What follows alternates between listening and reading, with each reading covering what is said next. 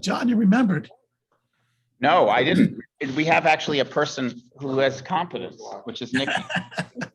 Thank you, Nikki. I just did this Oh, for well, fake. everything This is is separate. fake Okay. news. I want people to think I was doing something.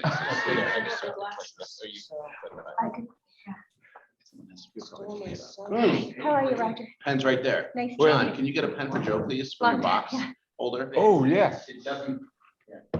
Stole my son's iPad, so I could read. How are you? Hi, I'm all right. Yeah, good. Yeah, pulling it together. Classic. You might not want it. Thank you. Todd, did I hear you say you're wearing pajama pants? Yes, in protest. You should model them for us. I'm gonna have a 2-minute speech on it, a real one, but it'll be polite. But I'm wearing pajamas. 6, 7, 8. Okay.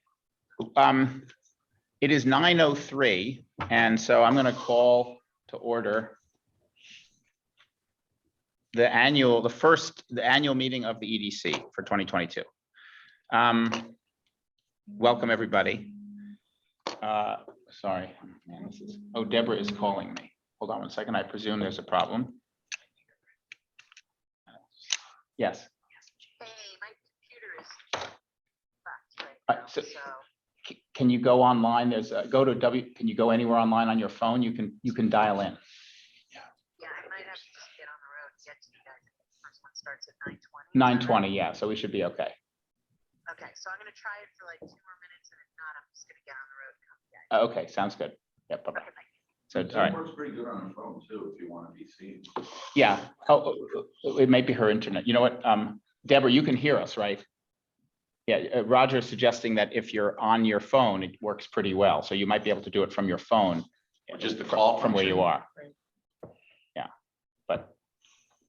Or just come here. Yeah, no, that's what she said, is she was gonna come here. Yeah.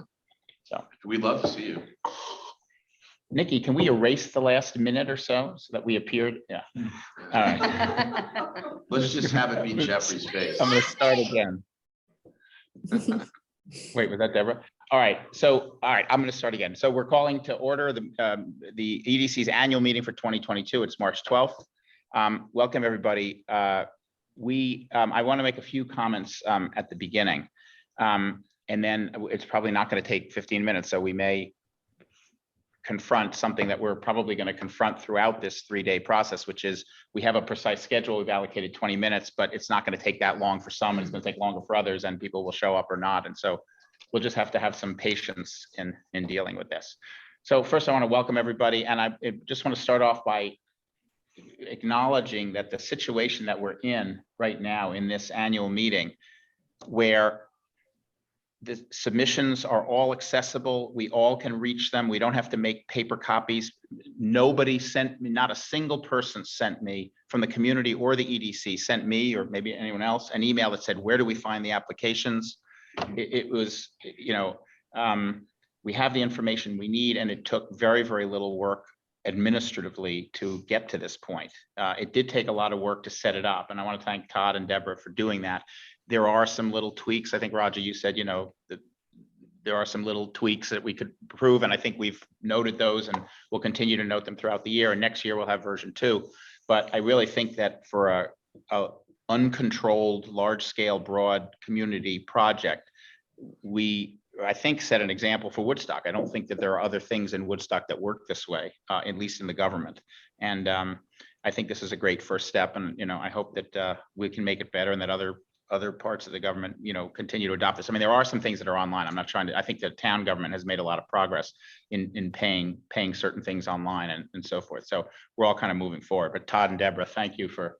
Deborah may miss this, unfortunately, because she's now driving in. But let's just remember to thank both of you for this. Yeah. Really appreciate it. Overall. Just some quick technical comments, which may not be needed. And if they're not throughout the meeting, we can change it. But right now, when you come in, you're muted and you can't unmute yourself. So if you want to be unmuted, everyone from the EDC is unmuted. So if you can make sure to mute, be quiet in the background, because if you mute yourself, you need to raise your hand so that Nikki knows you're muted so she can unmute you. She's the only one who can unmute people. I think that's it for technical comments. Well, the other thing is although the people that are hearing this have no need for it, just given who you are, but everything that you need for this meeting is at www.woodstock-vermont.com. And I just want to show, just to make sure that everyone knows. It's all right here. It's the first thing on our website, and if you go to that and you click here, you get to our annual meeting page, and the annual meeting page is everything. It's got the dates, it's got the Zoom link, it has the links to the schedule, it has the applications and so forth. We're going to follow this schedule. And just to go through the logistics, we'll start, we have 5 applications before a break at 11. We've had 1 applicant withdraw since everything was published, which is the podcast application from Marion and Deborah. That's been withdrawn. So we have a blank slot here. During our break at 11, we might try to call someone, maybe Beth, if she's reachable, and see if we can move that up. But we also have an extra time slot at 3:40. So we'll try during these breaks to move things earlier if we're running on time so that we can finish earlier. But this schedule is available, and although it seems like there's not that many people, but people offline could be monitoring this page, and so this little red box will keep track of where we are on the schedule. And right now we're in the introduction, as is obvious. So the most important thing, stop share. The most important thing I want to say is that, I want to mention the conflict of interest practice. I would say policy. I don't know if it's a policy or a practice, but it makes sense, and we're obviously going to continue to follow it. There are some applications, there are a number of applications that are submitted by the EDC itself. That is obviously, I guess I have to say that, not a self-interested, not an indication of self-interest, but it's an indication of we're doing what we were asked to do. A couple of years ago, we decided that EDC funding should be put onto the same level playing field as all other applications, so that we didn't, previously we would approve EDC funding just kind of at public meetings, but by ourselves, and we didn't compare them to the community proposals. And in 2020, we shifted that to a one-day meeting where we put our and the community's proposals all together as we're doing today. And I think we thought it was fairer, and I think it worked out to be that. So we're continuing to do that. But there are a few applications. The example that was withdrawn, Marion and Deborah's application for a podcast program, which is not being done on behalf of the EDC, but is being put forward by EDC members. And obviously, if there are any of those, and there's might be one other one where there's a person on the EDC. By the way, Michael Malik, who is that person, it can't be here today. So, but in that example, Michael is a partner of one of the people who's applying. And in that case, we would expect that Michael would recuse himself. And the same would be true if we've missed any, if there are any others. Obviously, Larry did the same thing for a far less direct connection in a prior grant. And so that practice is obviously reasonable. I would assume all of the boards in Woodstock would do the same thing, and we will as well. Okay. Any questions about the logistics? I just want to make one more comment about the substance. No, okay. The most important comment I can make, and unfortunately, well, there's only a few people here, which is fine, but we may have to repeat this and remind me to if we need to. We have had, I think, a fairly freewheeling approach to discussion at the EDC because we're normal human beings. And we have a lot of strategic issues, and we talk about those things. Some of the other commissions are very, very good at differentiating between questioning and deliberation. And we've never made that separation because it's an artificial separation. Intellectually, it's very hard to say, Roger, how much is this going to cost when you think it's an incredibly stupid idea, and you really want to say, Roger, how much is this going to cost, or whatever. Today's meeting and the meeting on Monday, the 14th, and Tuesday, the 22nd, is about information gathering. We are committed to draw a bright line between deliberations where we express our opinion or even skepticism or support or enthusiasm, whatever. It's about neutral questioning. And so it's going to be hard for all of us, me included, to draw that line because we don't usually do that. And other boards are much better at it. They have that discipline. They've been doing it. We haven't, which is fine. And we'll go back to that way in April. But in the meantime, for today, what we're trying to do is to get the information so that when we deliberate, where we won't gather information on Wednesday, the 23rd, the last of the 4 meetings, we have that whole meeting for deliberation and we end that meeting with recommendations for funding. So if I veer into that, please call me on it. If any of you do, I'll try to call you on it. Yeah. Any questions about that? It'll be interesting to see whether we can do this just on a personal level. Jeff has. John, I have one question.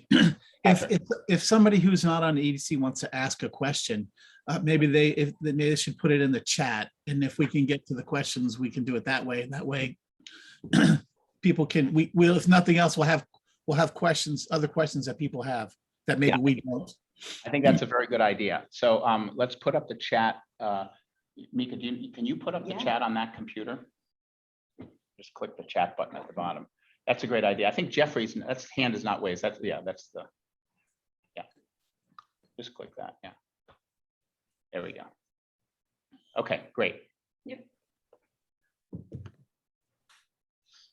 So if for non-members of the EDC, if you do have questions, put them in the chat. We can't guarantee we'll get to them, but my guess is because we have so few people and so forth that we will. And in fact, if we still have this few people and depending on how many questions we have, we can unmute people and they can just ask them.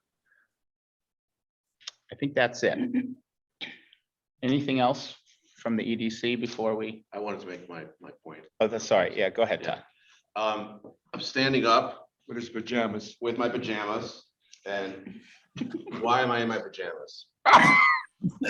My pajamas because I, like my colleagues here and people from the town and people on the Zoom, have elected to give my time and energy for free for the betterment, we hope, of this town and community. I'm not spending today with my children. I'm in my pajamas because I barely had time to take a shower, have breakfast with my 2 young kids who attend Woodstock Elementary School. And get over here, I did brush my teeth for my 9-hour session. Good question. And what I want to say is that when I read things on the listserv and other places that are inflammatory, wrong, and leading the witness, so to speak, when you're an attorney, you hear someone lead the witness, you're saying something that sounds so accurate and sounds so correct, and it's just maybe not, but the person on the receiving end feels like it must be. So I want to let you know, everybody here is here for you, and even the people on the listserv that sit there and say these things that are fundamentally flawed and incorrect, we're here for you too. This is an open forum. Everything is online, as Chair Spector has said many times. If you don't like the time of the meeting, but you can use a phone, you can still call in on the Zoom. That's progress. You don't need the video. You don't even need the internet. We're open, the website, the forum, and people's time. So what I say is, we're here for you, Woodstock, and we'd appreciate it if you understand that as volunteers, you can also volunteer and put yourself where your mouth is and come and help your community instead of being a divisive person. And you can wear your pajamas. And with that, thank you. Okay. everybody. All right, thank you. Okay, all right, we're a couple minutes early. There's a We're schedule. waiting for Deborah. Oh, I that's, believe she's on her way. It appears Yeah. that she is, so. all right, well then all right, so let's wait, at least give her till 9:20. Why don't we? Yeah, we don't need to postpone the schedule, but just Right, letting you know. yeah, no, fine. Let's not go start before 9:20. We'll give her a chance to get here. And then I'll call her. So we can have brief conversation. Coffee is available and we'll start in a couple of minutes. And we're going to start with Jeff Meyer, who is there. Hi, Jeff. Nikki, can you unmute Jeff? And Jeff is going to talk about Meyer event production. And Jeff, Very well said. hi, good morning. Just because we have a couple of minutes, and I'll repeat this for the other grantees, or if there are any others who are There you go. listening. There you go. We don't want you to present your application. We've all read it. We know what it is. We'd like to take 15 minutes of your 20 minutes for questions and your responses. If you want to start with something to an introduction, you can. but you're going to be taking away from the time you have at the end, possibly. So you decide how you want to do that. And for those people who are not on the EDC, we may have time to take your questions. We just don't know. We've never done it this way before. But if you do have questions, you can post it on the chat, which is up on our screen here. And if we have time, we will definitely take those questions. John, just a quick question. Am I responding to the questions in the chat, or you will indicate when? No. We'll indicate that. Yeah. I Great. mean, I think really the only reason it's not our priorities are first to give the EDC members the opportunity to to respond.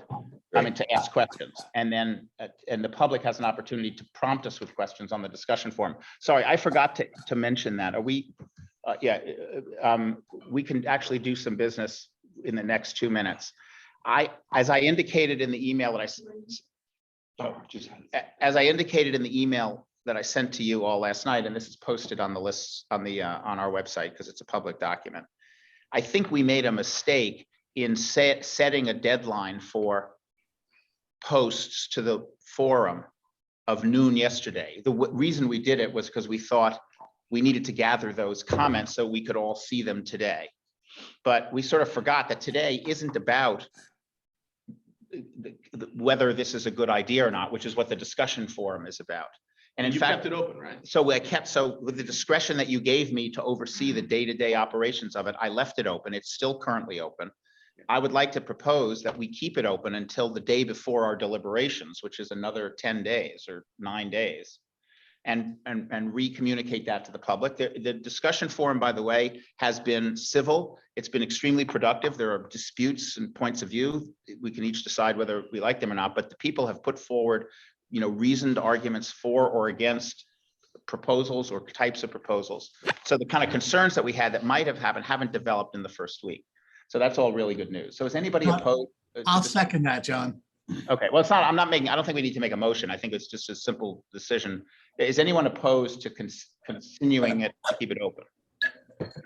Okay, and I will also say that I think that the discussion forum, that the second purpose of the discussion forum, which was to set up as an experiment, having a discussion forum rather than a listserv, in addition to a listserv, is an important experiment, and that so far is working.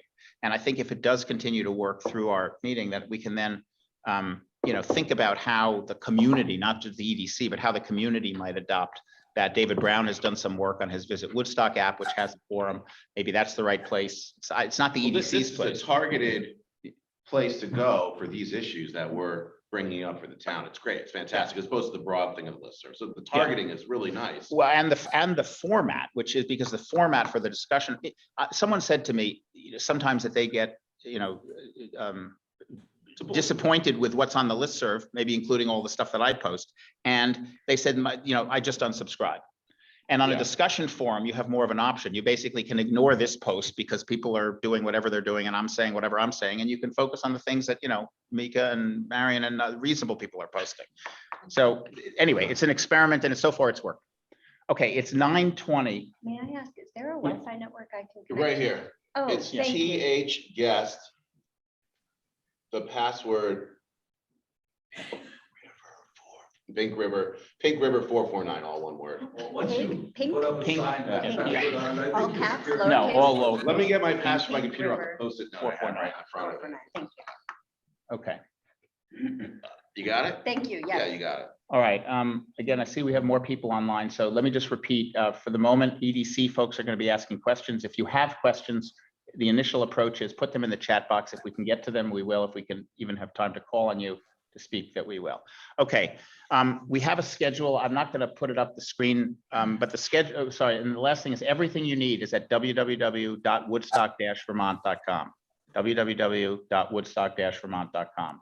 It's all online, including the schedule that we're about to go through. Okay, Jeff Meyer is, sorry, I'm pointing to Phil. Jeff Meyer is starting with Meyer Event Productions.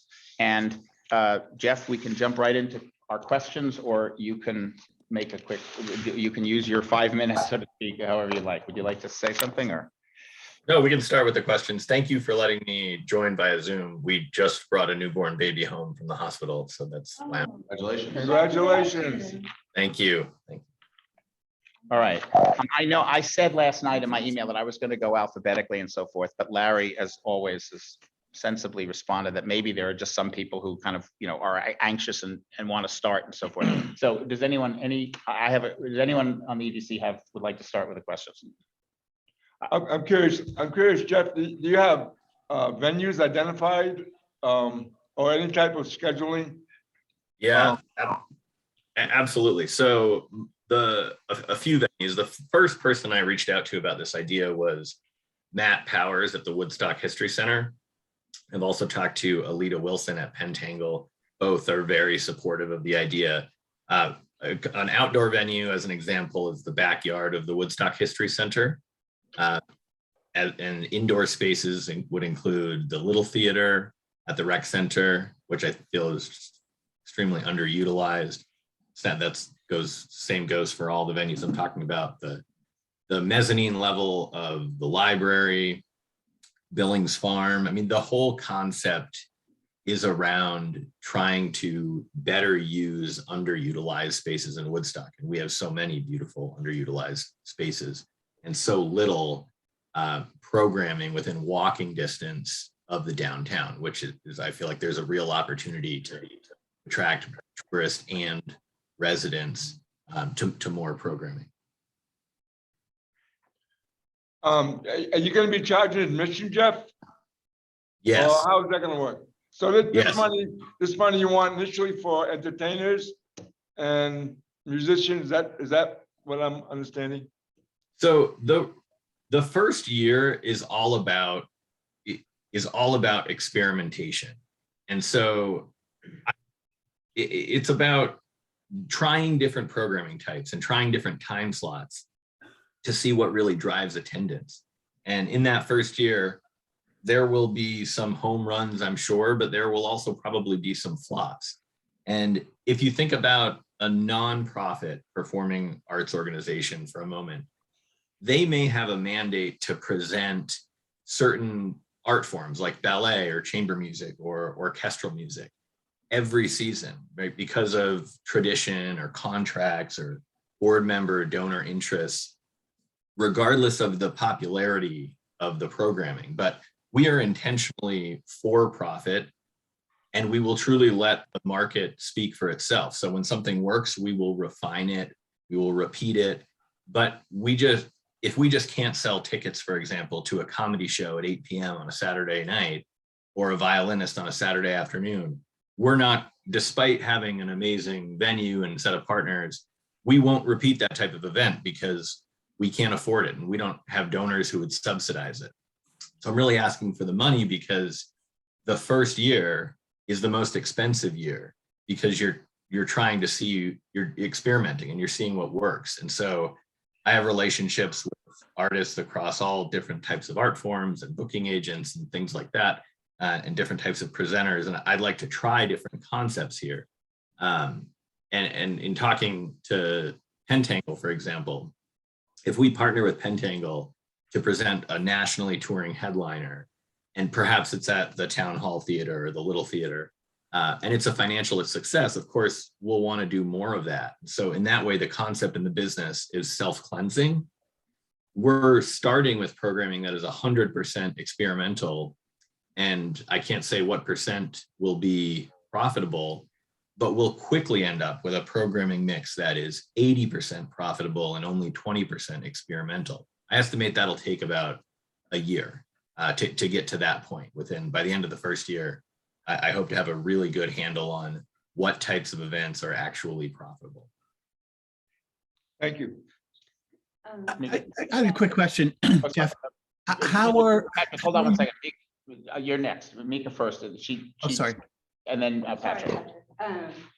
Jeff, could you talk to me a little bit about what kind of partnerships or how you could possibly use this model to give back to the community? Could you talk to me about partnerships with youth groups and schools? I understand Pentangle and the Woodstock History Center, but I'm thinking about kids in the 3rd grade that want to go and see a show as part of a field trip, or, a local small youth school group that maybe is looking to do fundraising. Can you talk to me about how you might be able to integrate with that and give back a little? Absolutely. So first of all, I think that this is a great idea, and I've done a number of events like this. My background is in arts administration. So I worked for the Boston Symphony Orchestra, head of their corporate partnerships department, and then also the Saratoga Performing Arts Center. So two concepts that work really well. And artists often, I would say a majority of the time, love something like this when it works with their schedule. Let's say you're performing something on a Friday night at 8 p.m. That artist is in town already.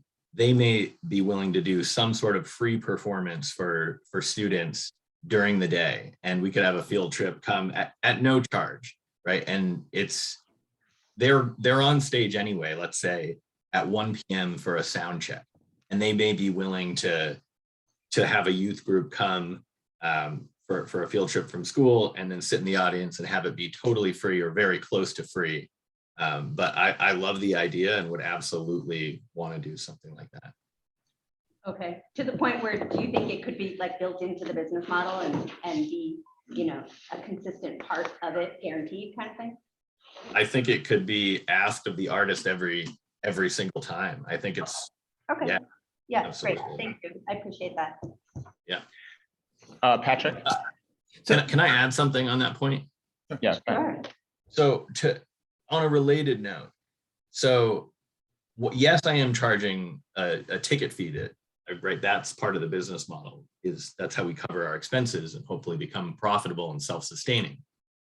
But it's also important to me that just at a very high level that arts and entertainment is accessible to all. At every single performance, there will be a certain number of tickets allocated that will be given away complimentary to anyone in need that wants to enter a lottery. I'm sure you're familiar with any sort of lottery programs on Broadway or things like that, but that will happen at every single performance. Okay, thank you for pointing that out. Patrick? I have 2 questions. One is, how does this not compete with Pentangle and the other organizations that are already doing a lot of this? Sure. So I'll give you a few reasons, then I'll talk about my conversations with Pentangle. So number one is truly the events and the venues are going to be within walking distance of the village. That is critical for tourists who don't want to get back in their cars, or residents who don't want to get in their cars to begin with. So the question in my mind is really about Pentangle, as how does this not compete with Pentangle? Because I'm really appealing to the people who get here for a weekend trip, a long weekend trip, whatever. They're here for the week with their family, and they want to do more here downtown where there's very little happening in the evenings. So that's number one. A real focus, number two, a real focus and sincere desire to feature underutilized spaces like the Little Theater, History Center, Library, Billings, Town Hall Theater, a gallery in town. That really is core to the mission of the business and actually part of the business model. So a reason that a lot of nonprofit performing arts organizations struggle, and even for-profit entertainment presenters, is because they have the massive overhead of a venue. We don't have that. And I do think that those spaces are all underutilized and could be visited by more people, and they're all deserving to have a spotlight shined on them. The third is time slots and programming. So we would make sure that we're looking at the Barn Arts calendar, the artistry calendar, the Pentangle calendar, so that we don't compete with them. And I want people to experience in Woodstock, when they come and stay at an inn or a B&B, a dinner and a show. It could be a comedy show, music, chamber music, whatever. There's very little of that happening today. And if you think about one of the most culturally or artistically vibrant places you've ever been, right? It could be New York or Paris or London, or on a smaller scale, like a Nashville or New Orleans, or something that looks more like us, like the Hudson Valley or the Berkshires, something more rural like that. Those places all have something in common, which is tons of arts and entertainment organizations, nonprofit and for-profit, working together collaboratively to make it a more beautiful attraction and destination. Today, what I'm describing, walking distance to the village, unique venues, evening performances, weekend performances, I feel we have one game in town right now, Pentangle. And I have a lot more experience as a tourist than I do as a resident. I only moved here in May. We've been visiting Woodstock for 15 years. And there's just very little in the way of options to go be entertained on a weekend. And so when I reached out to Alita and explained the concept, she was all for this. I don't want to speak for her, but she has offered to write a letter of support. She thinks more is better, more collaboration is long overdue. Matt at the History Center expressed a similar sentiment. But I can't overemphasize enough that we would never try to compete with something that Pentangle is doing. If we see something on the calendar, we're not going to do a similar concept. We're not going to take that time slot. Instead, I mean, Alita introduced me to her board chair, as well as their head of marketing. They opened my eyes to ways of collaborating I really hadn't even considered, perhaps as helping us with tickets or partnering together to bring in nationally touring headliners, building off of the success of a Melissa Etheridge show that she mentioned Woodstock had, and why don't we do more of that? Anyway, that was a long answer to your question, but an important question, I think. No, and it helped. Thank you. I appreciate that. And the other thing is, how long do you think before you become self-sustaining? I mean, is this going to be a year 1, year 2, year 5? How do you see that happening? And Jeff, keep your, we got a couple of other questions, so keep your answers as crisp as you can. By the end of the first year. Okay, that's pretty crisp. And quick. Yes, thank you. Any other questions? Yeah. Deborah, and then Marion, and then Todd, and quickly, because we've only got a few minutes. Yeah. Jeff, thank you. I was on my phone on the way in after my computer. So I heard you, I heard the whole part of it at the beginning of it. I really like the way in which you're trying to get people in town. The question that I have for you, when you were talking about, unlike nonprofit who has a specific mandate that may make them do things over and over again, that doesn't work. I don't necessarily agree with that in a for-profit company, there's no way that we would know what is happening next. It's up to one person, it's up to you. Is there a way that you're going to be bringing in community to help set, because in the actual application, we don't have a real sense of what it is that you're going to do. It's just experimental and we're going to try and this, that. How do you bring in the community to decide the direction, or is there no committee, or what happens as far as that's concerned? Well, I think actually the community's input is extremely important. I'm not at all married to a certain art form, for example. Where I feel we have a good idea is the idea of partnering with underutilized spaces to present art and entertainment. And so while I want to try professor lectures, speakers, comedians, live music, and a range of live music, original artists, cover musicians, bands, individual artists, chamber music, orchestral music, and I want to let the market speak for itself. So I truly want to hear what, like if community members have things they want to see presented, I'm more than happy to try those things. I mean, even once this is self-sustaining, 20% of our programming will intentionally be experimental, and we will bring in voices from the community to help us make that decision. And I imagine we'll be meeting lots of the same people that keep coming to the same to events, and that they may have ideas, but I can't say for sure in 2 or 3 years what exactly the programming mix will look like. It may be heavily focused on live music, or maybe heavily focused on speakers or comedy. And it may be more Saturday evening performances, but it may be Saturday morning or matinee. It's really about finding what works and where the demand is. I just have a hypothesis that a Saturday at 8 p.m. performance is going to work really well, because I've been a tourist here so many times, and I know there's very little to do without getting in my car. Thank you so much. I really appreciate your work. Marion and then Todd. I know there's a lot of concern about whether grants should go to for-profit entities. So I'm wondering, do you make a distinction between specifically how you'll spend the grant money versus how you might spend other funds? And kind of a related question is, I'm just looking at the follow-up attachment you had, where you say events will have a very reasonable price tag, typically $5 to $20 per person, but your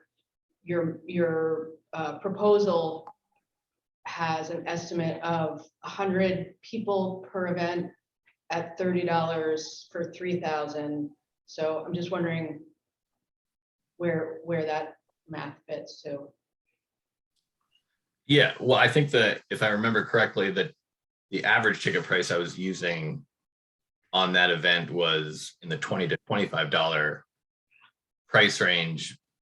But yet everything will be, it would be very unusual to have something over $30. And it's also, this is going to vary depending on programming. So it's not like I can say every single ticket's going to be $25 or $5, but it will vary considerably based on the price of what we're presenting.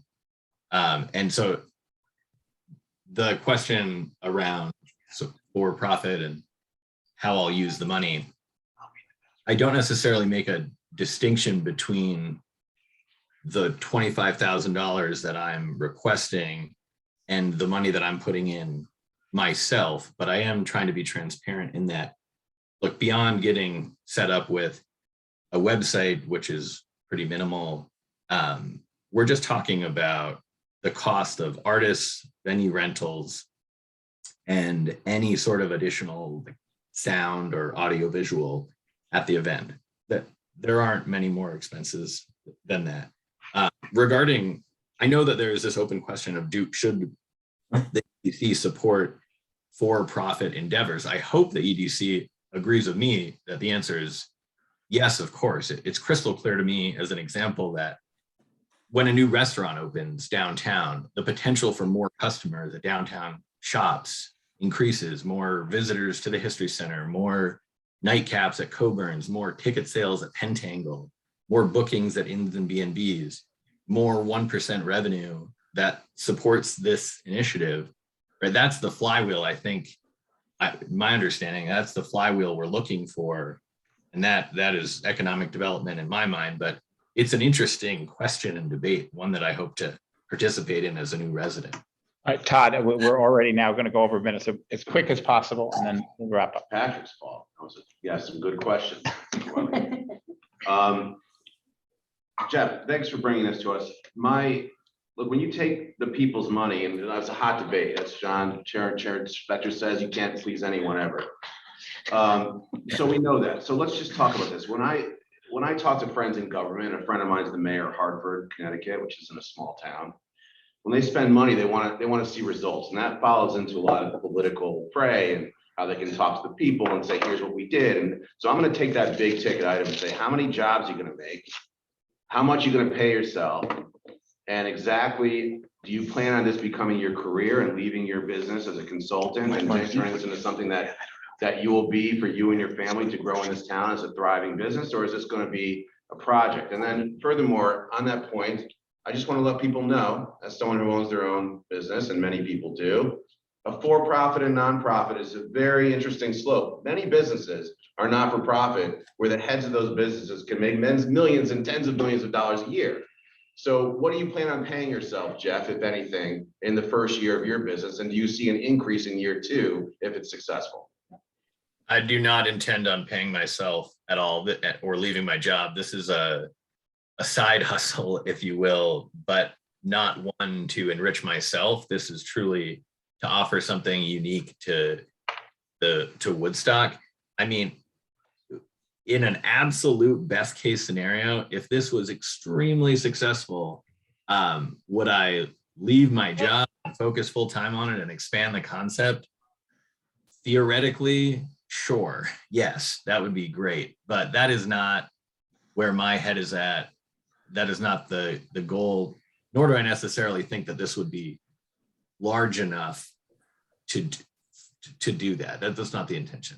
So Okay. Jeff, just quickly, so you would categorize this as a for-profit, the way you submitted your application, but we could really think about it as a resident trying to go and submit their time and treasure in a charitable way. And the money you're looking for is not going to directly in your pocket. It's really going toward all the events, services, and job creations that might come out of those services, correct?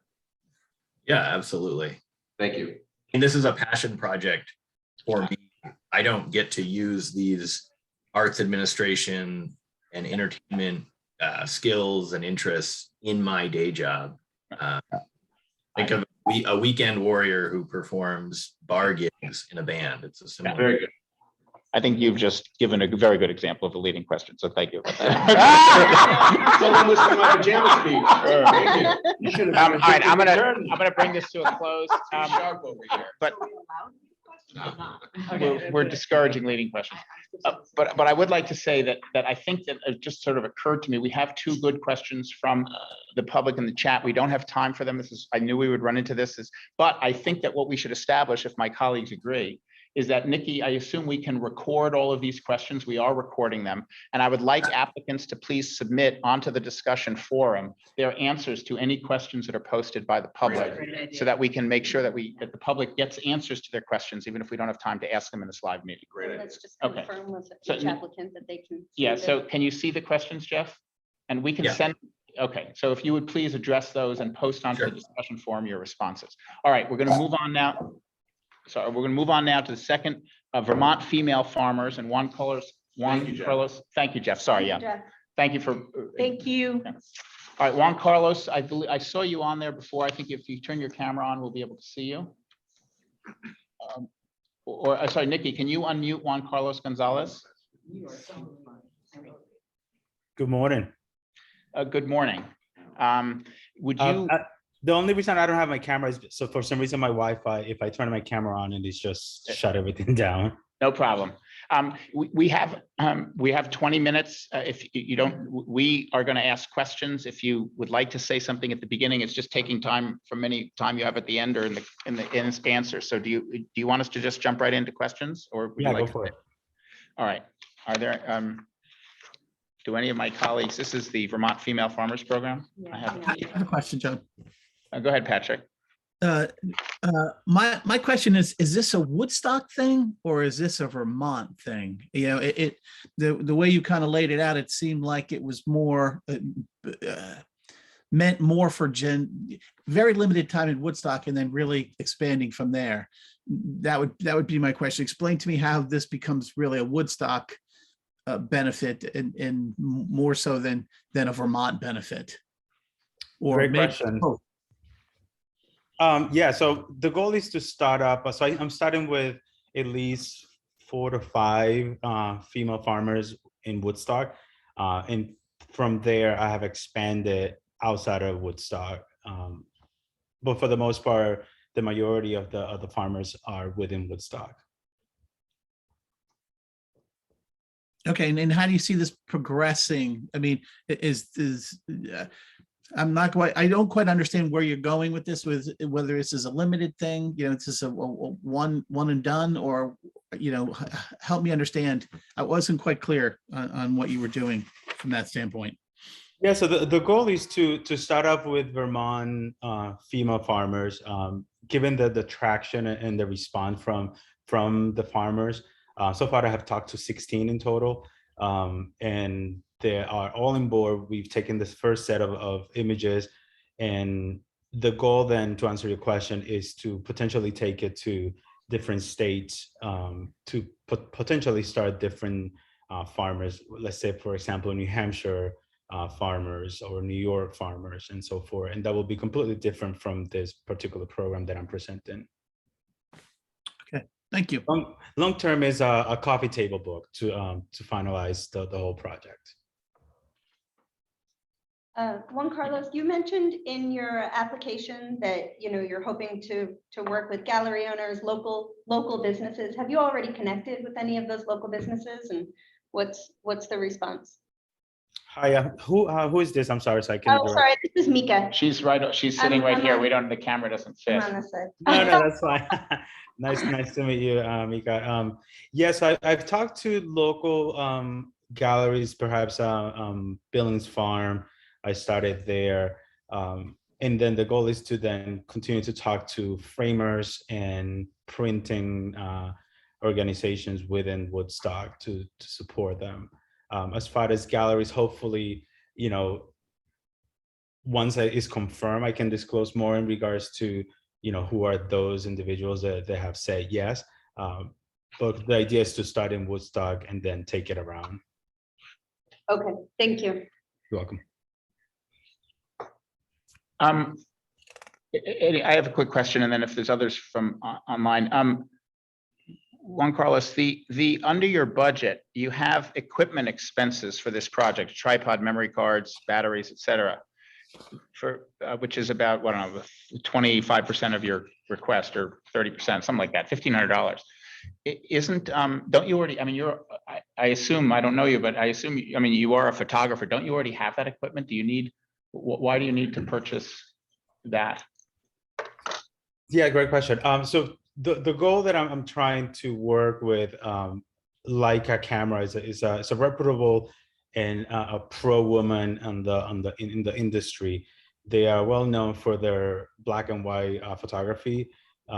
So that will allow me to present this, and I've already started pitching this project to them to allow me to either promote the farmers exhibition, and hopefully they can pitch in as well, or let me use any of the equipment. As it is their equipment, it will cost some money to purchase new equipment to then pursue that particular branch of the business, or perhaps target that branch of camera. In other words, you don't have the camera. Your current photography equipment is not suitable for this project. That's what you're saying, and so you need new equipment from wherever you get it, whether we pay for it or whether this organization loans it to you. I already have equipment. It's just if I were to get new equipment in regards to, like they want different. For example, and I can just put this out there. For example, Nikon, to do some level of landscaping, you need a huge wider angle, which I particularly don't have. And if I were to present that to Nikon, then I will have to purchase something like that.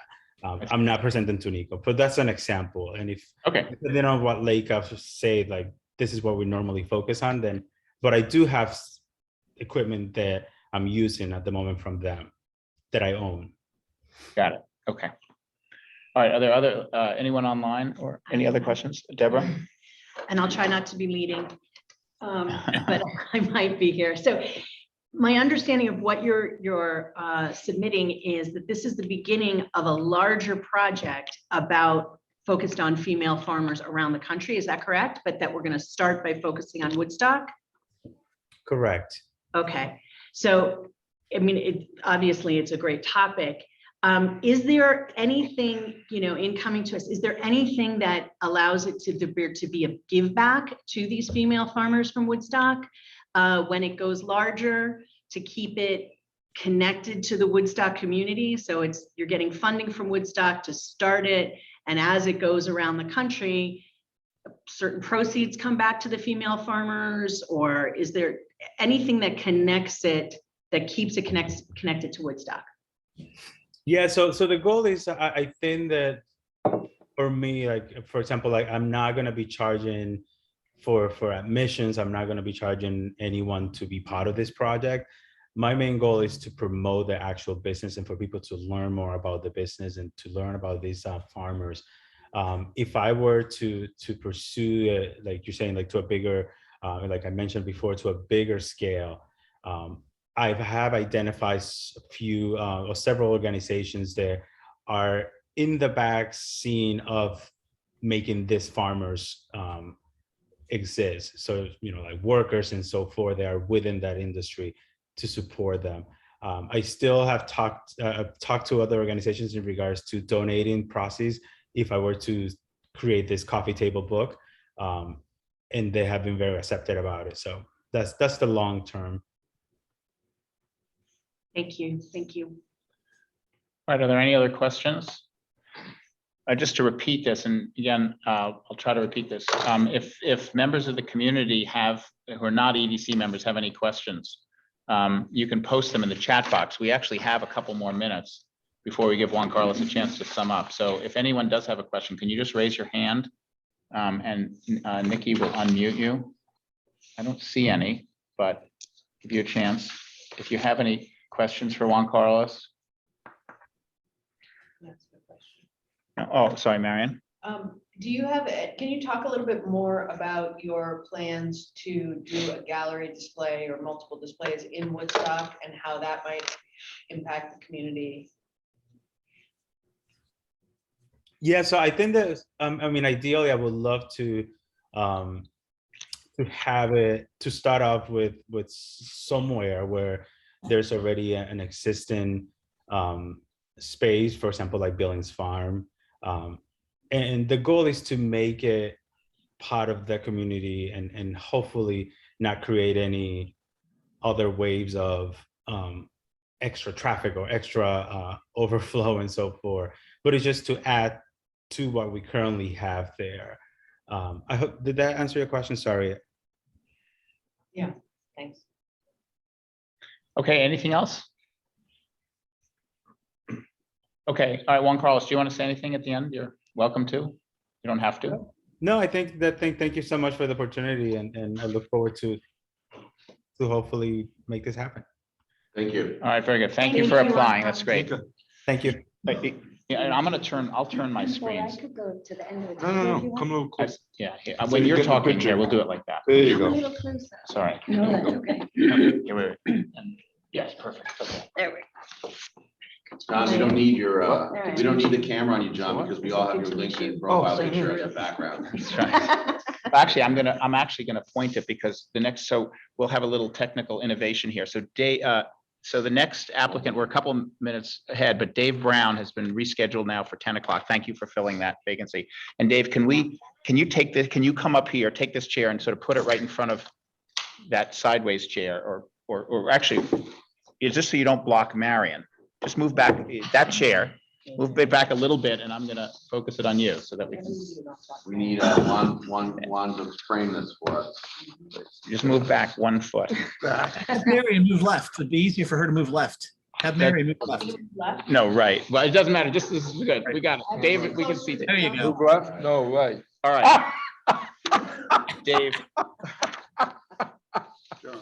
would you like to, you've been here since the beginning. Do you want to make a statement, or do you want us to start with questions?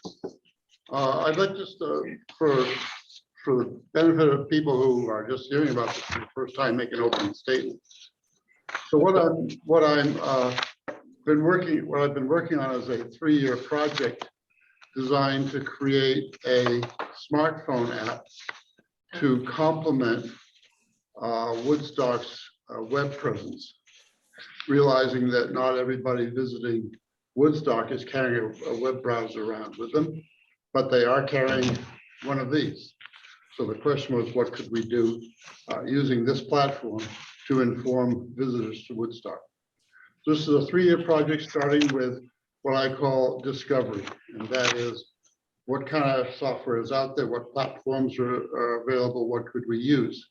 The second, and that resulted in identifying a particular platform that's widely used in museums and other groups like that. The hanger was it costs about $2,000 to license. And so I dipped into my cookie jar for that money, for that discovery part. Then the second year was what I call the evaluation process, where we built an application on that platform, and had some, what some people call guinea pigs, real businesses listed, and try it out and see what visitors to Woodstock thought about it. And we did a fair amount of refinement during that process, but we also dipped, like, since the cookie jar was empty, dipped into the beer money for another $2,000. But anyway, so that turned out very, very well. We learned quite a few things, and in year 3, which is 2022, we're ready to deploy this across the town. Unfortunately, the cookie jar is empty. The beer money's gone. Oh, that's not good. And we've come to the EDC for the $2,000 we need to pay the licensing fee for 2022, which was due on March 1st, but I'm dragging my feet on that. So anyway, that's where we are today, and I'd be happy to answer any questions. I got a couple. I have, oh, sorry, go So ahead, Jeff. Joe and then Mika. Dave, you in this on your own, or you got some other folks involved with it? And that's one. And secondly, how is everybody gonna know that there is such an app when they come into town? Okay, good question. The other people involved in it are my spouse, who gives me free advice, and since the cookie jar Well, you want to gone, free is important. Yeah. And after 50 years, I'm not worried about her leaving me. And how do people hear about it? Well, that's a good question. We have a QR code posted on the information booth on the green, and we've just become members of the Chamber of Commerce, so that we can use that mechanism to further Expose yourself. Expose ourselves, yeah. Does that answer? Thank you. I think Mika. Yeah, do you, how many subscribers do you currently have? Or how many people have downloaded the app so far? I believe last I checked was about a month ago, it's 432, Okay. but that's way low for our expectations once we can get the word out there. Sure. So that represents the evaluation phase, beta testing, if you will. Okay, and do you have any, sorry, just one more question. Do you have any way of, I'm not technical, is there any way to know, how many people have actually engaged, they download the app, they've used the app, I've looked at it, it's lovely, the tour, they've taken the walking tour. Is there any way to gauge that, or are we not sure? Well, the app is hooked up to what's called Google Analytics. Mm-hmm. Oh, good. I see some not, yeah. So we know whatever Google Analytics can tell us. Okay, great. Can we tell you that as a result, you went to some restaurant? No. Oh, no, that's not my question. But, people have engaged, and it seems like they do more than just download it. They download it and then actually use it. Yeah. You've seen Yeah. that be measured. Okay, Right. great. Thank you.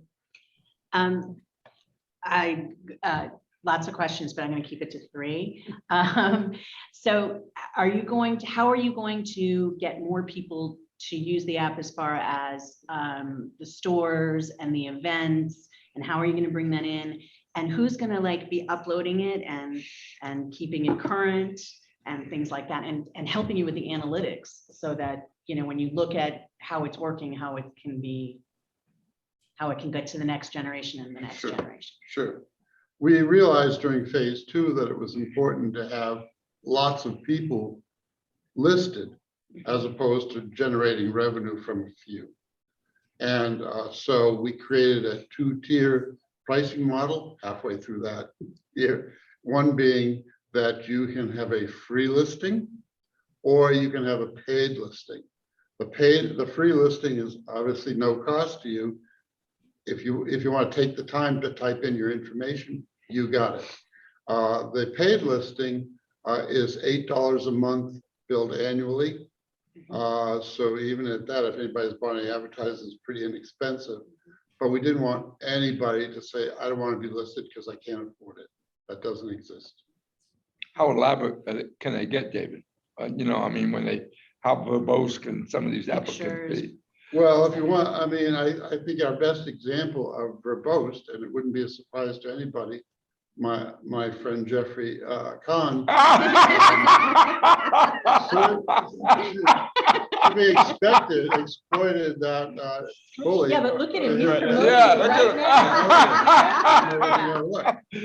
Right. So, yeah, so he's right there, and including an audio message from Jeffrey extolling the virtues of unicorns. So that's the kind of thing we love everybody to do. Does anybody else have room besides Jeffrey?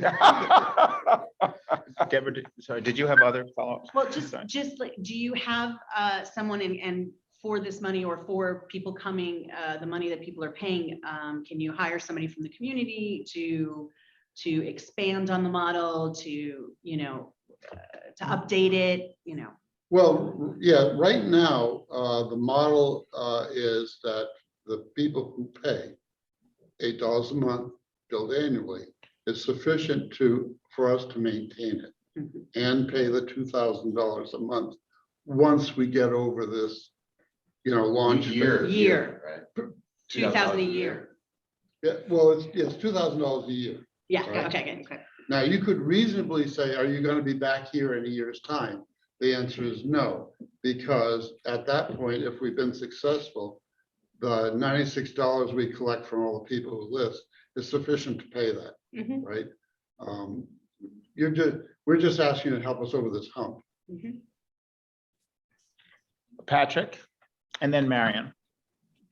How many businesses are currently on there? And I know you have the free listing versus the paid listing. My struggle with any app like this is to make it usable by visitors or even locals for that matter. You need to have the largest number of businesses on there so that it truly becomes a hub for people to find things. Where do you stand with that so far? Well, right now we have 30 paid listings. We need more. We have more freebies. I don't know whether I count that in the kind of statistics you want to see. I'd like to see, many more paid listings, and I think at $96 a year, that's certainly within the reach of most. That's not really my question. My question is, or my thought is, to make an app like this viable, you need to have the largest number of businesses on there, paid or not paid. And is your effort going to be to do that? In other words, if there's an app where there's only paid people or mostly paid people, then that's going to limit the number of businesses that are promoted on there and the viability of the app for visitors. So, again, my question, any of the app like this, and I've seen many try to do it, and they always try to do just paid. Will you, to be a benefit to Woodstock businesses in the area, are you going to pursue more free listings, and try to convert them to paid listings, which obviously you can do that by showing how many times people go to their business, or are you going to really just pursue people to pay to be on it? No, if I went to Montverde on Monday and said, hey guys, how'd you like to be listed? They said, that's great. If you go to the bottom of the homepage, it says add, modify my listing. And the choice is free or paid. Which would you like? I'm gone. It's your choice, and maybe I should be a good salesman and try to talk you into the pay. That's not I have my time. So again, my objective is to have the most number of people represented in the app, because when somebody's in town, they want to know where to go to eat, tap, whether that restaurant is paid or not is not important. Would you consider putting businesses up there who you don't necessarily go to, but that exist? I'm sorry. Like an accounting firm that you would never, or sometime. It was not part of our model going forward, but recently we've been consulting with Class 4, and they said, you've been talking about people who come to visit. Well, we're talking about people who are going to come to stay. Can we have that conversation? So we sat down with the Class 4 guys and said, all right, talk to us about this. That evolved into a section called relocation. So if you look on the homepage, you'll now find relocation, which wasn't part of the original. And that leads you to real estate agents, accountants, financial services, whatever. And that's homage to to class 4 and their initiative. Sounds good. And there are, I think, 3 real estate agents that have decided to list. Not all of them are paid. Todd? Because we know that half the phones don't work in half the spots of the town, because there's no internet or cell service, is the app heavy or light? When we download, does it come with a lot of content, or is it even full? There are 2 versions of the app. There's a web app, if you're so fortunate to have access to broadband walking around. But I think it's more important that it's a native app. Great. So you install it with a QR code before you get it, or at least in your hotel or wherever, and then it entirely lives on your phone. Perfect.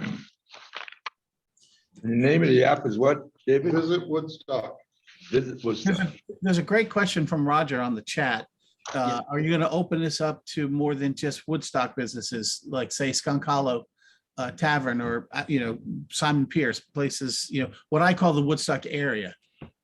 Yeah, that's a good question, but I have to tell you that our focus is on Woodstock. You got off the bus, you're standing in front of the people's bank. What do? Right? I would love to say that you can go to Queechee and do this, but you're not going to walk to Queechee. I had a deal with Charlie Shackleton, who made a good argument that he should be listed, but he's technically not in Woodstock. He's awful close. But, those are the hard things. But right now I'm sticking with that Woodstock only. Do you think you'll do you think you'll maybe eventually move that, expand your boundaries out as the app grows, or are you Right pretty now, fixed no. on? Sticking to visit Woodstock. Yep, okay. I have so go ahead, Marion. So for the free listings, one of the things that can be an issue if it's for the value for the user is if the free listings, I sign up, I put up a free listing, I move, I close my store. Do you have anything in place to update listings? Yeah. Yeah, again, at the bottom of the homepage is a link that says add/modify my listing. But I mean, I may not do that. What I'm saying is I open up a store, I put up a listing, Yeah. I move away. Yeah. But I don't care if it's, I'm not gonna go in and update. Who's gonna clean up is what Yeah, you're asking. exactly. Oh, well, remember, it's an annual cycle, and it's annual from when you signed up, so it's rolling. Oh, so the free listings don't stay up year to year. Well, we haven't dealt with that yet, to be honest, because we haven't been in business that long. But I would expect to have a refresh process to say, would you still like to be up? Because even though free listing could change in that amount of time. And you're gonna stay on top of that for now? Yeah, at I have least? to, yeah. How are people gonna pay you, David? They write a check. And it won't be like Venmo or anything like that. That hasn't been in demand. Most people say, oh, we'll send that to our accounts payable Yeah, department. right. And Okay. we have a proper invoice that we send, and Yeah, address is on the existing it site. even has a payment stub. Cool. Why isn't the revenue that you've received, which is about 3,000, just short of 3,000, why isn't that enough to pay for the 2,000? Or I should say, what is the 3,000 going for is maybe a better question. Well, because BMI is done. not everybody has actually paid. And that's a problem we have to solve. For the current year, they have paid listing, they've committed to paid listings, but they haven't actually given you the money. In a business sense, our accounts receivable is too high. If you receive those funds, if they do pay, will you be prepared to reduce the amount of the grant if we were to give it to you? If we were to get all the money that's owed to us, we could pay most of our current obligation. We could not refill the cookie jar or the beer fund. Okay, so we have to get you a beer sponsor. Gotta get that beer Clearly, fund. I did have one question, which Yes. goes to what we were just talking about. Would you be willing to, if we could get you some help to put up what's necessary so somebody could pay online when they set up? So that way you don't have to go chase the money. If you're putting it online, Money first. you press a button and you Yeah. pay for your listing and Bob's your uncle, you're clear. We certainly have that capability. Right. We Will asked eliminate people, bid. we asked people whether they would use an online service, and they said, no, we need to write you a check. So that was our focus. These are the I'd people love- who paid I'd you, love right? to- I'd Right, love to have- exactly. I'd love to have a Venmo button there that, because to me, that's the obvious way to do Yeah. it. And Yeah. most people said, Sorry. what's Venmo? And I was like, Sorry, I forgot to, Marion. go ahead. I just had one more quick question, which was, is there an opportunity for some kind of free community listings? So things that aren't business related, but to have community events or even notices of, helpful information that would be beneficial for the community, like maybe here's where you should park today because downtown might be crowded, or other kind of notices like that. well, that's a good question. I don't think it applies to the Visit Woodstock app. Although there is a section, by the way, in the Visit Woodstock app about where to park. and That's helpful excellent. hints. Yeah, you great. know, and Robbie helped me with that.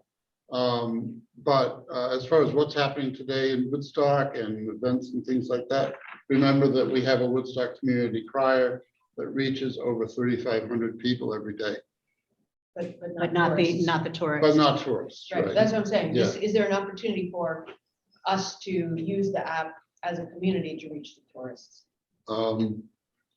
I can tell you that we've tried that in the past twice, but failed. So I'm not Enthusiastic about it. about that. Can I extend that question without going into, well, can I just extend that question? And I'm just sort of making this up.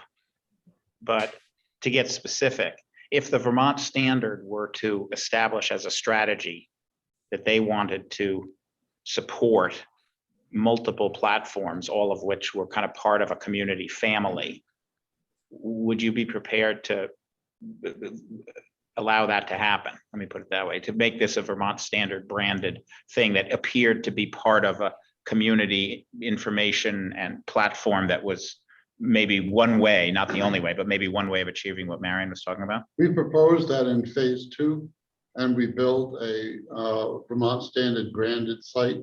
And after evaluation, they declined. Okay, thank you. All right. Sorry, I'm just gonna, there's a Michelle, we won't always be able to do this, but the chat lets us to pick and, if we have time, we do have a couple minutes. So I'm gonna take 1 minute of your final time and ask Michelle's question. The QR code is making a comeback. It's true, but it needs a marketing campaign. That's expensive. Is there a marketing plan? The marketing plan is twofold. One, to work with the Chamber of Commerce so that Visit Woodstock has a place on the Chamber website, and every Chamber member who has a presence on the Chamber website could have a QR code leading to their listing in the app. Like Jeffrey, presumably that's what Jeffrey's Right. does. And also, as far as promotion is concerned, anywhere, we'd like to have some signage in town. That's, And I've been thinking of maybe someday those signs, those yellow signs that say wear a mask Mhm. were replaced with a QR code. I don't know, just dreaming. I'm sorry, Jeffrey, I didn't mean to jump the gun on that. But that was a dream I had. Good job. Are there any other questions? No? All I right. guess, sorry, I have one more Yes. question. Would you consider any type of partnership with the other Woodstock website, the one that, what's the other one? The one that has the blog with all the Oh, events? that's and- the EDC chamber, the chamber EDC Yes, site. that one, yeah. Right. Oh, well, it's this. It's the we have to put, we don't want to put the chamber, half the Right. time we have to call it the chamber EDC and That's a half the great time we call it website. it's Great website. the chamber EDC website. Because that does have that already is paying for somebody to stay on top of events and things like Yeah. that, so. Yes, yes, we joined the chamber for that purpose. So that we can not only have our own presence there, but offer our presence to other chamber members. So that's in the process. And Dave, you just recently joined the chamber, correct? Yes, Yeah. just recently. Yeah. Okay. I mean, it seems like it doesn't have to be on one site. The goal would be that it's on many sites. Exactly. Well, in a perfect world, Perfect world, everybody dream it. has a QR code Yeah. on yeah. their page. Mhm. I don't know That's how not disloyal, hard that's yeah. gonna be to explain what QR code is. Or a link, Stickers in the window shop. Period. whatever. There you go. Yeah. I mean, that's all possible. Absolutely. But it's not there today. What about events hosted by nonprofits? Events That's- hosted by. It's a question nonprofit. from Liza Bernard. I think, if I can interpret it, I think Well- maybe like, would you Listing. announce those Yeah. events if you have a calendar or something? Is No, not, I mean, well, let's use Pentangle as an example. Yeah, hopefully Pentangle is listed as, community resources. Visitors should know about that. But we're not going to be changing the listing in the app daily, weekly to represent what's going on in Pentangle. But there's a link that says, check our current events. And then if people click on that and they're taken to that. Now, that uses a web service, but we can't Yeah, avoid that. yeah, of course. Right. okay. Do you want to make any last comments? I just thank you for your consideration. Yeah, thanks, Dave. Appreciate it. Thank Yeah. you. And if you have a business, homepage, bottom, add, modify my listing, free or Amen. paid. Your Wait, wait, choice. wait, you're not allowed to- And then send a check. All right, Dave, It's in the mail, the mail. Dave, you were here when we announced this, but I'm going to try to remember to say this after each one. So there are some questions posted. I think there's maybe one question posted that we didn't get to.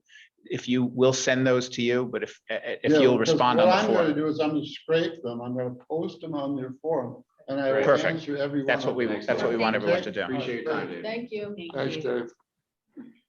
Okay, we've got, we're 2 minutes ahead of schedule, amazingly. Thank you for helping us catch up.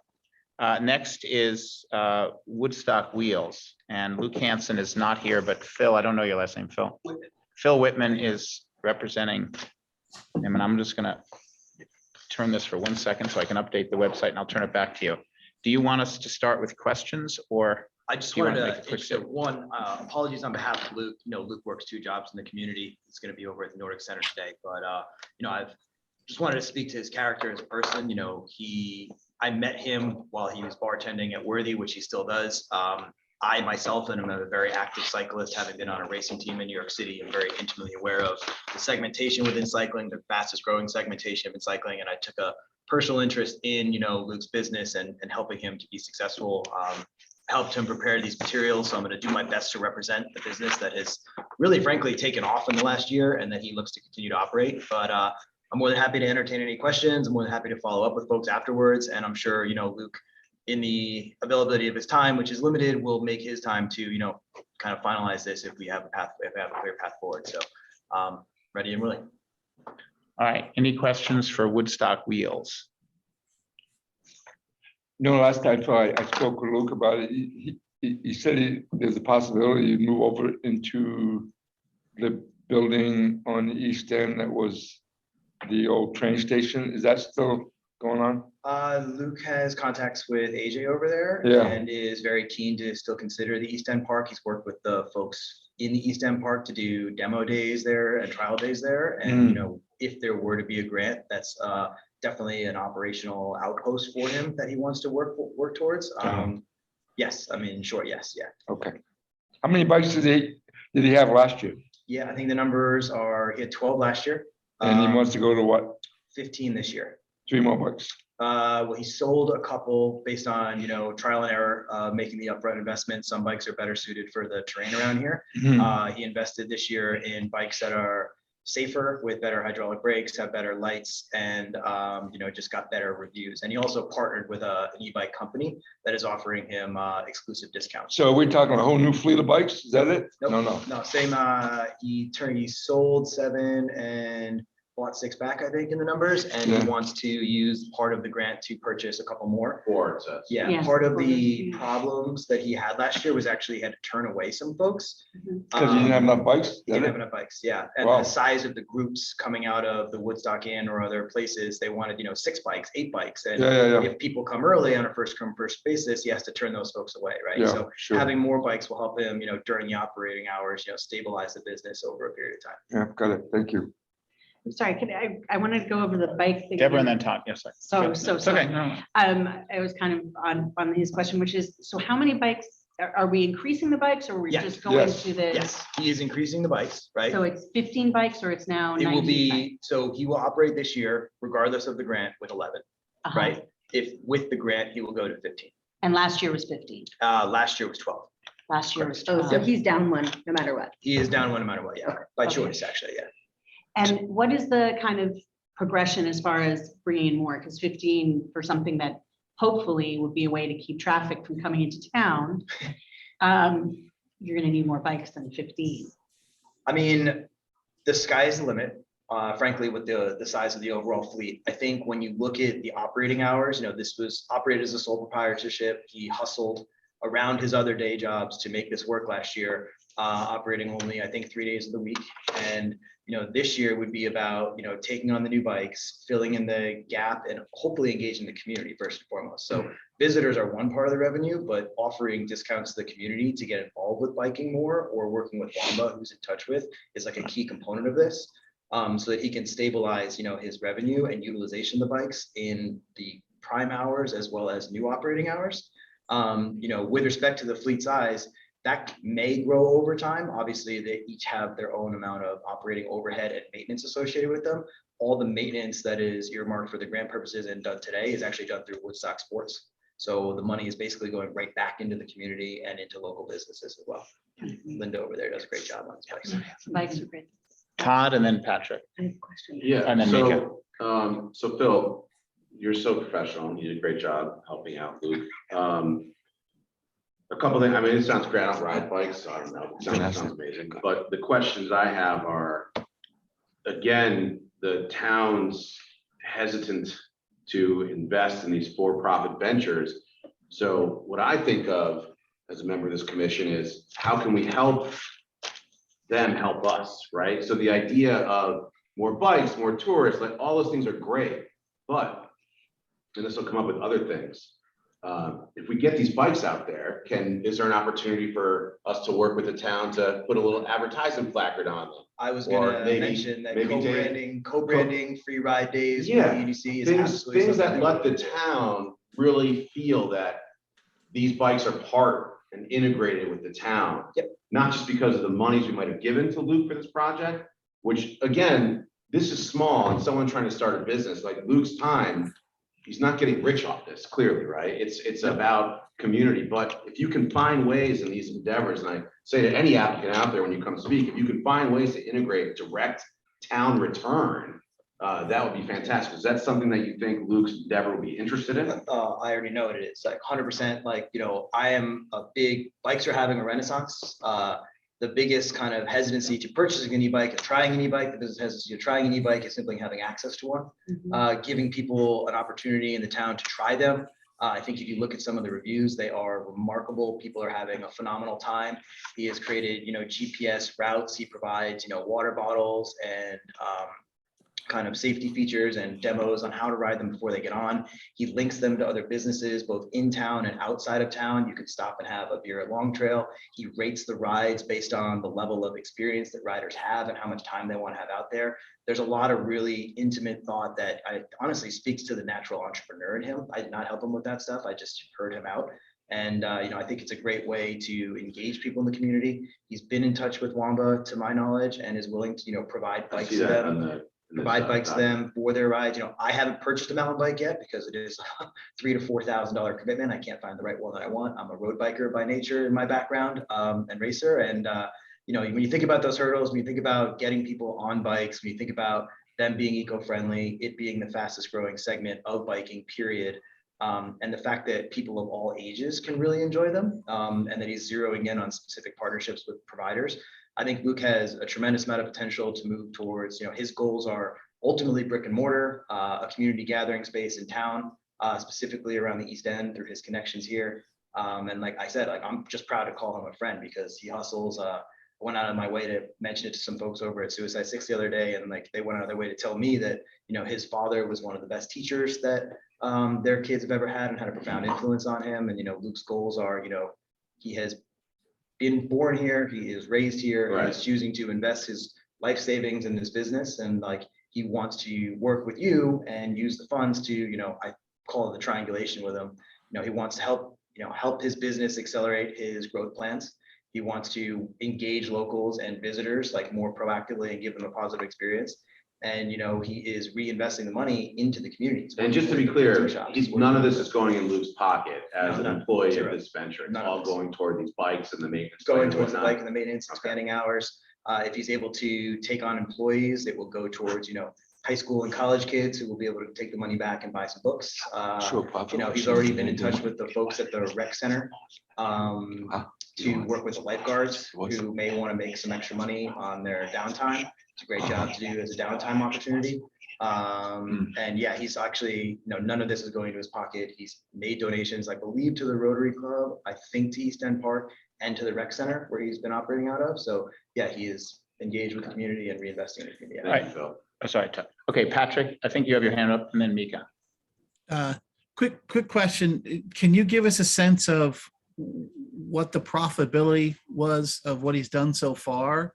Yeah. And if he has any projections, and like what's a typical cost when he's renting a bike? You know, is it half day? Is it full day? You know, is it the bike gets used once a day and that's it? I just want to understand a little bit more about the business and what the liability is. Yeah, sure thing. Including the insurance premiums and such. I did put together some financial summary, cost versus revenues with him.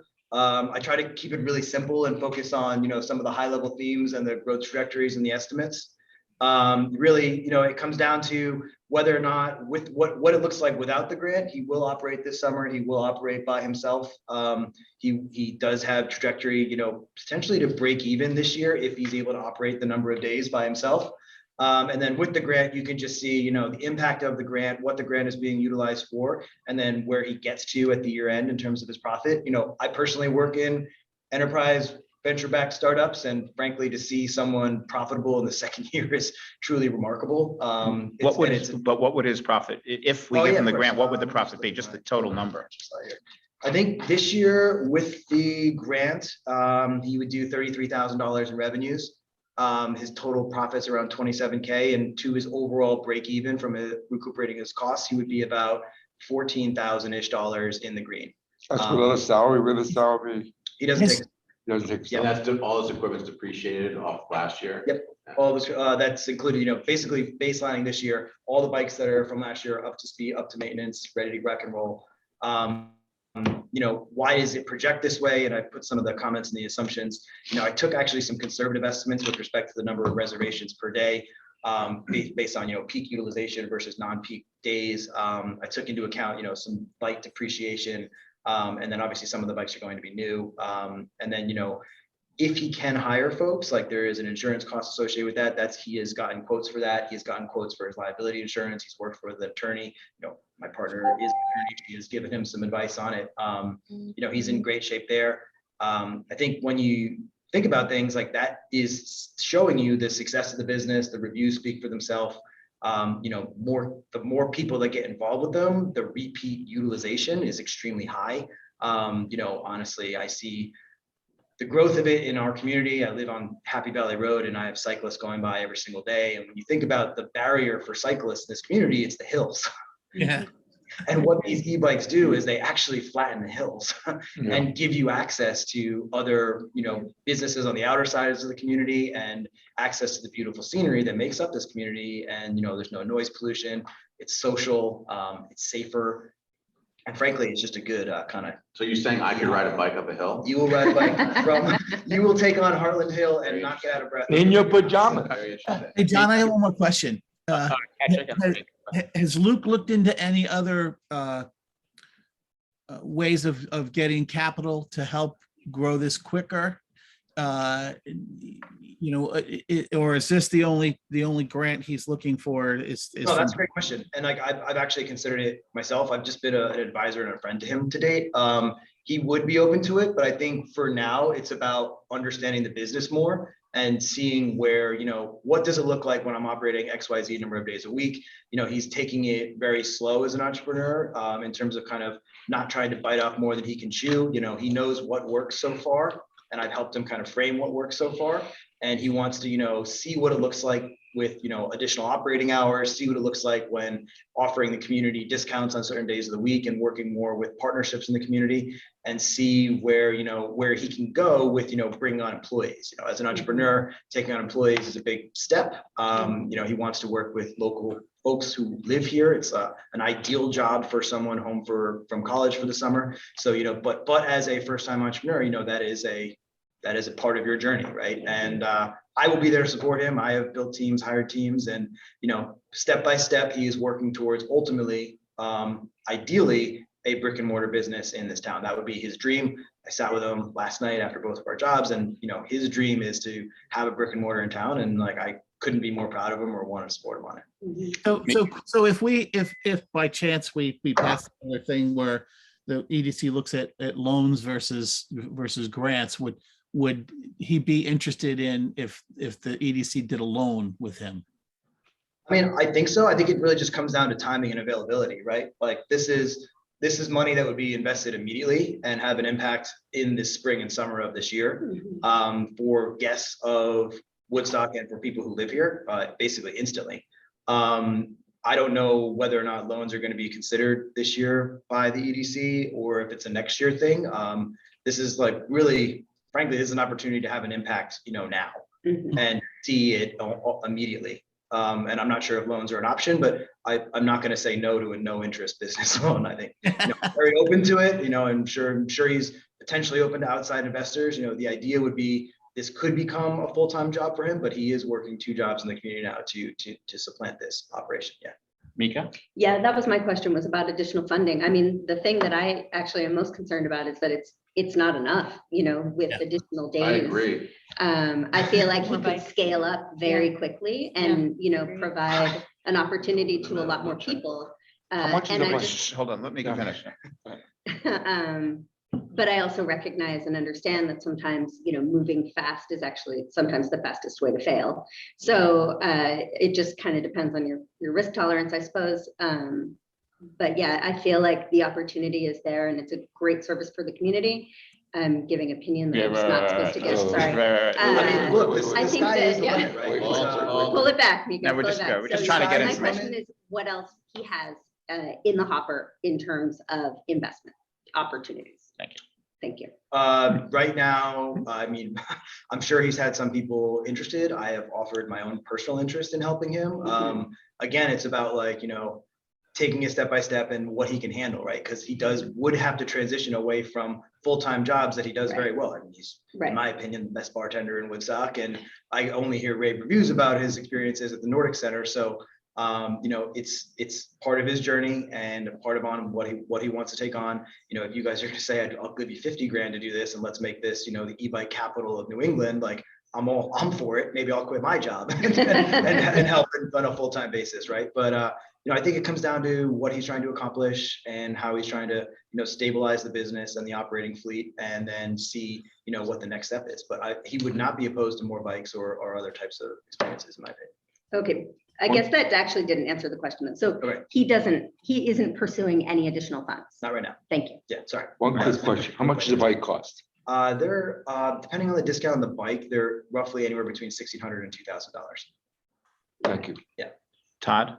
What is the average size of the group that comes and wants to rent the bikes? It really has been a range, but where he has had to turn people down is primarily from folks at the inn, bachelorette parties, large families doing family getaways, where you have, you know, 8 to 10 people, because with these bikes and with their capabilities, it is very safe for everyone, you know, just north of 14 is the recommended age, and where his insurance is, to anyone in their 60s or 70s he's had successfully riding. So you can have everyone from the grandkids to the grandparents on bikes, you know, riding through Pomfret, going to Tego and going to the other kind of businesses in the community.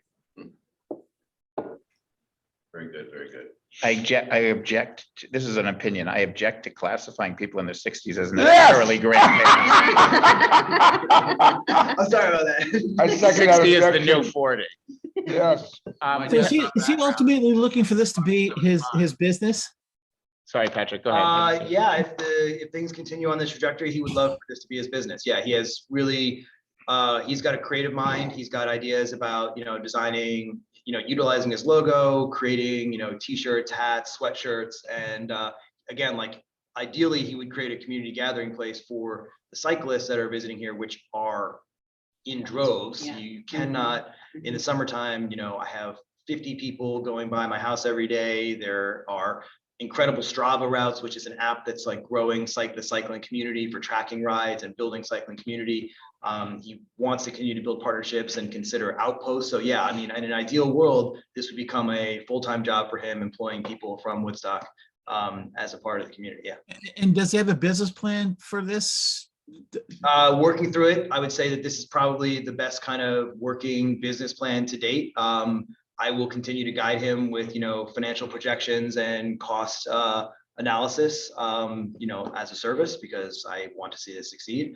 And that would be, where we're headed from here. But again, like, given that he's got 2 jobs, given that I have a full-time job at a enterprise technology startup, we're doing our best to kind of manage what we can manage right now and not bite off more than we can chew. If he did have a business plan, I'd be interested in looking at it as part of this. Yeah, sure thing. I mean, I'm happy to connect him with you and put together whatever materials you'd like to see. Is that an EDC question or Patrick, or no, seriously? That's an EDC question, actually. I mean, Luke actually came and spoke to me at the motel here, and I thought it was a great idea. And Rules. We're just asking. No, when he talked to me, that had nothing to do with what I'm talking about now with this. Totally 2 different things. Rules. Thank you. All right. So if you're willing to submit the business plan to the EDC. Yeah, of course. I'm like, with respect to the business plan, I just could use some guidance. Like, I know what a business plan is. Yeah, right. I would just be curious as to how in depth. I think he's suggesting and something Patrick, we that can touch base exists. offline. Yeah, sure thing. Yeah, something exists. I'm not looking for you to create something. Yeah, okay. Happy to share anything that we have together collectively. Sorry, hold on. Excuse me 1 second. Hey, Larry, I'm gonna just hold on 1 second. I just want to bring this to an end. Just stay on the phone, okay? And with all the bike Larry? docking technology, I was a skeptical city bike rider in New York Yes, City okay. at first. I have friends who work for Lyft and focused on last half-mile initiatives instead of riding, like, alternatives to riding bikes, taking taxis. Docking in Woodstock would be absolutely a phenomenal dream. I think, like, there are a lot of considerations, there were a lot of trials and tribulations with City Bike. I think it would be a great idea.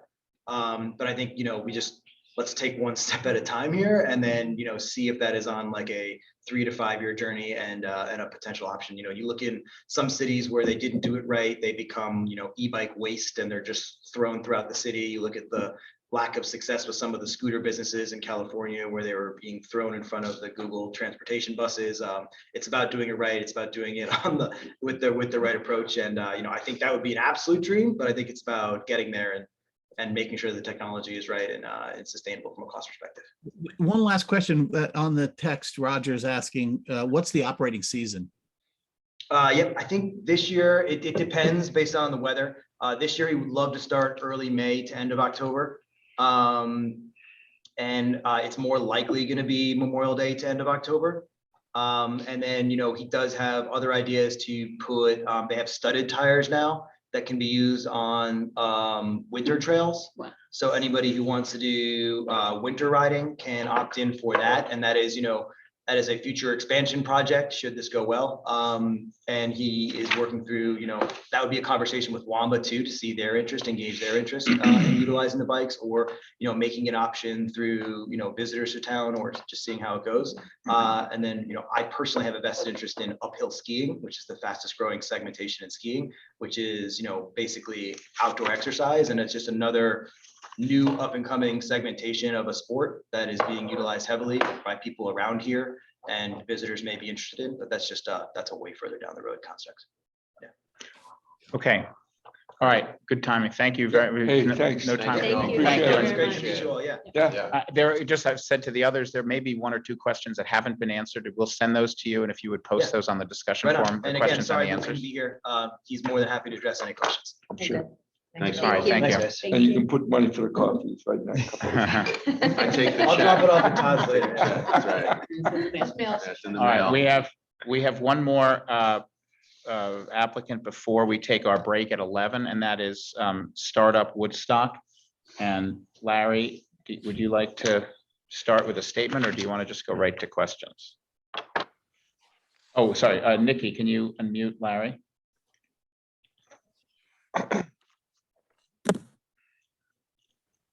That's a nice button. Yeah, assuming you've all read the application, The history of this is it came out of a subcommittee set up by the EDC called Attracting New Business. We have several members of that committee. This is one of a few things that we are trying to do. It comes out of some suggestions we got way back with that Williams report, that you may have remembered that there are a couple of towns that they found that had done this successfully. Then Brattleboro has done this successfully. Dover, Vermont has done this successfully. The basic idea is to create a fund to, I guess, lure out some people to say, look, come to Woodstock or stay in Woodstock and maybe pursue this hobby that could become a business or a dream that you think you could do, but you need some impetus, something to make it for over the first hump. And the idea is to create basically a challenge or a contest, as you will, and we will aggressively seek out people to apply. And you've seen, if you've read through, you've seen the rubric that we plan to use. We carefully worked through that to make it consistent with the EDC goals, we believe. We have also, as of yesterday, secured $20,000 in private funds to go along with the $10,000 grant that we're requesting. Those will be committed funds before anything else is spent. We also have started to select a great group of judges. I think it's all right, John, to say who has said yes or. Yeah, I think that's fine to say. No, I think it's okay to say who said yes. And we've invited, about half the people have responded and no one said no. So sure, go ahead.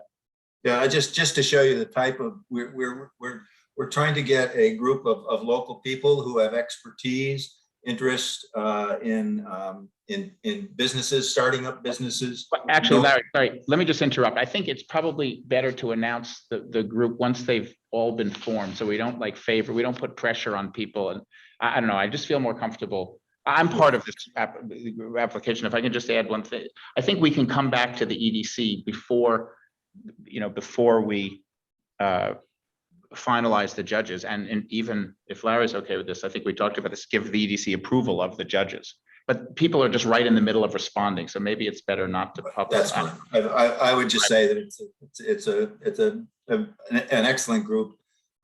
So far, the people that we're asking that have yet to respond also represent a good cross section of the business community, people with various expertise, and have a large level of interest and I would say status in the community. So the judging process will be done, we think, in a very sophisticated way. You'll see also that we're going to be asking for significant financials from these applicants.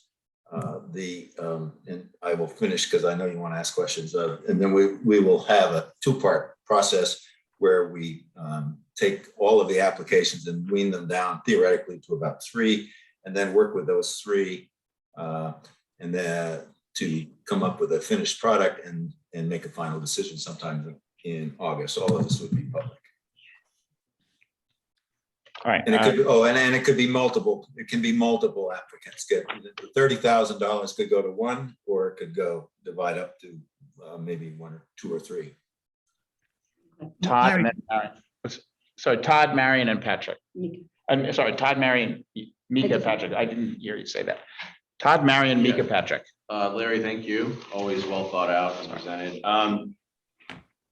So I've read this. I've heard about it as just a regular town fold, So right now it seems like it's a very micro entrepreneurship challenge, which is great. But what steps are you going to take to let folks know who may have means to contribute to this? What sort of advertisement or communiques may go out? Because it's exciting and cool, but I feel like I haven't heard anything about it except what I read here. I wish I had, just as a member of the community. So what are you gonna do to do that? If you're awarded this money or not? It sounds like you already have private donations coming in. Maybe there's someone who wants to give $1 million to this kind of thing. Like, what are we doing to reach those people as your organization sees? Yeah, are you asking how we're gonna reach the people that want to donate or people that want to apply? Reach people that want to donate, because, for example, if someone was aware and said, I have $1 million, this is great, the $10,000 will almost be irrelevant to the town's bulk money. If we're talking about a $30,000 kit because you've asked everyone in town and everyone knows about it, the $10,000 might be really relevant to the scope of the project and its potential. I think it's very interesting. I'm just, how are people going to know that this is an opportunity for them to be able to contribute to this kind of task? If I'm understanding your question, I think our goal just this time around is to create the $30,000 grant. I think that we hope it'll be successful, and if so, and it looks like we could expand the amount of money that we could offer in future years, we would reach out to community at large and see if we can get even more private money involved. Does that answer your question? No, I think, John, could you help me? No, I think Larry's answering the question. I think I've been part of these discussions. We didn't consider that. I think our proposal doesn't incorporate it. I think so But I therefore, think what Todd's asking is. could we incorporate your Could we your incorporate it suggestion? now so Right. that we don't need the 10,000 from the EDC? That's exactly what I'm saying, yes. Thank you. I'm very inarticulate. Could we incorporate it Well now? said, Todd. Well, Larry, I'll let you in. I'll let you in. Would you consider going out to the community with a more robust marketing campaign in terms of receiving donations to contribute to this fund so that the $10,000 isn't needed from the EDC? I think that's the question. Thank correct? you. Wait, I'm college. Oh, okay, I see that. Well, I guess for sure, I am not, I have not communicated with the individual donors. But I know that the idea is that they want to know that the EDC feels this is a good idea and that they are behind it. And if the EDC does not feel that it's a significant enough or relevant enough project to give a grant, then it's possible that the private donors would not pursue it either.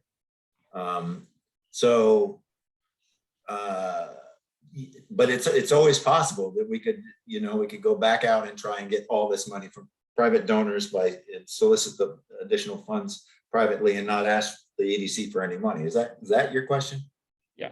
Did that answer your question, Todd?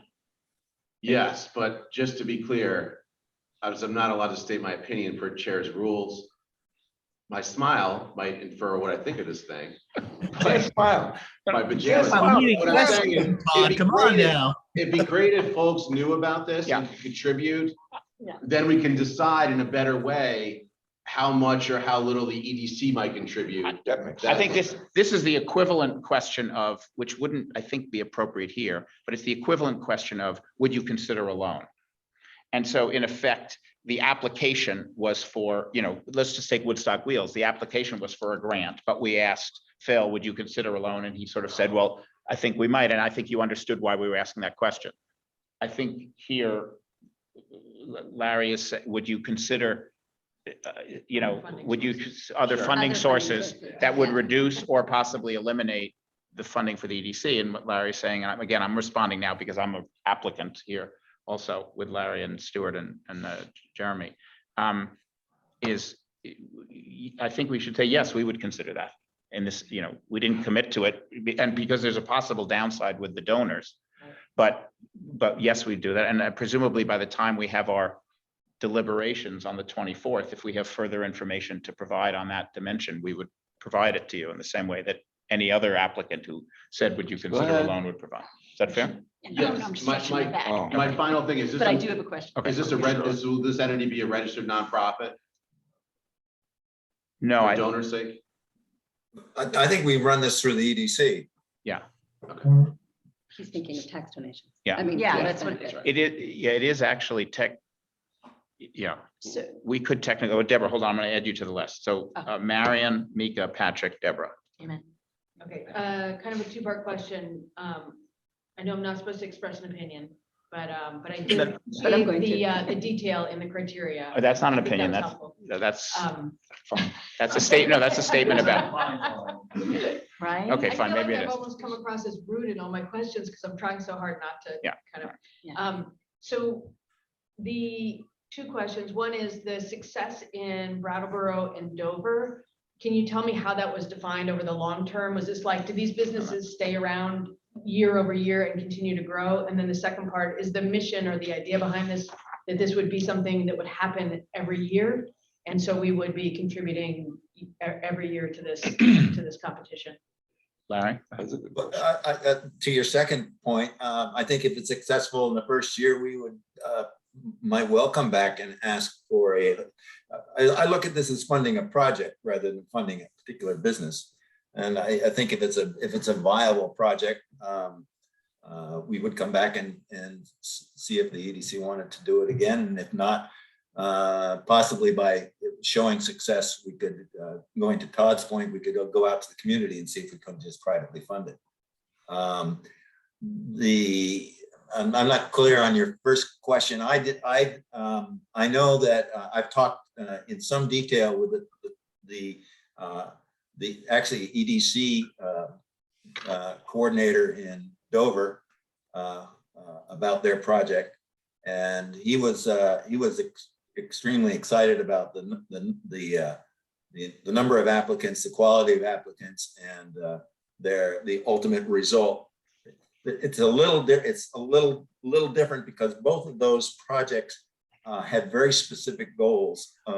Dover wanting to fill some commercial spaces in downtown Dover, so they're particularly oriented towards that as a goal. Brattleboro wanted to create a number of new jobs. The Vernon plant had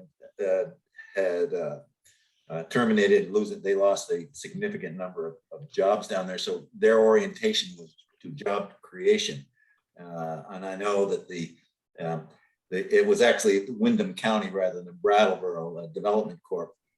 They were very successful. I guess the question is, like a lot of the time when you have a mechanism to help a business get started, it can feel successful because you have lots of applications and you help lots of businesses get that started. But I'm wondering long-term impact, like did the businesses they helped start actually succeed or, continue to provide value to the community over the long term? Right. These are both things that just happened this year. So they've selected, they've had their final applicants been chosen, but there's been no chance to do that kind of analysis as far as I know.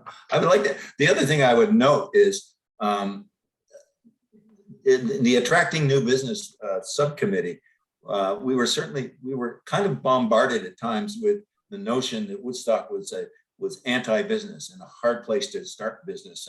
And one of the values to this program, which we will advertise,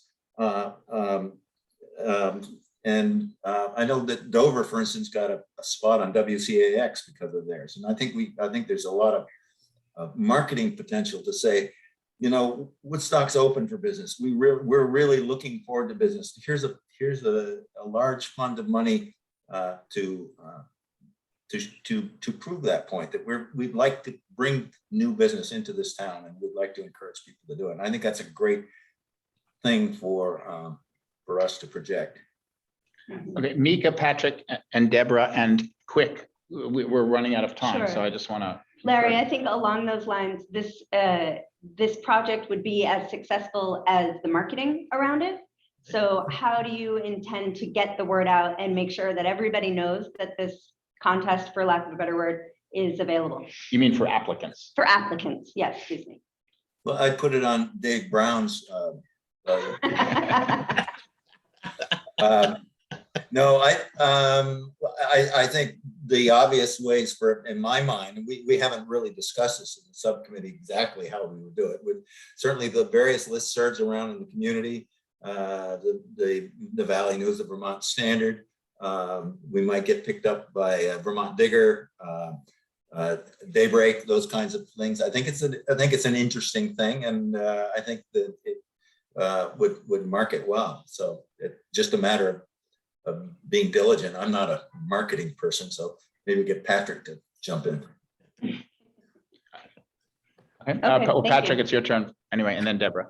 Okay, to the point of Woodstock being open for business, I think that's a very important point. As a business owner here, I can tell you that when we first started here at the motel, the community was very open, but it didn't feel like the town was in terms of government and so forth. So I think that's changing. And so I think that's a very important message to get out there, to be able to bring businesses here. So I think that's, from that standpoint, I'm very intrigued by that. Like Mika, my big question is, this will be as successful as you market it. And the marketing, having that Woodstock's open for business is a great idea. So my question is going to be too, what kind of funds will you spend of this to help market it beyond the freebie stuff? Yeah. Good question, to which I have no answer. We haven't considered spending money for the marketing. We felt that it was interesting enough on its own that just putting out information to the various sources would do it. So we haven't really thought about spending money to do that. I think it's something you should definitely consider, and you could probably do it with volunteers, I would think, for a lot of it. But I think it's something. If this happens, you should put some serious consideration to it, because I think it'll make a good impact on Woodstock, and I think it could drive not only applicants, but I think you could also use advertising to get more donors and make it an even bigger, pot of money to hand out. All right, Deborah. Yeah, I mean, pretty much everybody covered everything that I was thinking. The only question that I have is, as far as, year 2, year 3, year 5, and are you looking for a fiscal receiver so that more money can come into you in the future? Because I don't think we're set up for that. But I mean, I think if you have a fiscal receiver, then you can also, with the marketing, go out to get people in to donate to this project. You mean, is there a way to donate on a tax deductible basis?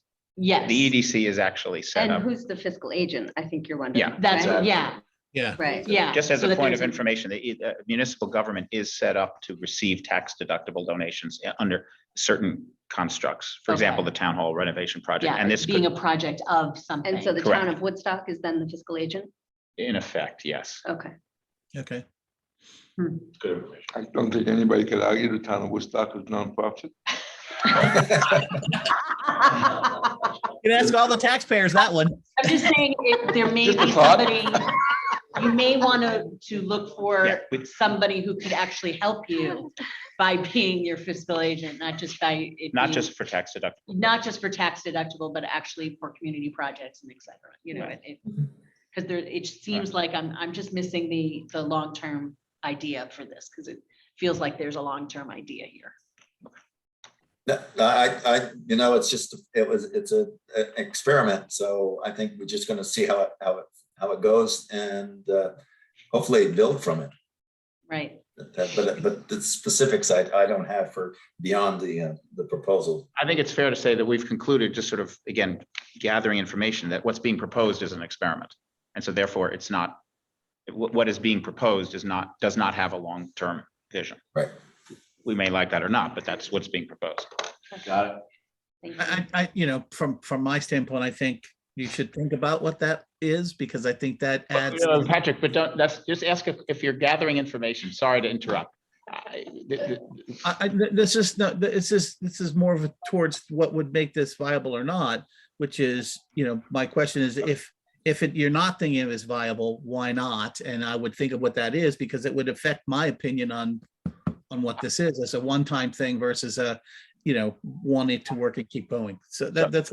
No, okay, so maybe just to clarify my words, is I'm not, the applicants, I'm speaking now as an applicant, are not proposing that this is viable or not viable. We're proposing it as an experiment to determine if it's viable. Right. That- Okay, I guess I'm saying plan for it to be viable, because from my standpoint, that's would be a more positive way of going about it is. I understand it. So therefore, right, so therefore an application as an experiment would be less attractive under those circumstances than an application that wasn't an experiment. Fair enough. Well, no, I guess it's more a matter of how you. Okay, all right, I think sorry. Semantics. You're making we're making a fair point, Patrick. I don't mean to diminish it. I'm Okay. just trying. Got it. All right, I think we're at, there is, might be a couple of questions, Larry, that are on the chat that are, that aren't addressed well, I think they are actually. I think they've been addressed. Yeah, okay. All right, so thank you, Larry. Thanks, Larry. Thank you, Larry. Well done. We're at the break. I think just because I don't think we should, there might be energy or not to continue on, but I think we sort of published the schedule, and I know some people are kind of planning to attend at certain times. So I would just suggest we stick to the break, if that's okay. You're already Yeah, cutting. I could use a break for sure. Yeah, all right. So we'll reconvene right at, when you have these meetings and people say we're going to reconvene at 11:20, they always mean 11:25. That's not what we mean. We're going to reconvene at 11:18 so that at 11:20 we can start. It's now 11:03 on this clock and on my computer. So 15 minutes exactly at 11:18. For a guy in his age, John. It's coffee. rightly. Yeah. You must be on a PC. Mine says 11:02. Water glass. Me too, I know. Thank you, Nikki. Yeah, it's hard. It's just. Patrick and Larry, if you want to come back on video. Patrick's clock is 2 minutes slower than my clock, so we're still on time on Patrick's clock. For snacks. Yeah. Yes. All right. I've got 121 right now. Yeah, all right, sorry, we're 1 minute late. Wow, Patrick, good. All right, we are back, no longer in recess. Nikki is recording. Thank you, Nikki, for staying on top of Thank this. you, Nikki. Okay, the next is the EDC revolving loan fund, and this is an EDC project. I'm prepared the application on behalf of the EDC. I only have one very brief comment to make, which is that this proposal is to design the loan fund program. It is not to fund the loan fund program. And so the grant is for $4,000 to basically be spent on what we expect might be attorney's fees to draw up loan documents, and also to design through public discussions to design the process and answer questions like what will happen if there's a default, how much money should we set aside for defaults, how quickly should it be repaid, should we offer interest rates or not, to design the program. The idea being that we would then next year fund the program. That does raise the question that Phil Whitman raised about the Woodstock Wheels, is whether or not this would be available this year. According to the grant proposal we are making, it would not be available this year. Okay. Could that be changed? If that's the basis, the only basis on which the EDC would grant the funds, and we should try to consider whether or not to accelerate it, or to accelerate it for 1 or 2 loans. So you're asking for what? You're So we're asking for $4,000 for basically for legal. 25,000, that isn't appropriate. Where does it say 25,000? Budget, desired amount, 25,000.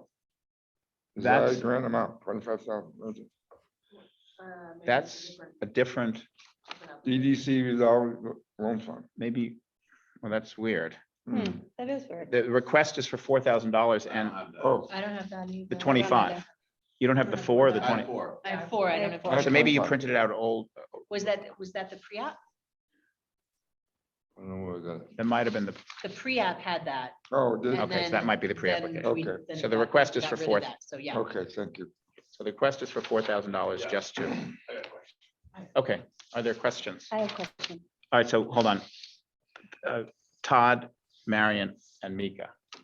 So how this has evolved, and thank you for pointing out again, as it did evolve, is basically we're asking for a $4,000 investment from the people's money to see about potentially in the future, converting what might otherwise be a grant or an unsuccessful grant into a low or no interest loan. So it's really about, it's an exploratory option to then debate the mechanics of that, and this money will go and provide us with that information. Correct. Great, thank you. Marion, did I miss someone? Deborah, were you on the list? Okay, so where were you in the order? At the end. Fine. At the Marion, end. Mika, Deborah. I'd love to let Mika go ahead and make this. Okay. Okay. Oh, Mika? okay, yeah, I was just gonna ask about interest rates.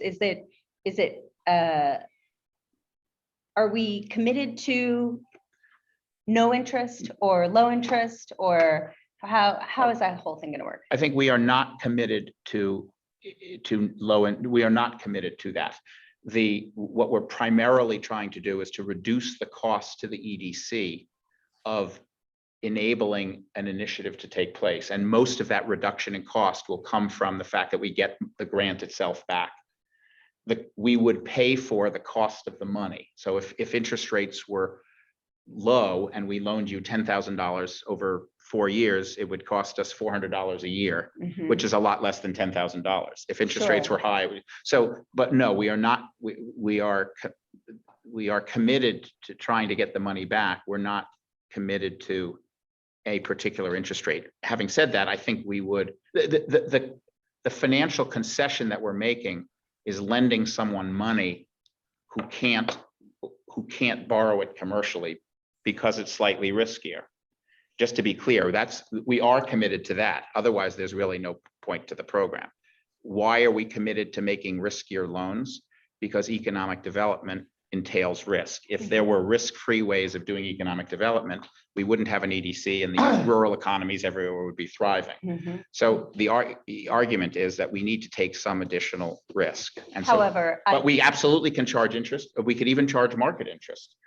but I mean, at that point, there are risky loans available to anybody, anywhere, really, you can go. But that's true. I mean, I It's suppose you could go to a hard- money store. Yeah, it's hard to imagine Yeah, well, that's true. it's hard to imagine a situation where somebody can't access money if they are willing to take the risk. So in my opinion, the only reason this loan fund. would make- Wait, just ask a question, just. Right, so would the EDC consider making it a provision that those loans be low or no interest? Absolutely. Thank you.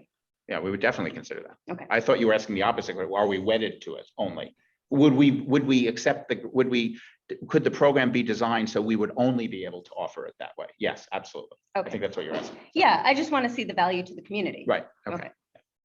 Sorry, so Marion and You wanna go Deborah. last? I can go. Okay. Put me on the bottom of that. Okay. John, Larry and I have our hands up too. Oh, I'm sorry, Oh. Patrick and Larry, sorry. Okay, so I'll add you to the end. Hold on, wait a minute. Joe, Marion's up, right? yeah, Marion, then Deborah, then Joe, then Patrick, then Larry. So three-part question. I always have multi-part questions. Do we have any idea on the anticipated size of the program? I know we've also talked about whether the revolving loan fund would have the same criteria as the grants. I personally feel like it should probably have different criteria, but have we discussed that? Is there any thought about that? And then the other question is, in addition to the value maybe being that we could tolerate higher risk, that we could provide lower interest rates, isn't there also value to a smaller scale? Oftentimes it's difficult to get a small loan for a business. So that's a three-part question. Okay, so the size, we have not set a size, but the size would be bounded at the lower end by the amount that would be useful. So it wouldn't be a $3,000 fund. I'm guessing, let me say that 5 years ago, the EDC actually voted to allocate $100,000 to a revolving loan fund. So that number seems to be an order of magnitude that seems reasonable. We're bound. We did not implement the program because we didn't do this, what needs to be done. Mhm. So we would be bound at the lower end by what's meaningful, and we would be bound, I would argue, at the upper end by the total amount of resources we have in our reserves. So, I mean, so for example, just by definition, well, not by definition, we would not ask for an amount of money that was more than what we actually had at any one time. So, but I think $100,000, if you force me to put a number. Would the criteria be the same as the grants? It can be. The general criteria that we've sort of listed it would be for this, it would have to support the mission of the EDC. So in that way, it would be quite similar, but it would basically be for a project where granting the money outright would feel inappropriate, perhaps because it was a private venture. But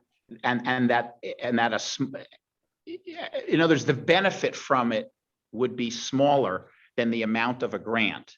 But because the grant, a $20,000 grant costs $20,000. A $20,000 loan costs $3,000.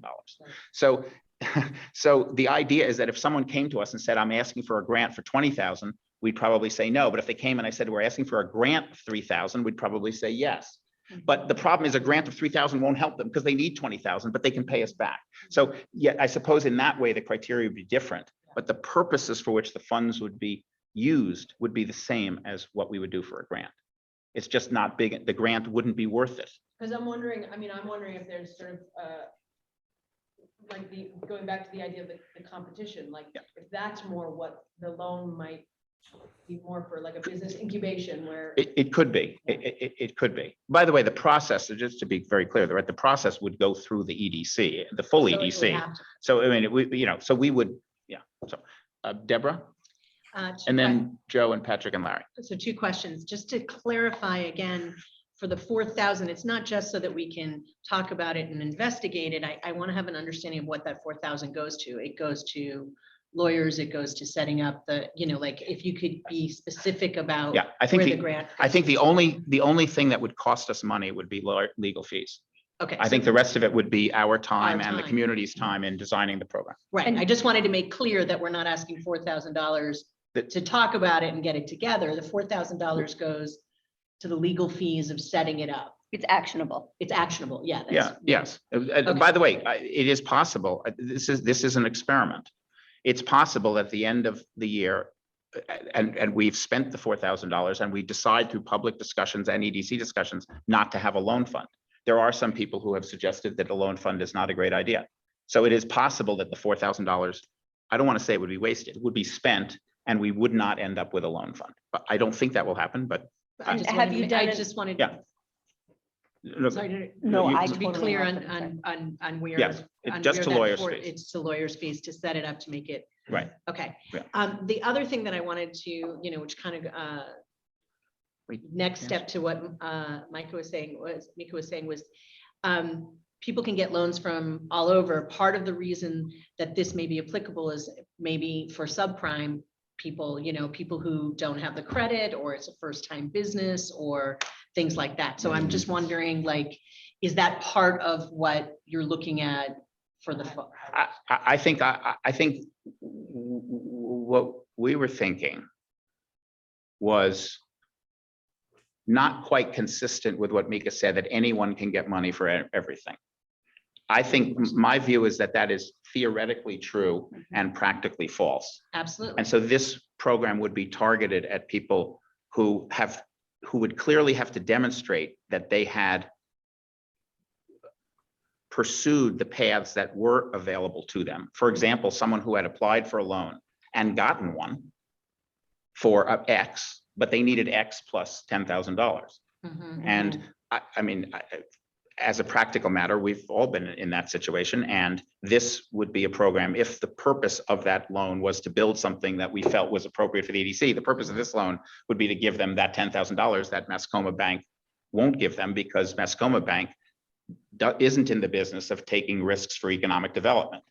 They're in the business of taking risks for whether or not a house will fall down, which is a lower risk than economic development. So yes, it would, yes. So I think And for the that's record, Mascoma Bank could be substituted with any bank name. It's just- correct, exactly. Thank you. I'm a customer. I'm a customer. I'm not just a customer. Okay, so that is part of what we're doing also is helping people who couldn't get a loan elsewhere to be able, as long as they can prove That they tried, legitimacy and that they've tried. or that they could not, I would rather say that they could not fully fund the project, Okay, which is a broader category, okay. but it includes what you're asking. Mika, Amen. did I cross you out without you asking a question? No, Oh, no, you asked a question. I totally asked a Okay, question and I possible. apologize. That was my fault. What, apologize for what? I was, Oh, you I were was good. just, I was Oh, just all right. jaw-jacking, as Deborah, they say in okay. Texas. Joe, Patrick, and Larry, and we've got to go quickly. Yeah, just real quick. I'll Joe? try to keep my answers short. Joe? Yeah, Oh, Joe. I'm right here. Go ahead. It's hard being the respondent One- and the chair. Yeah, Go one- ahead. One quick question. If this is approved, then I think we can anticipate in the future that there's gonna be an expansion of the program, and there's gonna be asked for more money to support the loan. Yes, program. sorry, that's the question. Yes, if we decide to implement this, we will Yes. come back with a request for for funding the loan program in next year's annual meeting. And I'm sure there'll be appropriate format for applicants to follow and all the Absolutely. investigations done for approval and not approval, all that sort of stuff. right? Absolutely, that's exactly what this project is designed to lay out. Okay, and the 4,000, I think, is going to be spent to discuss setting up what the process would be Well, for somebody. just to be very specific about it, we can do that for free and we intend to. We don't Okay. need, right, what we intend is for, I think we will need legal help to design the agreement between the EDC and the Oh. and the applicants in order to protect the EDC and the public funds and to make clear to the So applicants you what won't they're need getting. legal input as to how to design the application process? We might. Yes, I suppose we will. It's I'm sure it's you for will. legal input, yeah. Yeah, We'll- sure. That's a fair Okay. point. Next. Okay, Patrick and then Larry. Okay, my question is, if we approve this, aren't we approving the loan program? I mean, otherwise we're spending No. $4,000 to say no? Isn't by approving this, aren't we approving the loan? No, program? we are approving a design project that we expect will be successful, that we expect we will be able to answer these questions. What would the interest rates be? What will the application look like? Who's allowed to apply? What exactly are the criteria? We laid out what we think the criteria should be, but there's been no public input to these criteria on our application. There are 5 of them. All of that, we are anticipating we can work through those problems. And we're anticipating that we will, as a full EDC, be comfortable with that design and therefore will vote to fund that loan program. But it is possible during the course of this that we will find that we're not comfortable with a loan program. And I don't think we're not arguing that a loan program is for sure a good thing. We're arguing that we think very, very likely it is a good thing, but we need to design it. And so therefore it is possible. Therefore, we are not voting on the loan program. We are voting on whether to try to design the loan program. Okay, thank you for clarifying Would- that. Which, by the way, is what happened the last time is we did it in the other order. We approved the loan program and then we didn't design it. To the point of we all, as an EDC say, we're not interested in this, the $4,000 wouldn't need to be spent on anything. Then. Correct. If we think we are We're uninterested, approving the potential to then further Exactly. those conversations. if we think a loan program makes no sense, we should decline this. If we think it may make it might make sense, we should approve it. I think is that fair? Yeah. Larry? Yeah, you're kind of covering what my concerns are. It seems to me that we should have the discussion about whether the EDC feels in concept that a loan program is a good idea that we would like to pursue, and then spend the $4,000 on fine tuning it. And I wondered if you would be amenable to not having that money spent until the EDC has given its opinion, and specifically about the criteria. So we're going to be working on criteria for, the goals of the EDC very soon. And I think part of that would be to be able to clearly define the difference between a loan and a grant, and in what instances we would do either. Right. I agree completely that the EDC should discuss whether or not a loan program is a good idea before granting this $4,000. That was the intent of this application. And on March 24th, I assume you will all discuss whether or not a loan program is a good idea. And therefore, on the basis of that discussion, we'll decide, or you may decide, we may decide on because I don't know, I'll recuse myself. Well, no, this is an EDC program. We're proposing it ourselves. We will discuss on the 24th whether or not we want a loan program. And if in fact we feel that it's premature to do just what you said, I think that would be perfectly fine. We could. In the interim, can you maybe give us some written document that suggests exactly what the criteria for a loan would be? We have done that. It's the application. There are 5 criteria. Yeah. It's on. Well, right, but okay. You need more, you'd like more clarification of that. Yeah, no, yeah. This is I- the it- 11th I- time, by the way, that Larry and I have had this discussion. I mean, I'm not saying we repeat it. Larry has thought very carefully about a loan program and what the challenges are and so forth. So it's a little bit of kabuki theater here that we're doing. Yeah, I know. So, Okay. Right, yeah, Thanks. okay. I think if it would be, I think it clearly it might be useful. I don't want to, like take advantage of the fact that the EDC is making its own proposal to submit more materials, but we could definitely work on these criteria and make it clear. And maybe it's just easier to have a conditional thing, as Marion said, and say, listen, this is not something we're going to approve on the 24th, but we're going to take 2 months to have this discussion. That would probably be easier, Larry, than try to cram it into the 24th. So we can. Right, I mean, I would be happy to vote for it, based on it, that subsequently we have that discussion. We'll modify that. We'll modify this proposal to basically see that whether or not, I think it's appropriate at an annual meeting to make the conditional grant and not to say we're not going to consider it. But I would like the EDC to say up or down, whether or not 2 months from now, if we're comfortable with X, Y, and Z, we will grant this, so that we can include it in the dollars granted and all that. John, We could do that, by the way, with any grant, not just this one. John, aren't you gonna need to discuss with lawyers to determine the viability and before, because we could set criteria we want, but then go to the lawyers and lawyers say, yeah, no way, you got to do it completely different. We in 2017, we already found when we did the amount of due diligence we did do was clear that it was legal for us to do it. Well, I'm not talking about legal. I'm talking about setting criteria. You know, whatever criteria we set may not be the criteria that can actually be done once we talk to lawyers. All right, well, let me do the following, because I don't want to give our own applications more preference, although I mean, I guess we could take a couple more minutes. So I'm not, so Patrick, would the proposal that Larry was suggesting and Marion gave a name to, which is sort of a conditional grant, meaning that we will not grant the money on the 24th, we will allow for it to be granted. And then when the EDC is ready, based on investigations, including the investigation that you're describing, unpaid investigation, would then vote to funding or not.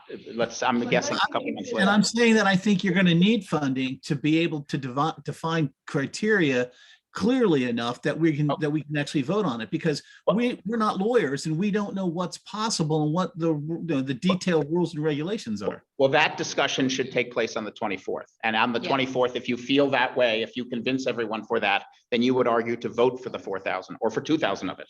And if you don't, if you feel, yeah. No, I think there are two different things going on here. I think the criteria that the EDC sets up is all up to us to do. And the legal stuff is just a matter of, can we do it? Can we secure the loans? Yeah, right. But let me just suggest that would this be is, we're having the 24th discussion right now. Right? Let's have the discussion on the 24th. Okay.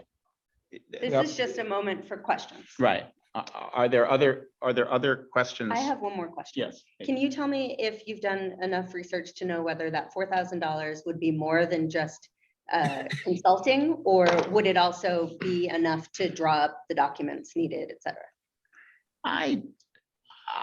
I'm not fully confident about that, to be honest. Okay. Right at this moment. Okay. That's a very good question. Other questions? I'm not trying to shut off questions, but I think this is a great debate to have. I just think we have it at a different time. Yep. Other questions? No. Okay. Thank you, John, for presenting. All right. Thank you, John. I just figured no one else was going to say that, so I said. Yeah. Good job, John. Excuse me. I need a moment. All right. All right. We're a couple of minutes behind, but that's okay because we have a little bit of a buffer because we have one applicant withdrawing. So we are now on. Who withdrew? The Brasserie withdrew? No, the podcast proposal withdrew, and then we moved people around. So we put the withdrawal adjacent to the lunch. So we're now our target is to break at 12:20. but we have as rather than 12:40, so we have a few extra minutes, so we're still doing okay. Okay, next is the bar brasserie proposal from Zoe Zillian. And Nikki, can you, is Zoe, if you're, Hi there, I'm right here. yeah, if you don't mind turning your camera on, that would be great. You don't have to. Yep, I would love to. Unfortunately, I wish I were there. I'm actually out of town. And secondly, so the laptop I'm using is telling me to update my camera driver, so I'm just not going to go there. That's fine. Yep, so sorry. Do you want, we've got 20 minutes, most of it is for Q&A. If you'd like to say something at the beginning, it takes away from your time at the end, or would you like us just to start with questions? I would love for you to just, everyone to just lead the conversations and questions, and I'm happy to answer any kind of questions or concerns. Okay, does anyone have any questions? I do. I do. I did get to the right page. All right, Todd and then Patrick. Go ahead, Todd.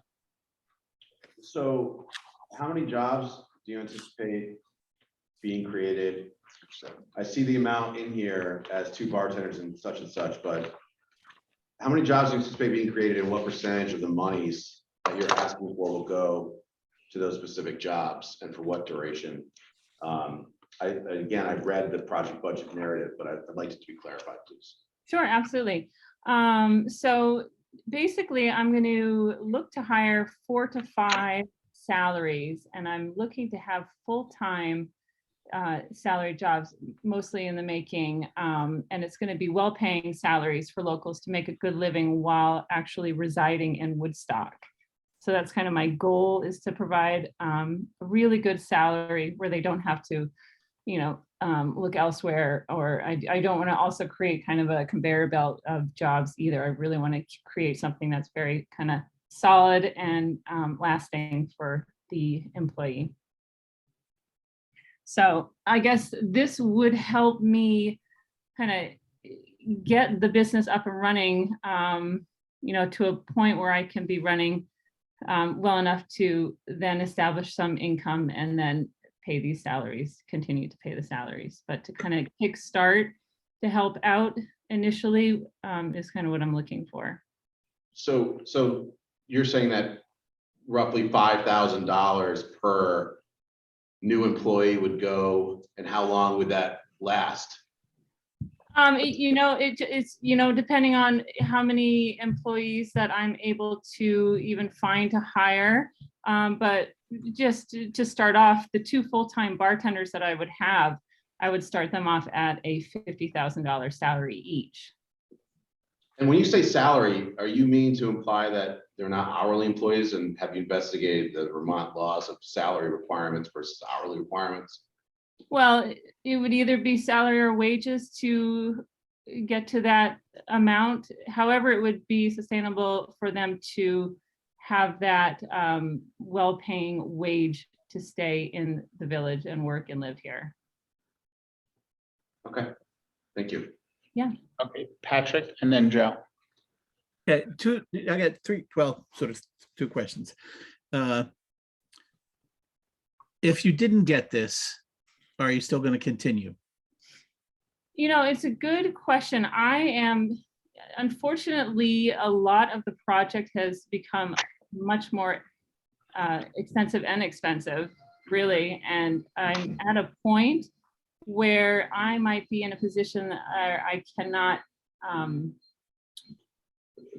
of jumpstart and have the financial stability to dedicate to a salary, and that would be unfortunate, because then that would be, starting off in a different way of hourly wages, and possibly the instability of that with the revolving door of not having kind of a stronghold of the employee and their commitment to a good paying wage. Okay, and then my second question is, we struggle with the for-profit business type of grant, and would there be some type of public benefit or local discount or locals nights or something that would benefit the community beyond 5 people being paid a good salary? Yeah, absolutely. So I'm looking at this as creating a new downtown business, but really creating a community gathering place. I feel like that's really needed in town, and I don't feel like there's enough places where people can just gather and get together, you know, over a small social. And so I think creating that space is important. I'm also looking to provide greater benefits to the community. So I have some ideas of possibly hosting events for nonprofits. The space we used for that, and I'd be, you know, offering that whether it's once a month or maybe it's 6 times a year. And the other thing I was thinking of is donate a drink for a cause. I think, you know, for a local cause. And these are just kind of ideas that I have in the making, and I would be open to, you know, any other thoughts or ideas for that. I'd love, because I'm fairly new at all of this, so open to kind of any ideas. Okay, you understand the reason for my question, right? Yeah, you're asking what I'm doing for the community?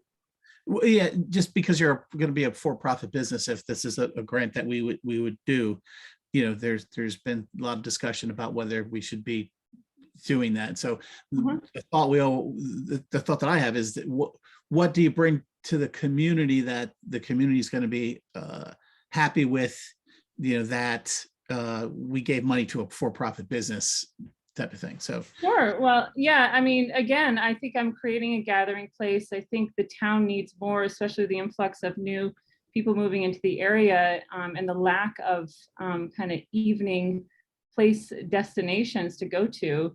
I think it's really lacking in town. And so I think that, you know, the more that you can have happening, especially with a lot of the new young families that have moved up into town, would be, you know, just another benefit for the village to say, oh yeah, you can go to the local brasserie over there and, you know, meet other locals, find out more about the town.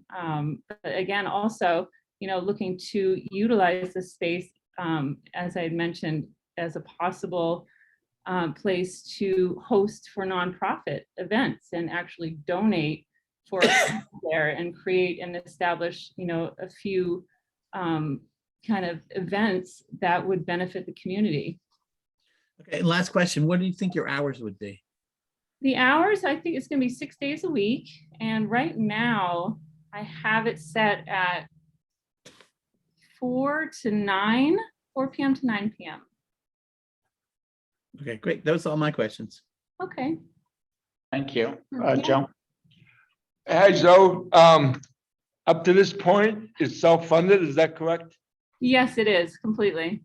Okay, thank you. Yeah, 5 thanks. minutes, Coma. Deborah? Now you have to say, or it could be any other one. Okay. Hi, Zoe. Hi. You had mentioned something about that you're looking to hire everybody from in town. And you have another business that's beautiful. I'm just curious, do you think you can, I mean, is that available? Like, do we have people in town? Like, can you say I can hire people that are actually in town, and like, does your other business also hire in town, or like, what's your kind of, I'm just curious as to availability of staff. Yeah, and sure. how we're going to bring more people to town. That's obviously another question that we're going to look at later. So Yeah. curious how you're going to handle that. Yeah, no, that's actually, you know, what I'm working on and I'm concerned about as well. You know, what I would prefer is to hire locally, because that just feels much more of a kind of a nice rounded community kind of opportunity.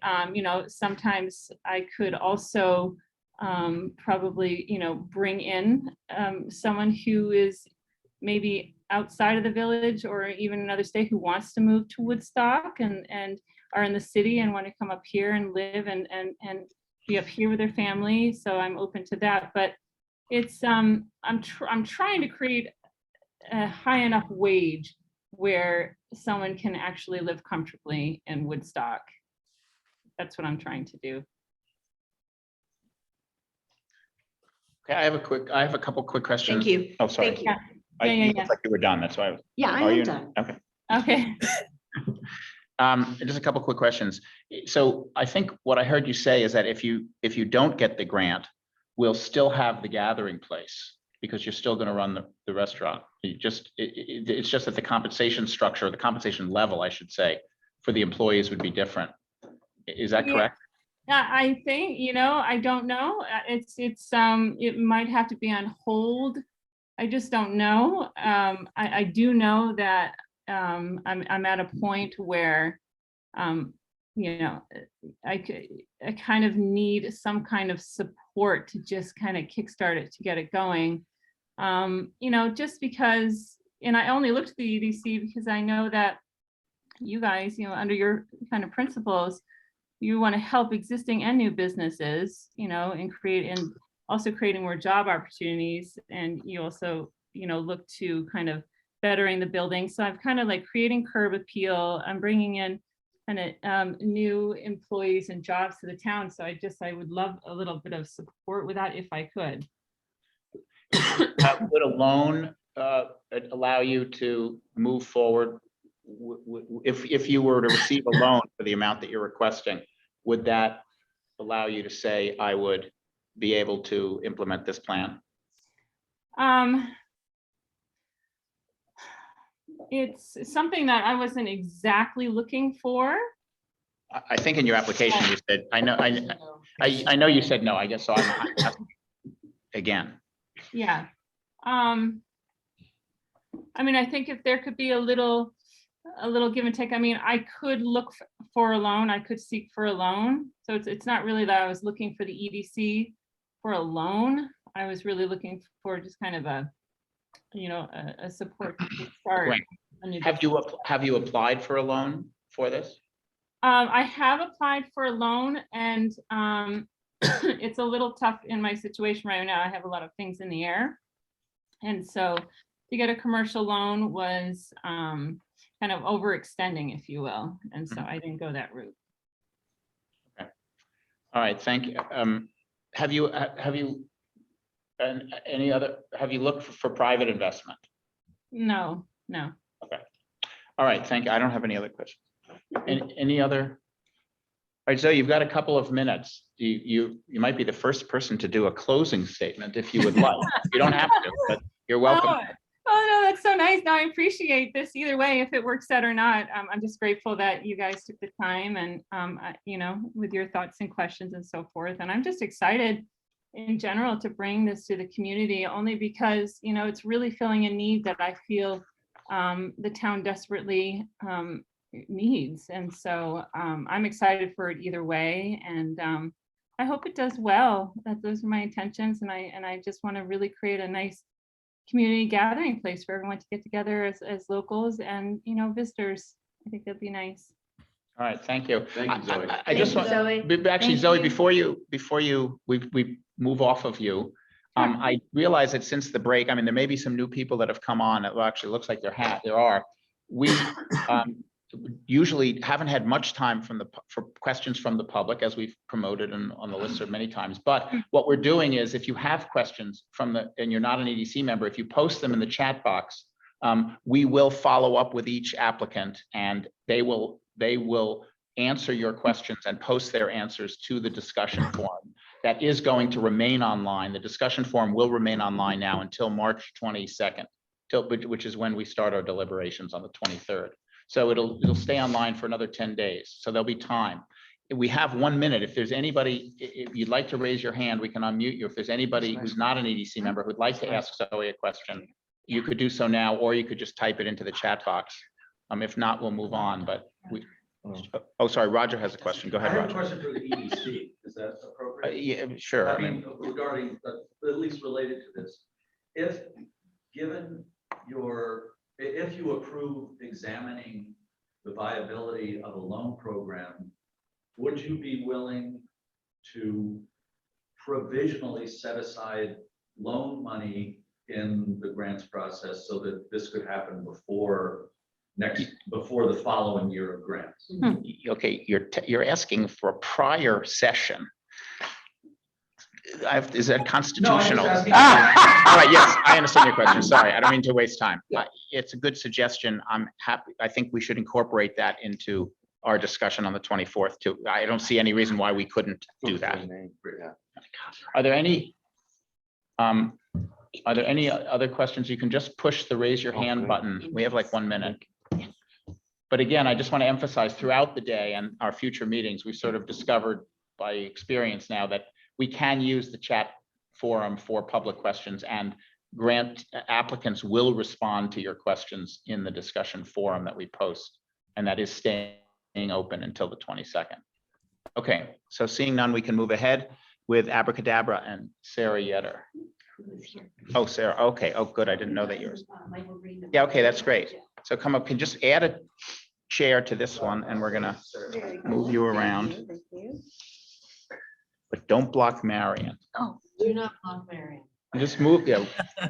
Okay, there, you know, all right, there you go. And here we go. Whatever you do. Yeah. That's right. This is, Nobody puts Marion in a corner.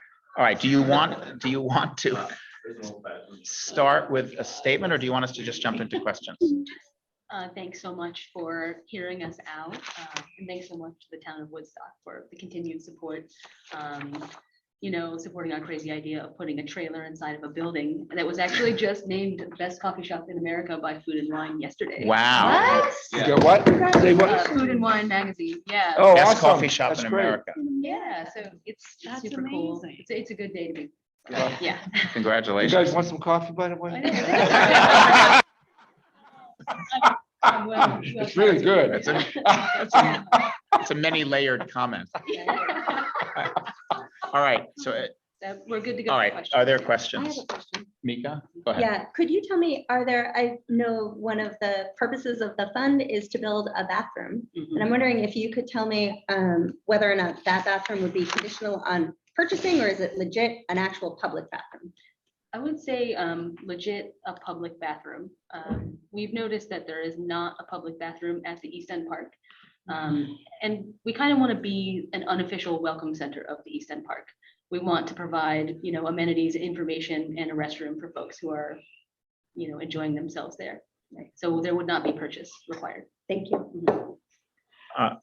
Marion. And so would the bathroom be open when you're not, or are you expanding hours with this new model? Unfortunately, the bathroom would not be open when we are not open. It would just be during operating hours, but we do plan on expanding the hours. The restroom would make it way easier for us to be open more. Yeah. And they're adding water to the building, Right, yeah. then also would allow them to be open longer. Yeah. Todd? Hi. So why should the people's money be put toward a private building upgrade that, to me, as a business owner in multiple states and countries, I've never gotten anyone to pay for? Why, what is your thought? And being the #1 coffee in America, which is amazing, congratulations again. Is there no investor that wants to go and invest in the #1 coffee in America and be able to build a bathroom for patrons? It's a very good question. We've pretty much done self-funded everything that we have ever accomplished. And I think right now everyone is aware that there is a lack of spaces, affordable commercial spaces. So we're thinking outside of the box here, you know, partnering with Mike and Nicole is allowing us to, you know, have an affordable commercial space, and we just need a little bit of help, yeah, to get there. But it would go toward your own capital equity. Correct, right. And So as a landlord, why aren't you just paying for the bathroom as tenant improvement, for example? yeah, that's a good question. It's all about finding balance, right? And first, any investment that the EDC makes is being made into a private entity, whether it's a nonprofit or, you know, you're still registered as an entity in the state of Vermont. You're still helping them get a leg up, right? But for our property, if we were to go and make these investments, it's all about finding the right balance and being able to keep rent affordable right now. You know, as soon as if you look at the budget of the project, if we were to try and bake that into the rent for the property, then we would probably be priced out, or they would be priced out of being able to afford it. And, you know, if we have any problem right now in Woodstock, it's too many vacant commercial spaces. It was a vacant commercial space when we moved in for a long time. And, you know, there's others on the East End that are also vacant commercial places. So we're hoping have business, you know, in a storefront, show economic activity, convince people that the East End is viable again with this wonderful park, with businesses being upheld over there. And it's more about an investment in the community and in that side of town than it's an investment in our property. Deborah? I want to clarify one thing that you just said, which is that when we put money into a nonprofit, it doesn't actually then make the nonprofit potentially worth more later. There is a difference, Sure. right? But you're absolutely right that we are giving to the, to the greater whole. That's the goal for it.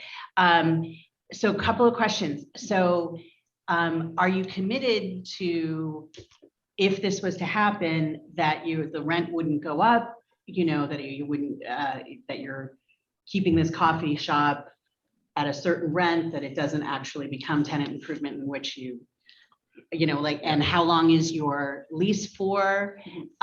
Is the bathroom inside rather than available outside? And if it is known as a public restroom, what does that do to your flow in and out? Or is it that somebody has to purchase something in order to use the restroom? Those are my questions. Right, yes. So we've secured a 5-year lease with the Greens. Okay. And I think we would be able to decide, the rent as needed. I think we're locked in though. For 5, For 5 years. We addressed that people would not have to purchase anything to use the restroom. And then the design, we're working with Gary Moore, yeah, who John Spector knows very well.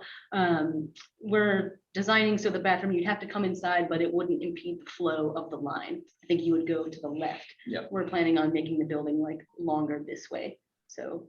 And a wider door opening? Yeah, so they'll come in and use the restroom right here. They don't have to come in and like pass the bar or anything like that. Yeah. Yeah. And So you're extending out this way and Yeah. widening the door.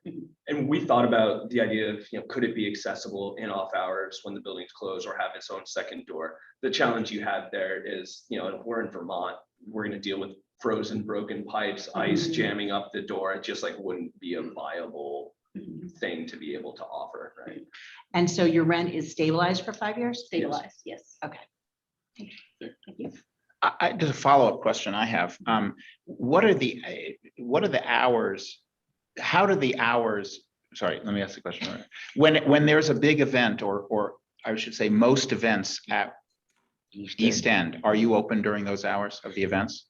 We traditionally haven't been able to, but that is the whole plan, to be in unison with the East End events. Okay, so the idea is basically if what we're interested in is, it would be good if the municipality would build a public restroom within walking distance of the East End, so that when events are held, people would have a place to use a restroom. This will essentially meet that demand I think because so. of your hours, not because it's a separate building, but I mean, not a separate entrance, but because you will be open and people can use it. By nature of how to use a bathroom, walking in the shop, you're increasing business opportunity. I mean, Yeah. But we're also making a public, my point is that the fact that it's public, it also needs to be public when there are lots of people at East End. Yeah. Right. And you're saying that in the new operating mode, that would be mostly the case or entirely the case.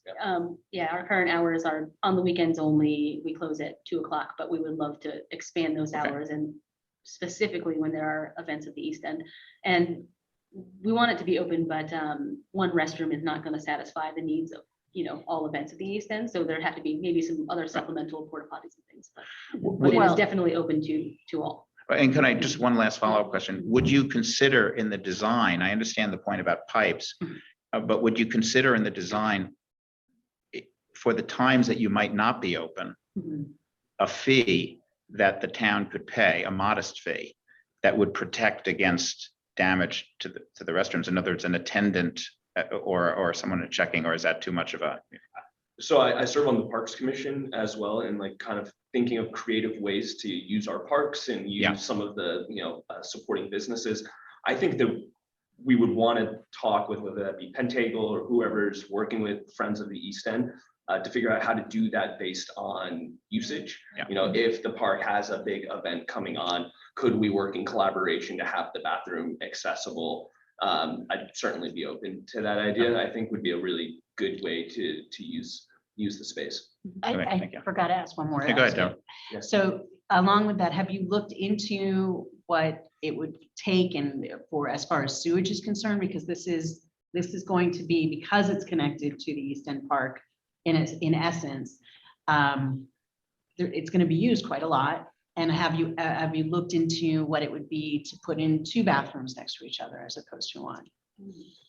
We haven't looked because we're just trying to keep the price of everything. I understand, but if you're in there anyway, I'm just Yeah, curious. if you yeah, thought yeah. about And, that. and right now, the strategy isn't to go right to the sewer. It's actually to go through the main building into the sewer. And we're a commercial building or zoned light commercial and has the ability, as far as the engineers have told me and signed off on to date, that infrastructure will be able to withstand it.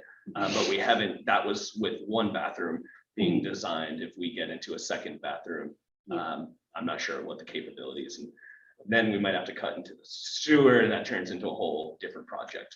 Understood. Todd? You know, I think on Deb's point, it would be interesting if you would examine it, because you're gonna have to do an ADA bathroom, which is more expensive than not ADA, but you could do an ADA bathroom and then next to it adjacent, you could do a much smaller bathroom that might double the appetite of folks that need to use such bathroom, might still increase presence to your store, but stop perhaps lines that might occur that you're not interested in. Maybe you should just sort of think about that, and if before the meeting you have any information on that, it would be interesting to hear. We'll take a look. Yeah. Yeah. And it was an ADA. Yeah. It has to bathroom be. that works. Yeah. Yeah, it has to. Yeah, just want to make sure that was. All right, Larry or Patrick online, any questions? You're not raising your hands. I think they've answered my questions. You know, I'm going to throw something out. This is totally crazy, and it's not necessarily specific to these guys, but it could be to anybody. The idea of, if we granted you this money, the potential of actually paying it back without it necessarily being a loan.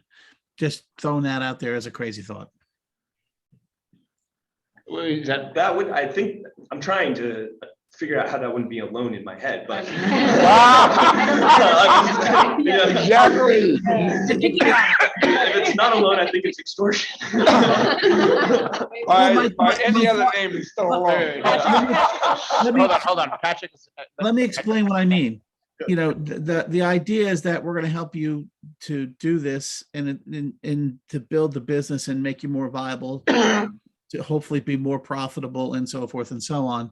And I'm not saying that there's a set schedule or anything like that, but you know, people have given loans back or grants back that we've done, you know, during COVID and stuff. So, you know, again, not that that's a formal thing, but again, it's kind of crazy, but you're just throwing it out there. I'm not saying it that we say it's a loan, but you know, if you benefit from this, you know, maybe it's a possibility of you know, giving the money back to the EDC to help the next person. You know, just a thought. Yeah, I think we would like to give back to the community in maybe other ways. And as far as loans and grants go, I would rather have it be way more specific and defined, just so everyone is aware of what's happening and knows what to expect. But That's a good response. yeah, I think we would be totally open to having, you know, community events at our space, youth-focused community events, such as like after-school groups meeting up, you know, young families coming by, meeting up, that kind of stuff, and totally open to hearing anybody else's ideas about the space too. Just don't teach anyone how to make a coffee. Yeah. Secrets of the sauce. All right, are there any questions from the non-EDC members who are on the call, public members of the community? If you can raise your hand and we'll unmute you, or you can post it to the chat box. Hey, thanks for coming in. Wait, hold on, wait, let's just I just want to make sure, it may take people a little time to raise their hand. Okay, sorry, Mika. No, that's And then- okay. Did you already go over this? Could you tell me what your projected hours are? In the application, we put Thursday through Sunday, 9 to 5, but that's very loose for like regular hours. Our goal would be to be open 6 to 7 days a week, if we could find staffing. So probably till 5, and then later during the events such as the concert series. Exactly. Yeah, Okay. for sure.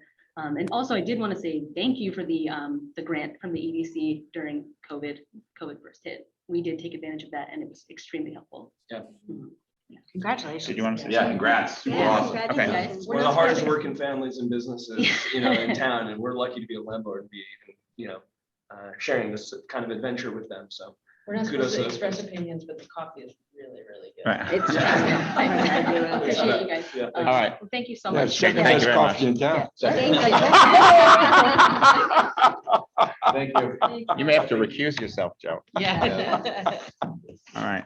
Time for lunch. All right, so it's now 12:15. Thank you, Sarah. We have the next, as I mentioned, we shifted, so we had one application withdrawn, which was the app, for those that are new, the application for the podcast that was withdrawn and scheduled this morning. So we have an extra opening now. If you look at our schedule, we're intended to reconvene at 1:40, which is in an hour and Great. an hour and 25 minutes. We're sticking to are people comfortable with the pace and the timing? Yeah. Yeah. So I think, Working well.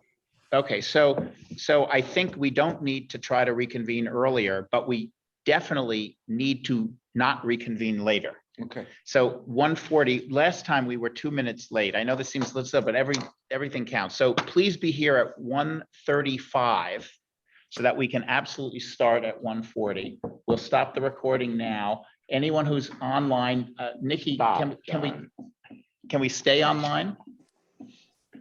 Yeah, we can stay online. I'll just So stop. the meeting will stay open. If you want to stay logged on, that's fine. If you want to log on again later, you can. It's the same information. And John's having all town folks, you know, John's invited us all over to have sandwiches at his house. Exactly right. Doors open. Yeah. So go on right Yeah, over there. come on Just- over. You don't have to knock. Who wants All right. drinks? See everybody I'm at going to say, who wants drinks? 1:35. Thank you. You all right? And I will deal with my colleagues here on the You want EDC. drinks? Yeah. Okay, thank you for asking. So now, okay, thanks, Nikki. Okay, welcome back. We're now in section 3 of today's meeting. Just coming up, all of this is on the website, www.woodstock-vermont.com. Everything you need for this meeting, including the schedule that I'm about to read. The next 5 are the village facade program, the 3 housing proposals, and the 4th, and then we start doing events. The first one of which is the 4th of July. So that's what we're going to do between now and 3:20. The next proposal is the village facade incentive program. This is an EDC proposal to ourselves. I'm the writer of it. I will simply say that this program is speculative. It has a number of criteria that you can see in the proposal, and I will repeat them if you ask about them. But we don't know whether or not this will improve facades, whether or not the money is enough to change a building owner's behavior. But if what we do know is that if we spend any money, we will get improved facades, because the only way we will make a grant is for someone who is improving the facade, if you follow that logic. So it's speculative, but the EDC will not spend a penny except if it achieves its objective, if you believe that objective is something that's important. So That's what the are only you thing I saying? would say. That the work So- has to be completed?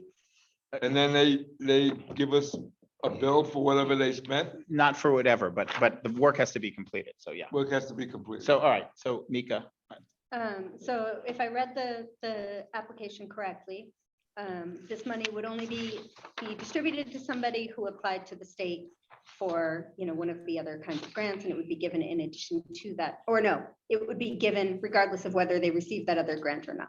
well, yeah, to be more precise, what we're proposing is that it be given, so the state has a downtown facade improvement grant program. What we're saying is a requirement for getting our grant is that you are eligible to apply for that program.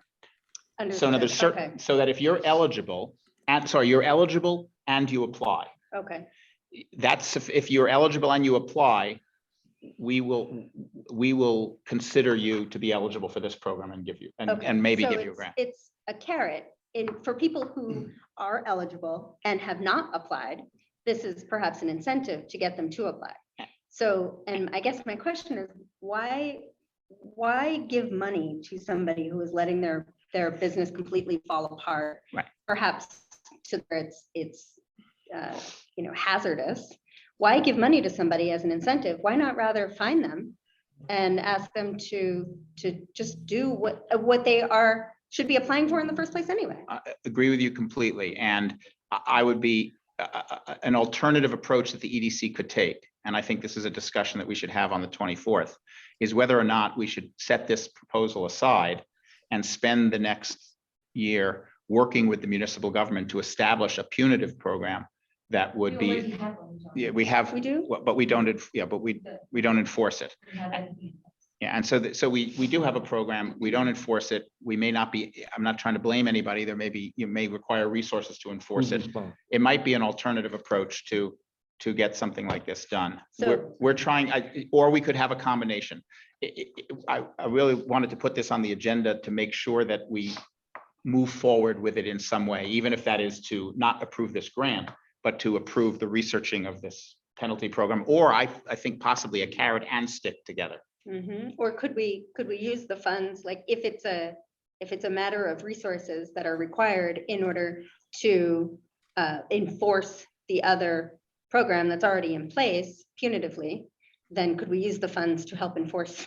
To get those punitively? resources. Yeah. That's a great idea. I think that's something we should definitely consider. Okay. I had not thought of that, and I think it's a very good question. Can you say that in another way? Yeah, so basically Jill was saying, yes, there is already a program in place, or there's some kind of mechanism in place that the town can use to punish, fine, whatever word you want to use, somebody who has let their building completely fall apart. And for some reason or another, that is not being enforced. And my question is, if the money reason was a it's- problem. If the reason it's not being enforced is because we need like a staff, we need to pay somebody to go in and enforce it, then could we use EDC funds to help fund that position to enforce those fines, rather than giving somebody money to do something that I. But my according to opinion, Jill, there is is somebody in Right, place. hold on, we're getting into non-questioning, but the answer to your question is, would we consider that? The answer is yes, I Does think. that make sense? So, Yeah. so Patrick has his hand up, and then Deborah, you want to follow up. So Patrick and then Deborah. My question is, if we approve this, are we tying up $75,000? We are encumbering $75,000, which means that we can't give it to anyone else. We are not spending $75,000 unless. So we're tying up 70, I mean, same encumbered and tied up, same thing. Yes, we're tying it up, yes. Okay, so and my only thought on, if we have rules and regulations already, I don't understand why the EDC would need to put money into things that should exist already in the town. Because there's only one reason to do this program. Because this program is not the right thing to do. The reason to do this is that this may be the only thing to do. Right. That's the only reason. This is not justified. It's not the right thing to do. We shouldn't have to do it.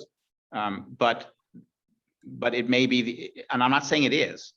But But you said there's a stick in place already, right? the facades are crumbling. No, the stick, yeah, there's. Yes, the stick is in place, but not being used. Okay, so I think that the thing would be people going to the town and saying, use the stick. I understand, yeah. Need to pull it. I understand. I'm in favor of this topic. The way I've introduced this topic is to bring up this grant proposal, but these other ideas are, I think one of our purposes is downtown physical rejuvenation. This is an initiative to do it. There are other ways to do it. I would be supportive personally of those other ways, but that's the discussion we have on the 24th. Deborah? Well, I mean, I think you just said it. Okay. Because I mean, I would be interested in looking into like what the carrot would be Right. instead. Yeah, okay. Just so you have well, I mean, actually, to be honest, the information is all really, the criteria and how we would do it is all really in the application. There's not much more to add. There's a question from Roger on the chat. It's good. Okay. I'm happy to use my voice, but I'm trying to follow the rules. Yes, well, so Roger types it into his phone, it gets posted to the chat, Patrick notices it and mentions it, and then I read it out loud. I wonder if there's a more efficient way. Oh, okay, no, Patrick, thank you, by the way, for monitoring it. I appreciate it, because we're missing. Go ahead. Just on the question of getting public funds to private property owners to upkeep their property, can you discuss some of the kinds of give backs that you might require or ask for in exchange for it? That's a really good question. We have we have not identified what those are. And I think it's a very fair question that there ought to be some. Okay, great. Yeah, that's a very, very good point. I think that personally, I would say that alone is a reason not to vote for this until we have that in it, even despite all the other concerns. I think that's I think this is an incomplete. Anyway, I've made that point. So thank you. Are there other questions of this? This was admittedly kind of a placeholder for a topic. So, and I think we can use, oh, sorry, are there any questions from, so maybe just to reiterate the protocols that we're using here. We're now we have more time for this one. We don't need to waste it if there's no questions, but for the public, for some of these, many of them, we haven't had time for questions from the community, but the chat box is the place where you can enter questions, and applicants will agree. We will ask each applicant to respond.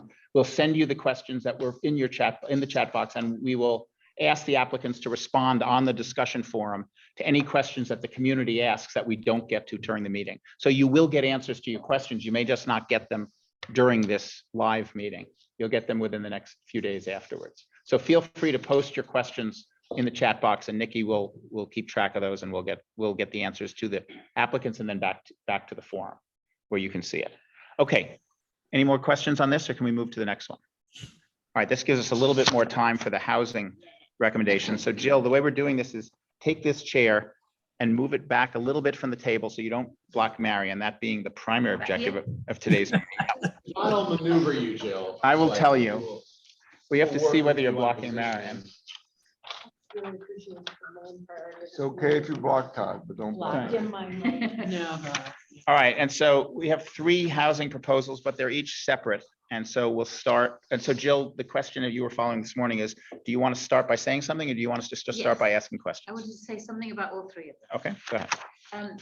So we're going to talk about 3 different proposals, but they can all work together. I'm the spokesperson for the EDC Housing Working Group, but there's 7 of us on that group, including John and Deborah. And Sally was on here, so I don't know, are these the only 4 people? No, this is the only people with cameras. I can't see now my screen. Can someone see if Sally is on? Sally, I can see Sally. Okay. Yes, so I might defer some questions to Sally.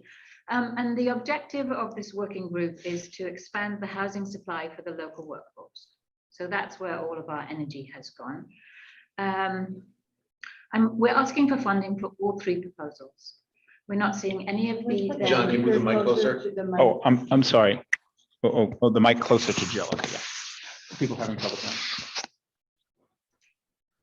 So we're not seeing any of these single proposals as the silver bullet to sorting out our housing crisis, because you have to see the whole thing as a mosaic. Each of these pieces is a part of that mosaic puzzle. So they're not competing with each other.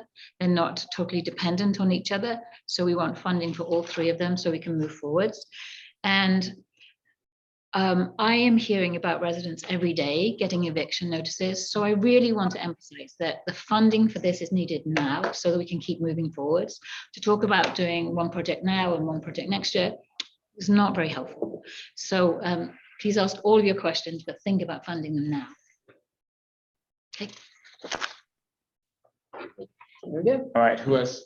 Are we gonna do one at a time or discuss all? I think it'd be best to do one at a time. Yeah, so the first proposal is the rental incentive pilot program. So questions about the rental incentive. Larry, were you raising your hand? So Larry, then Patrick. Yeah, same question for all 3 of them. I just, if you could outline the success other programs, similar programs have had. Can we do them one at a time, Larry? So that I'll talk about the rental incentive one first. So this is a program that is done in Big Sky, Montana.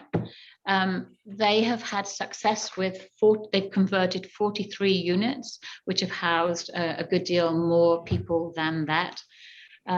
They had the program with no incentives to start with, and it had very little uptake at all. And then they put incentives in and it worked. I read about that. I just didn't know if there are other examples. You had that in your application. We haven't come across another example of anyone doing that program. All right, Patrick, and then Marion. Jill, if I remember correctly from that, Big Sky had a huge issue with short-term rental, is right, and that's why they took this approach. Yes. Okay, and then have you spoken to any short-term rental people in town to see if there's any people interested in biting? No, we haven't taken that research step. So we've used the example of Big Sky to justify coming to you for money, but we want to get the money before we start talking to people. Okay. And we see it just as an experiment. So if we get uptake, great. If we don't get any uptake, you spend no money. Yeah. Oh, yes, Okay. sorry, Marion and then me. So two questions. I always have two questions. One is, does Woodstock already have regulations around short-term rentals? Yes. And is this another issue of enforcement? And then the second one is how close do the incentives come to making up the financial difference? Right. So we have short-term rental rules. They're different in the village and different areas of the town. The town ones were put in only recently, so they haven't really been enforced at all. But everybody is being asked to register their property by end of April, I think. Yeah. So this will be the first year.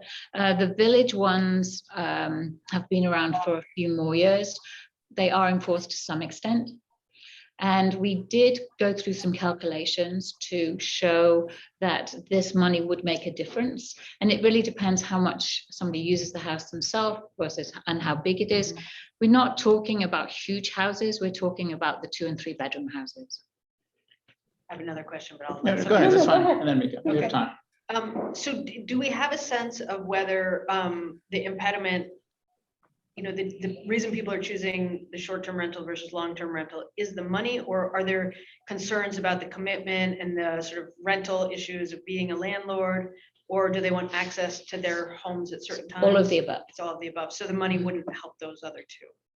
No, so it's just, it depends. There's a piece in the Big Sky program that some people have taken advantage of, which helps the people who just come up here once or twice a year, finding somewhere else.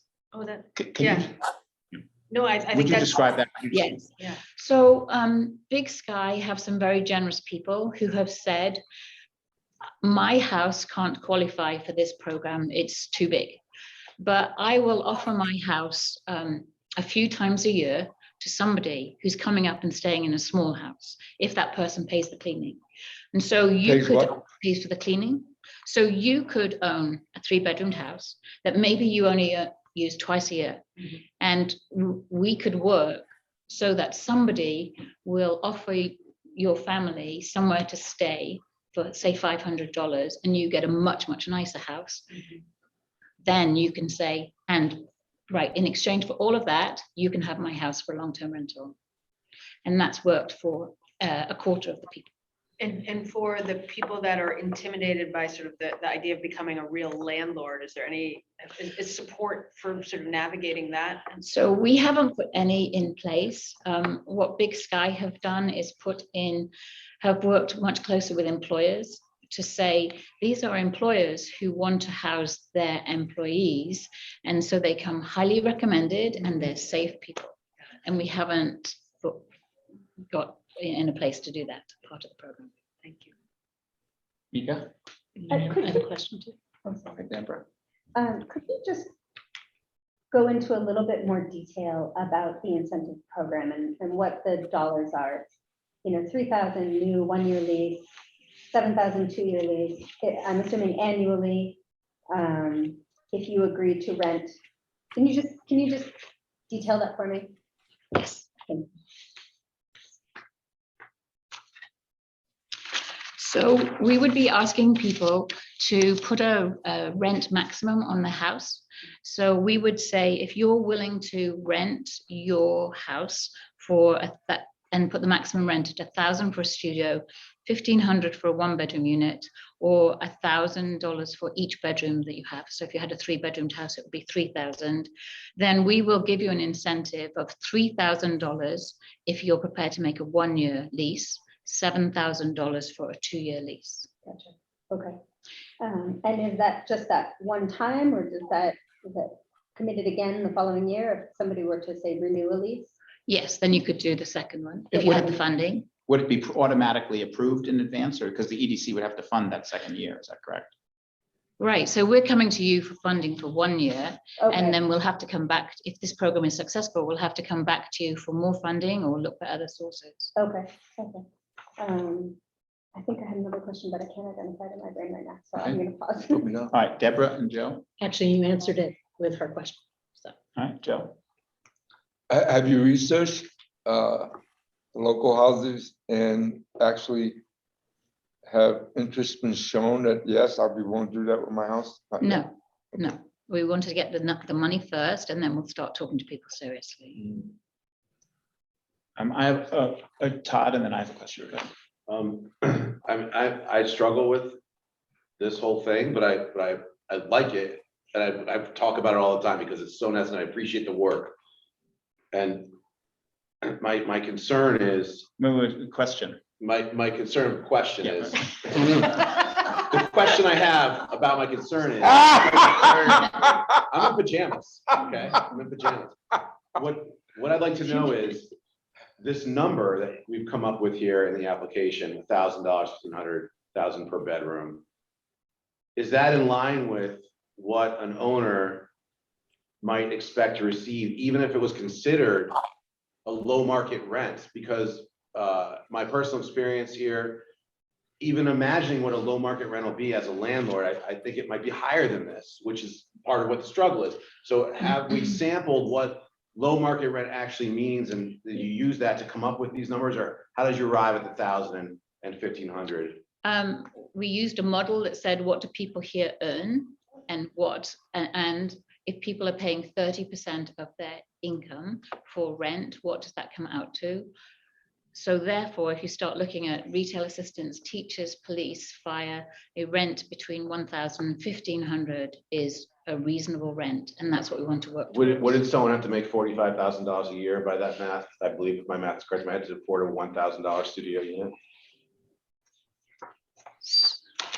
But all on a grant. Because teachers make less than that, just to be pointed. But most of them, so you have to assume that some of your people are 2-income households for all of these numbers to work. Okay. So the $1,500 is a 2-person income. But certainly 2 people, would you think 2 people would be living in a studio? Would you think they'd be able to have children and do Right that? now, Sort of that sort right of now, idea, right? there are people who would take a studio and stay in it for 2 people in order to stay in Woodstock, because their alternative is no home at all, or going all the way up to Thetford or Barry to live. Okay, yeah, thank you. Jill, Marion mentioned the other barriers that that this particular grant doesn't, another barrier that this particular grant does not address, which is people not wanting to become a landlord, or perhaps people being intimidated, let's say, by becoming a landlord.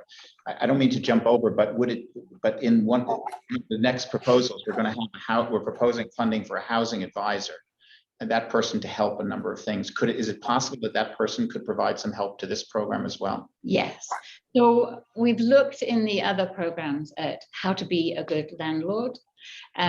So for example, just really, really basic things, but have potential renters make an application form, look to for good referrals. So go backwards and actually make some phone calls and find out people's history, have them prove their income, just to be good landlords, know how to write a good lease. We could do all of that with the housing advisor. Oh, that's huge. I would think that would be huge. Yeah, no, that is absolutely. All right, sorry, Deborah and then Mika. We're now shifting a little bit into the other time of the next one, which is okay, I think, but Okay. go ahead. Be as crisp as we can. Yeah, so this goes to the percentage of how much people are earning and what, okay. So ideally, you want to be spending 30%. Yes. Right, but I don't know if you've researched the numbers that, in fact, people are spending a lot more, right, of their income. And obviously, we want to get them to 30%, but it's not just about how much they're spending. They're willing to spend that. There's no stock. Is that correct? So I have a lovely graph that would show you what incomes people for an income and for the rent. And there's a straight line relationship if you do it at 30%. And you could set For a retail assistant, yes, they're going to be looking at living by themselves. They're going to want a rent of $800. That doesn't really exist. Right. So they pay more. A teacher is somewhere between 1,000 and 1,500 that they could afford. They have to pay, they most likely have to pay more. If you have 3 children, you're going to pay more. So we've just chosen 1,000 and 1,500 because it's kind of uneconomic to even rent anywhere for $800 a month these days. So you have to think about the landlord too. And then you're saying, we don't want you to come up with something totally uneconomic so you can't sustain this, but can you sustain something at $1,500 a month? Mika? Just 2 questions. One, have you considered putting any money toward helping to if one of the reasons why somebody is not renting their house year round is because it's actually not sustainable for year round, utilities aren't split up. I don't know, a variety of reasons. Have you considered putting any money into the infrastructure that would be required to have a house do that in exchange for perhaps a commitment that that house is, you know, it's not of a short-term rental person? I guess so, yeah. We haven't actually. That's a really good point. It's just, yeah. And I think at this stage, we really want some money to be able to experiment. And we've come up with these 2 programs as ones that have worked elsewhere. But as we go forward and explore things and find other things, then there's no reason why we can't adjust programs to make them work and create housing units.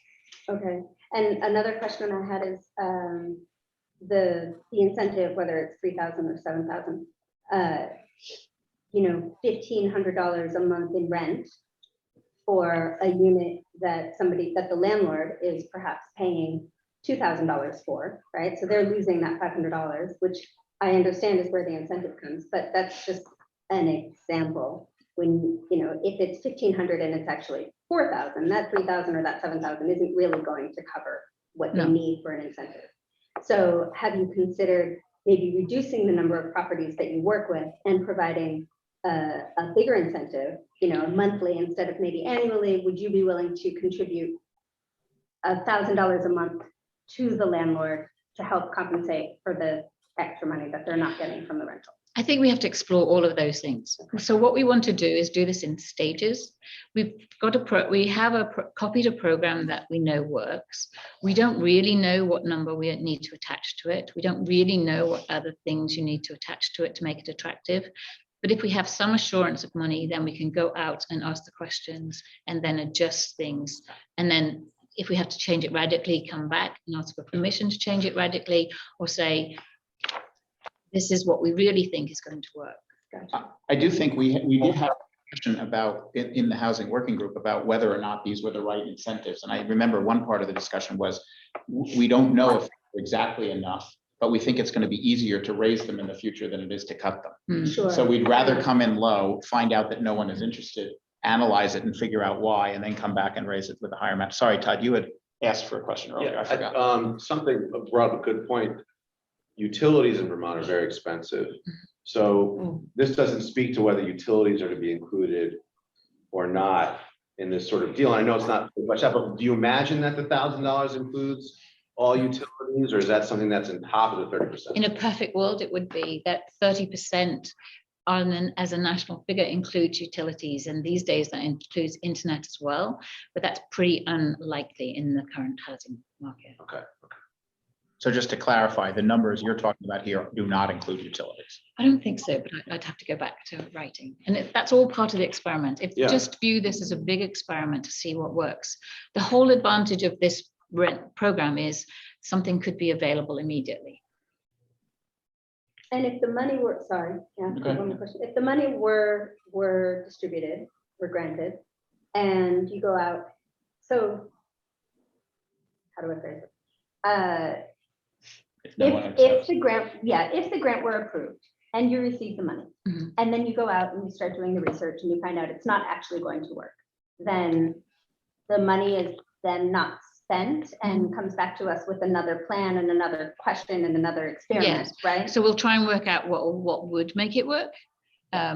if we can do that ourselves, great. If it's going to be changing the amounts of money, then we might propose changing the amounts of money. We don't know. Or if it changes the proposal dramatically, Right. at which point, that's a different proposal than what was approved. Right, then we have And to come back to come you. back to the table, Yeah, right? luckily Okay. the chair of this group is on there, so he'll make us. he'll And keep by us the way, honest. just to clarify, for those who are new and those who are listening and so forth, and Patrick, I'll call on you in 1 second, but this applies to any EDC grant. The funds can only be used for the purpose in which they were intended and granted, and the funds are not given to the grantee until they are used for that purpose. It's a reimbursement. It's a reimbursement. The EDC reimburses people's costs. Yeah. That And actually only have those- been spent. And we check all of those costs to make sure that they were what was originally asked for. Okay, thank you. Patrick. John, you just clarified one of the thoughts I was going to ask is they don't get the money until they actually get somebody in the program, right? Yes. Correct. We encumber it. We set it aside. And then we do checks all the way through to make sure that they're good to their word. Now, part of this program, Jill, would you help the landowners, the house owners to do checks on people's finances and stuff? I know, a regular person can't really do that, but is that something that the other program, the helper, I can't remember the title of it, but No, the housing advisor. yeah, the housing advisor could help with? We would have to see how all of that work goes. I mean, you don't really want people checking people's finances, but except that as a prospective landlord, you can ask for a pay slip. Or credit check? Yeah. Credit check. Harder. I mean, Isn't it? It's a very common, as a renter. it's very Okay, common. the answer is, Patrick, I don't know. But the housing advisor would make all of this very practical and do the job. Thank you. Patrick, sorry, could I ask you to clarify your question? I want to make sure I know what your question meant. Are you asking about? I'm asking if we could give the potential landlords the ability to help check on a credit check, I think would be the smartest thing to do. A landlord service. That may not be able to do it easily on their own. I see. I understand. We talked about all of those things because some people do that. We kind of stopped short of going to a full landlord service. But if our research comes back and says, I'm not going there without that, then we would have to work out how to do it. Yeah, I'm only thinking the credit check from the standpoint of, Vermont is very tenant based and not very helpful for landlords. So anything we could do to make the landlords potentially feel better, I think may make the program more successful. I think I'm not supposed to say that yet. So. Okay. All right. Any other questions? Stop, Todd. Any other questions on the rental incentive program before we go to ADUs? Okay, the ADU workforce program. Jill, do you want to say anything about that, or you've already commented, or? All right, so this is the one where we're giving grants, right? The ADU workforce, yeah. Yes. So everybody is talking about ADUs, accessory dwelling units, as being the answer to our housing. And they are another piece of the mosaic, but they will take some time to create. It's quite complicated.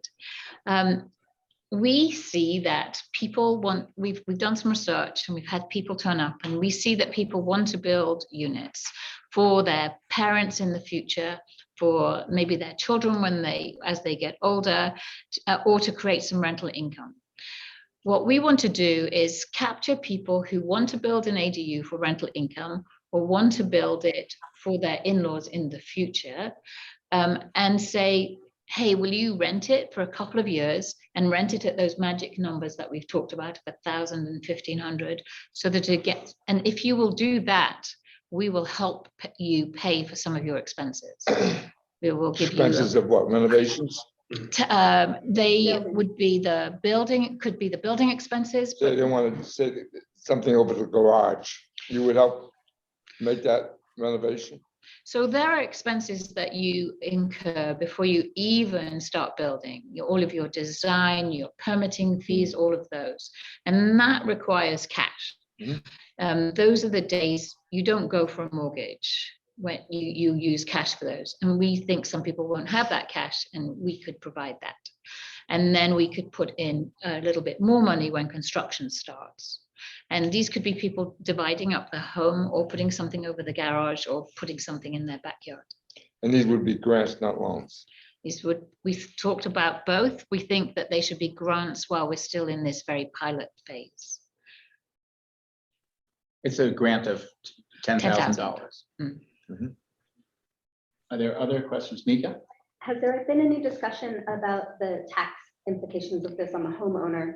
You know, now their property is worth more, is then taxed at a higher rate, and so Yes. is it worth it to them to do this? So we built some models that show it could be worth it, but we also want to go and talk to the town soon about how we want to go and talk to the select board about how they could be contributing to housing as well. And perhaps property abatement is one of those. Okay. Can I address an earlier question from Larry about the success of this? Yeah. So this is another program copied from, in this case, Montpelier had a program like it. Mad River Valley Housing Coalition had a program. Brattleboro had a program. There's lots of programs on the West Coast. And we know the numbers from Mad River Valley. They had about 3 or 7. I don't remember. They either had 3 or 7 in the pipeline, and then the pandemic hit, and then all the numbers didn't work. So they didn't have things that went all the way through, but they could be starting up again now. And then Montpelier had several, maybe they're the ones that had 7.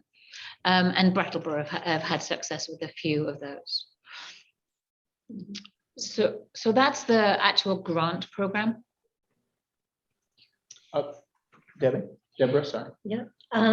No, this is one where you have gone out and talked to people in the community. And so can you speak a little bit about what you found from the desire in the community? So we had 2 evenings where we spoke about this.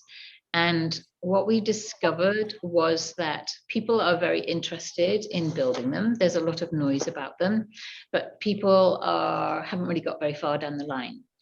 And so that's why you have the 3rd proposal from us for the housing advisor, because, show a picture. Here's the whole process of what happens when you have to build an ADU. It's like building a house. You have to go through every step of the way. And so, but you're only spending 100 or 200,000. So you're not going out to pay an architect to do everything for you. So the biggest interest we had from people was in somebody to help them navigate the system and to come out and talk to them right from the beginning and say, yes, this is a really good idea. You could see this unit being here, or you could see that there, or have you asked this question yet? And have you done this? And just help them get off the starting block, because nobody seemed to know what the first step was. So that would be one area where the housing advisor would help. And then the permitting process is really quite complex. You have local permits, you have state permits, you have individuals that you have to talk to within certain departments. And if you're an architect or a contractor, then you're used to having those conversations. As a homeowner, you're not, and that's a bit of a minefield. So again, we would like to have the housing advisor become a little bit of a mini expert to help people through that process. Okay, so I just want to finish. Of course. So one thing that I'm not seeing, which seems to be like a hybrid of the first 2 that you were mentioning, because the ADUs are going to take some time to get built. But obviously you want to get that going as fast as possible. Is there an incentive for somebody who has something over their garage or has this mother-in-law unit that they're not renting right now to put that on the market? So it's not quite the first grant, and it's not the second grant, because it would maybe only take a small amount of changes in order to put it on the market. So is there something like to make it safe, you're thinking?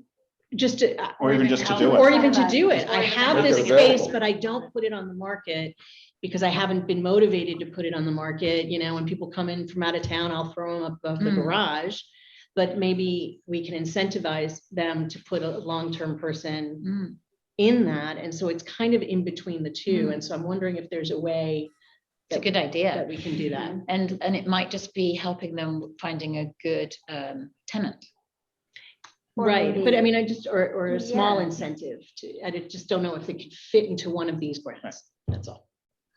Because that could be an immediate thing as well. And so it'd be great because it was immediate. Yes. Immediate, it's not already being used as a short-term rental. It's not being used at all necessarily. It might just be used, you know, a couple times a year, maybe, I bet there's maybe a lot of not. that. I bet Well, there's a lot of them. Rather than yeah. go do the brainstorming here, Right, can we okay. just ask the housing working group the housing working group meets every week? Can We we meet just ask- every Tuesday and go through these things. Can we just Um, consider that? And I think that what all of these are saying is that we need to go and do more research to find things out.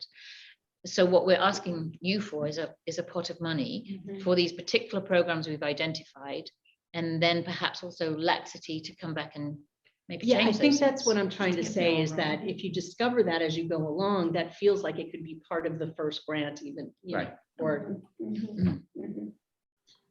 All right, these are good suggestions, I think. Oh, and then to Larry, to answer your question as well about the success of this, we're copying a model that's been done in the Mad River Valley Housing Coalition, which has such a person. You're talking about the third objective now, the housing advisor. Yes. You're shifting to that. Well, can we, before you do that, can we do the ADUs? I want ADU. Yeah, so let's just stay on ADUs first, then we'll go Joe and With then. regards to ADU, you mentioned that you had meetings with some folks. Yes, How many meetings? 2 meetings and How many people attended? 27 Totally or per meeting? total.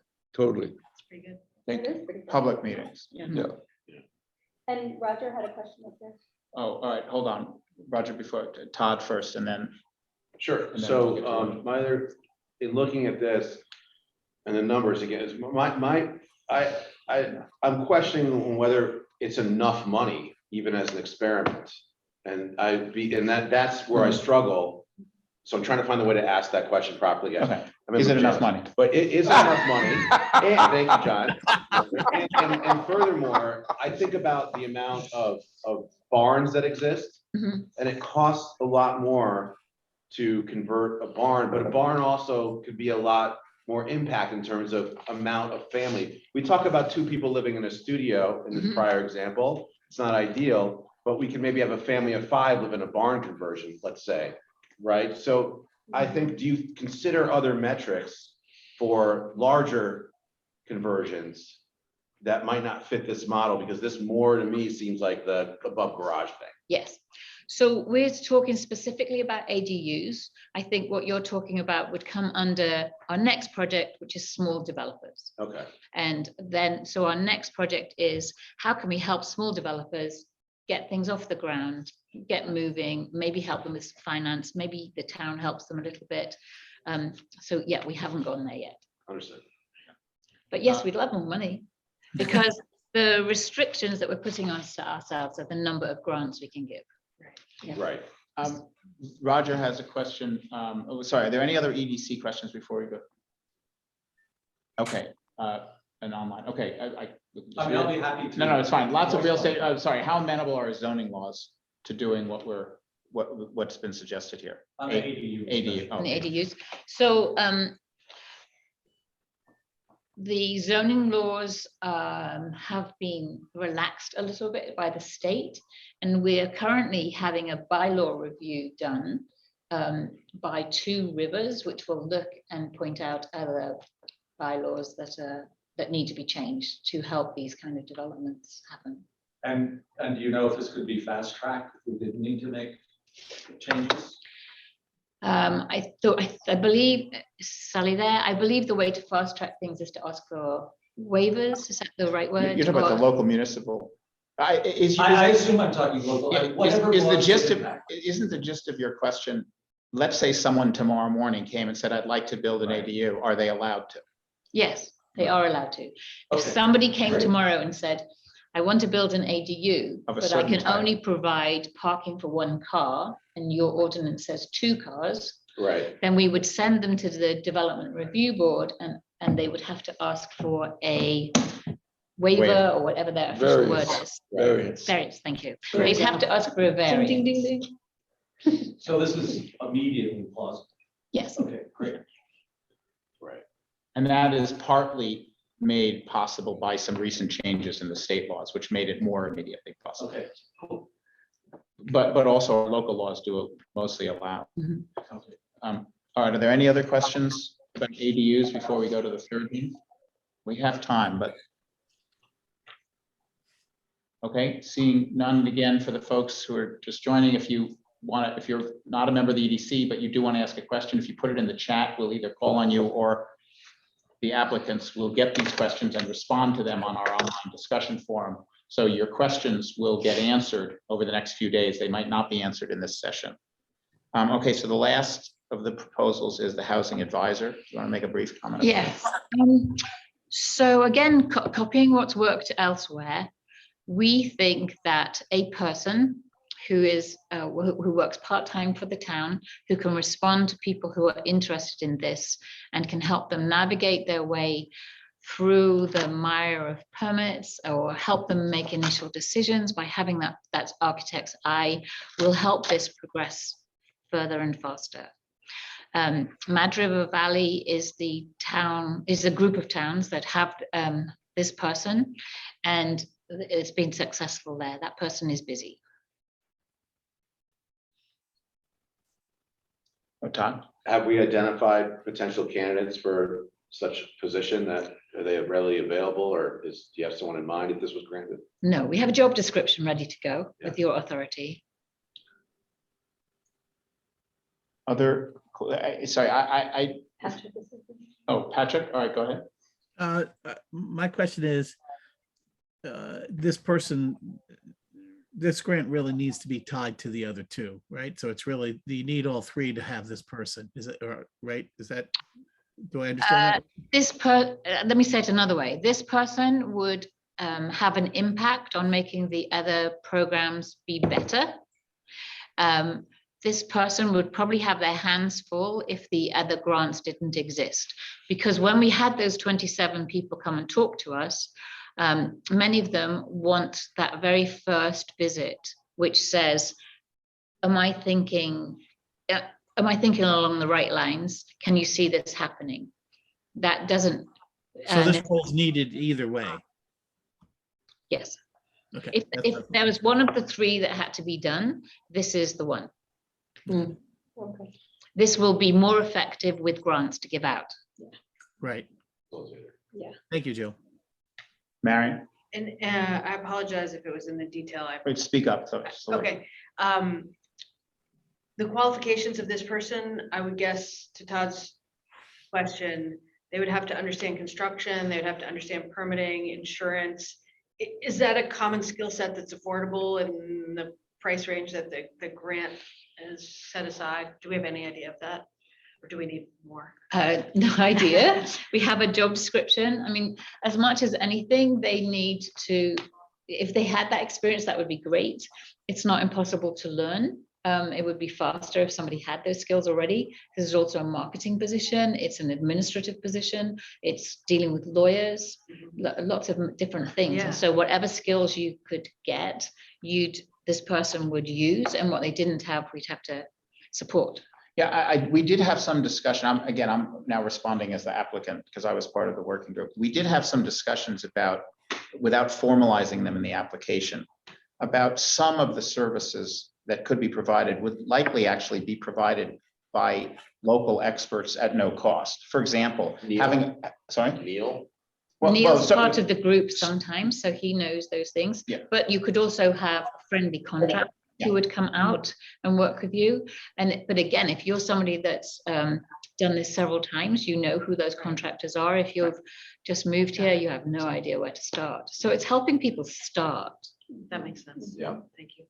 Yeah, this person would probably have those resources. They're not going to know every single thing, but what they should know is who to go to, who to send you to, kind of thing. Just like, and talk to any contractor, they can send you to most of the places. So I think this person needs to be a sort of jack of all trades and master of none. Yeah, a project coordinator or point of contact. Yeah. All right, other comments or questions? Sorry, not comments, questions. Just make sure, no other for the EDC. Roger? Speak up so they can. I wouldn't want to complicate this right now, but would it be possible in the future, using the Mad River Valley as an example, to look at combining this facilitator position or navigator position or whatever it is with other towns in the area? Is that a plausible thing to do? It's something we've talked about and we think would be a great idea, because then you might be able to get one expert who is employed full-time and make the job both more attractive. We're working with other towns. We work with Pomfret. We go to their housing meeting. They're waiting to copy us. We're working with Kevin Geiger in Two Rivers, who represents 7 towns. I'm involved in another project with the Thetford group. All the towns are talking together. I will also say, though, that I had the specific, I was responsible for part of the Mad River. I was responsible for asking Mad River Glen that question. And just the logistics of it right at the moment, the person who's in the job is leaving, they're replacing them with someone, but they don't know yet. So they couldn't really discuss it. Just this week, Jill, I believe you had a meeting with another organization where we were asking the same question. And again, for different reasons for them, it seemed like there was not really an opportunity there. It was sort of more a person with architectural background who could have played this role. And maybe I'm misstating it a little bit, but basically we couldn't find and an didn't easy really way. have capacity. Yeah, So so if we've you asked. find this person, many towns will want them. Yeah. We're one of the few towns that has a source of income that can pay this person and get the ball rolling. Right. So we are exploring it. We failed twice. Yeah, I mean, again, I wouldn't want to even suggest that one put a stop to anything like that. Right, right. All right. Are there other questions about the housing advisor? Or I suppose just because we have a couple, we're quite a bit ahead now. Any questions about any of the housing proposals? Larry? Just a quick question. Where would this housing advisor have an office? And is that part of the budget? They wouldn't have an office. They would be a consultant. They would be a consultant that worked for the EDC housing group. And people don't have offices these days. They have a computer and they have a car and a telephone. They would also coordinate, we hope, very closely with Neil Leitner, certainly if they Right. needed a place, to meet people and so forth, they would use the town hall, is what we've Yes. talked about. And Neil Yeah. is, again, participating in the. So work. in this work, there would be 2 town employees who'd be very involved. Neil Leitner, who's the planning and zoning administrator, and David Green, who's the fire chief.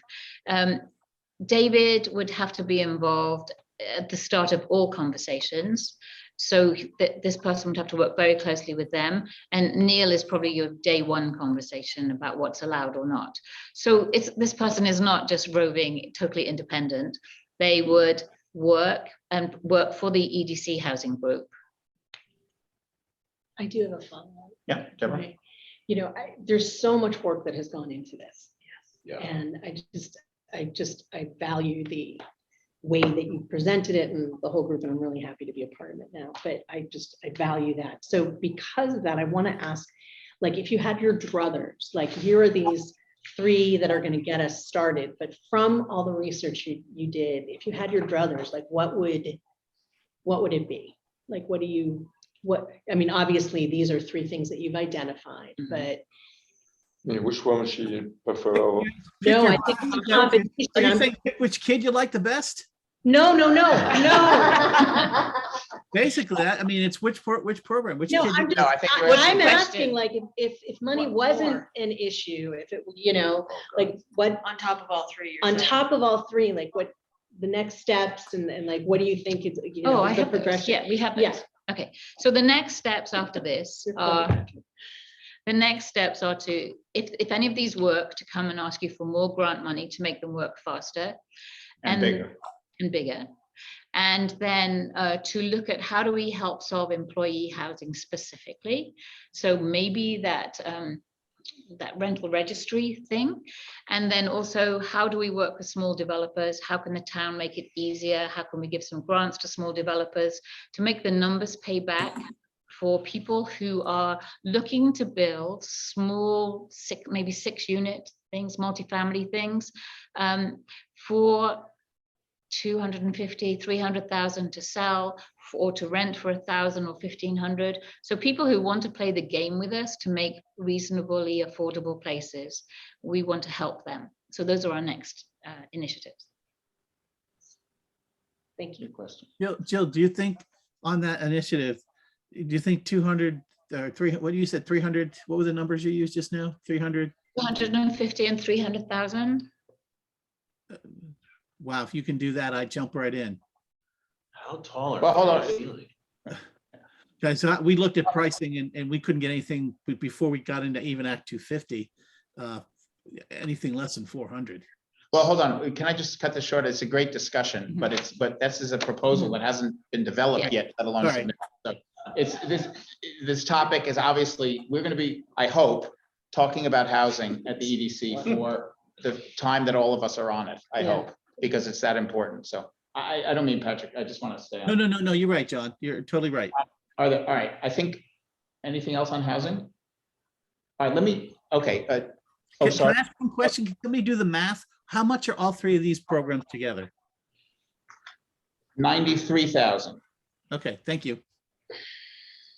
Larry, were you raising your hand or just cleaning your camera? Yeah, I just wanted to tell you how impressed I am with your housing group, and it's an intractable problem, and it's great for these possible proposals. We're not doing that. We're not doing that. We're asking. God said I could say that. You said you could do it. No praise. That's right. We will have no praise. But thank you. Unbridled criticism is perfectly acceptable. Right. We have enough of that. All right, Jill.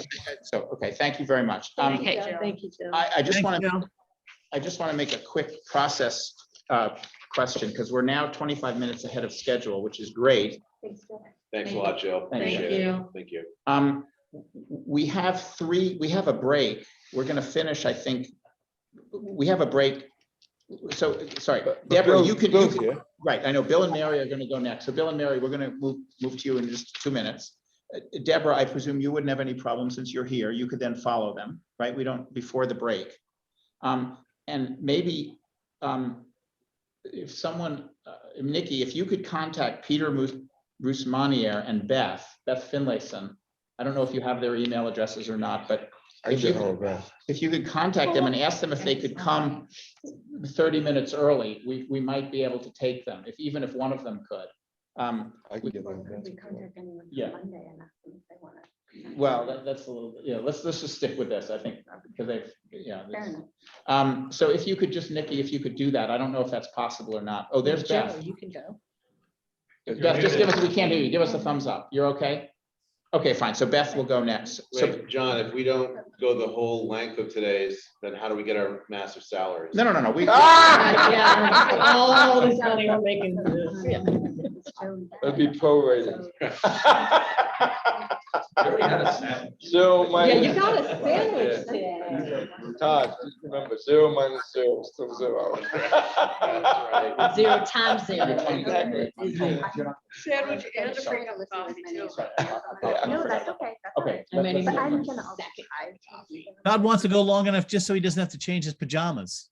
That's right. Okay, we'll see. Let's see if we can do That's that. right. All right, so, so it looks, anyway, we're gonna I'll need to go to the restroom. we're gonna proceed now. Same. We will have a break. Yes. We will have a break after this. I wanted to be lined up. So, all right, so the next proposal is, so we've gone through a whole set of proposals in case the grouping isn't quite clear, that involve to some extent private businesses. We've then done housing, which overlaps in some cases with private owners. And now we're turning to events. And so the events that are coming up now, the first one is the 4th of July. So I don't know, Bill, Mary is on thing. If you want to come up here, we'll turn you. Bill and Mary, you've heard a few of these presentations today. Let me just get Bill there, okay? Would you like to start by saying anything, or do you want to just have us jump in with questions? It's up to you. What's the title of this one? This is our 4th of July fireworks. I think it's pretty straightforward. Mary, did you want to add anything, or I think it's, I don't. They have everything I would say in front of them on the application. I think it's pretty straightforward. Why don't we go ahead with if that's okay? Yes, you go ahead with your questions. All right, are there questions? I have some. Todd first. Go ahead, Todd. I'm not allowed to say I love fireworks, so I won't. Have we tried to raise this money from the community for a sponsor? Have we ever tried that? Yes, we have. Yeah, so Mary could probably talk that we've reached out to merchants in the past, and you could probably talk better about that than I can, Mary, but At the end of March or by mid-April anyway, in the past, we have sent letters to business people in the town and some organizations, a couple of banks, and asked for money. Back in the olden days, we'd ask for as much as $1,000 and were successful. And the last 2 years, of course, in 2020, we got it off the ground and then canceled everything quickly. And last year decided it would not be appropriate to ask any of the business people to make any contributions. We collect usually and always $10,000 is in the budget, which we collect annually as a part of the general budget of the town. And when the EDC first started giving grants, I think your limit was $5,000, wasn't it? Yes. Yeah, so we asked for $5,000 and were successful to get it. And the first year, I think we went about 13,000. So we took about $2,700 from our grant back. And then I have one more bill that I have to pay from last year that hasn't come to us yet. And then I will be asking for reimbursement for, and that's going to be about 3,200, I think this year. It's a little more, but I don't know that we'll need the 5,000, but I'm asking for it because I'm not sure what kind of reception we will get from business people in town this year. We lost you there, Mary, for that last bit. I said, I'm not sure how the business people in town will respond this year. And I have one other thought that I have not proposed to Bill or the select board yet that I'm thinking about. And maybe another way to get the money. The display is usually about 25 minutes long, and they've held their price for the last several years. And I know last year they wanted to raise it, but after consideration and a proposal from us, they decided to keep it back to what it would have been the year previous. We were only 1 year without fireworks, and that was in 2020. So Mary, if I just may ask, so this is money if you need it, and if you don't need it, but if we have to earmark it, like we talked about, but will you still ask people in town to want to contribute, and then perhaps they won't, and then you'll need this? Is that what I'm understanding? You are understanding correctly, Todd. Last year, there was no outside of the town's money, none at all. So we needed it. And I don't know what's going to happen this year. We had a lot of volunteer work from Spectrum, the teen organization. And last year, well, in 2020, they had decided they were not going to participate and did not do so last year. So without their volunteer effort, we had to pay the constable a little more last year because he had to have other security and crowd control people available. Okay, great. I think I just want to make it clear that I'm just hoping that people are asked to contribute, but I fully understand what this application is looking for and I appreciate your time. Thank you. Yeah, how much are gonna cost this year? We don't. It should be, I know, and I think it was 70, was it 7,500 last year, Mary? Was that the fireworks? I think there was something like. Oh, no, it's more than that. Okay. Yeah. Some reason I took it, it's more like I think 10,000. it was like 10,750. Okay. They wanted 11,900. They wanted close to $12,000, and we talked. Right, Mika? In addition to, or in lieu of, sorry, Mary, can you hear me? Yes, I can, Mika. Okay, thank you. In addition to, or in lieu of community donations, have you thought about, I'm just gonna throw out Mascoma, for example, Mascoma gives out grants. They're a B Corp, they're very invested in the community. And, especially as a corporate branding opportunity, I'm just asking if you. We always go to banks, and each bank has its own method of application and way that we should process that we must apply through their process. Sure. And we didn't go to them yet last year because we ended up going to no one in town, but we had started the process the year before, and it just became obvious that we couldn't do anything that year. So Okay. we But will someone like- definitely go to them. Okay, yes, so someone like Mascoma has been approached in the past and could be Yes. approached. Sure, Yes. absolutely. Patrick? My question is along the same line, people like Long Trail, who are very community oriented and look for a big sponsor or a couple of big sponsors as opposed to, trying to get 500 here, 1,000 there and promote it, do it with the idea of that you're going to promote it as well. Although sometimes people don't like extra people in town, but I'll tell you something, Patrick. Long Trail,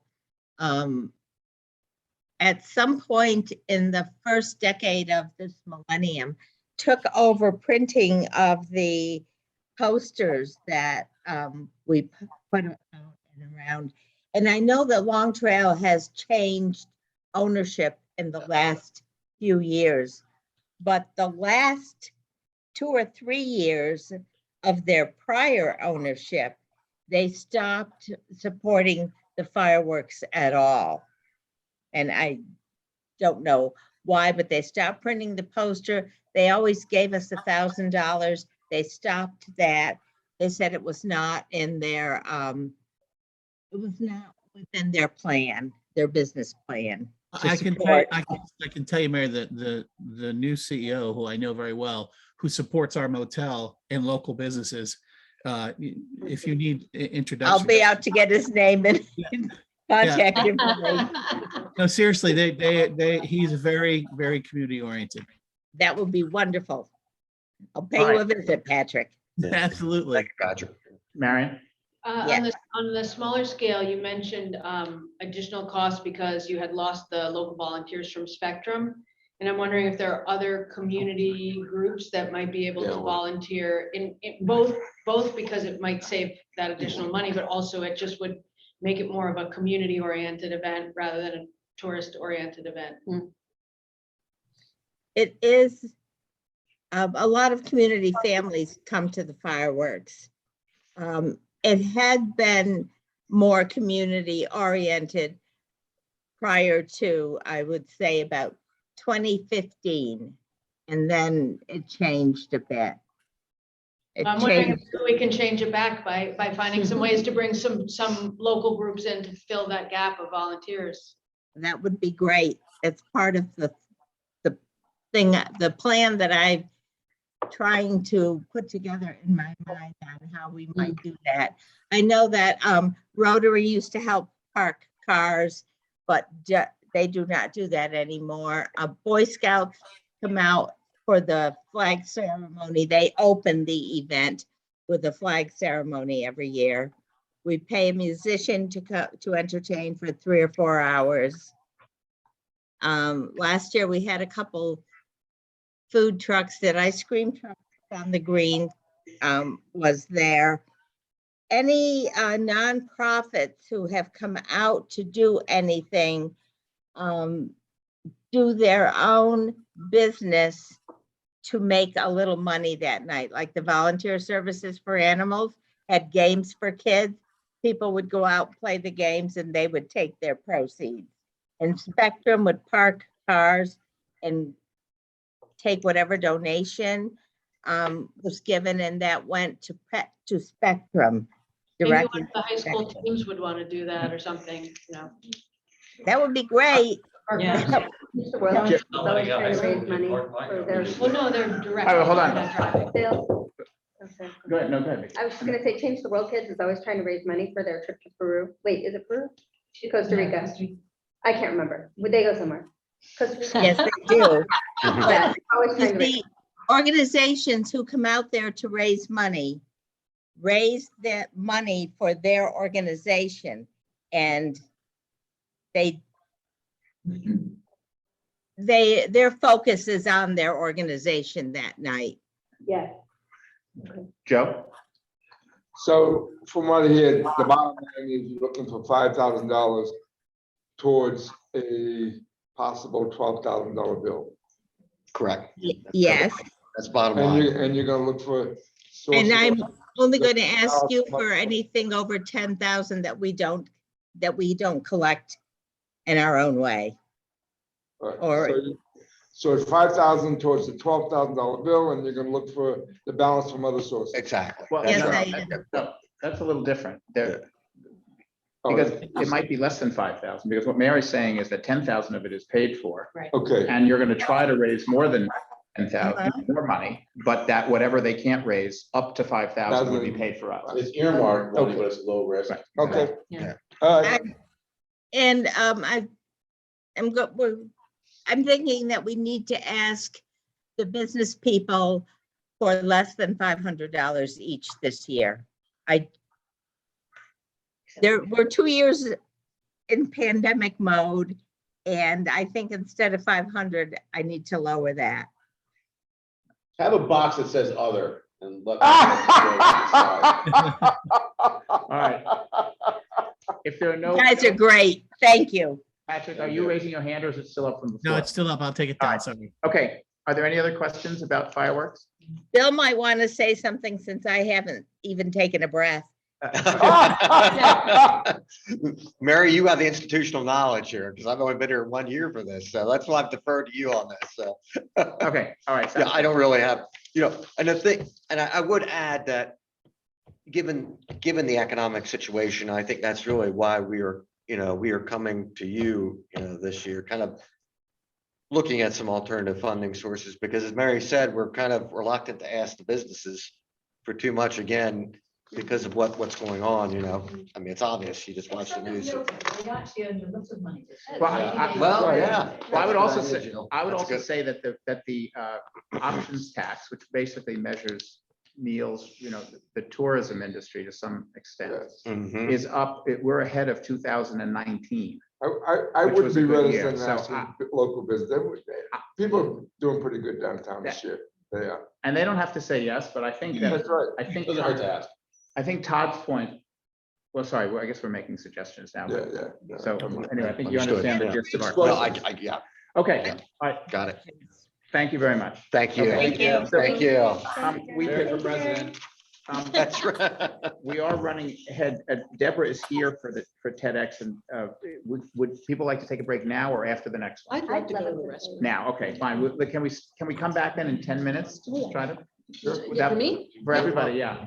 No, I mean for. Is that enough Yes, time? and Is yes, that enough sure. time for you to go? I'm not sure what the Yeah, situation is. yeah. We're gonna take a 10-minute break and we'll reconvene at 3 o'clock. We'll stay online. There's nothing left in that bag. Oh, yes, there is. Oh, there isn't. How did you know?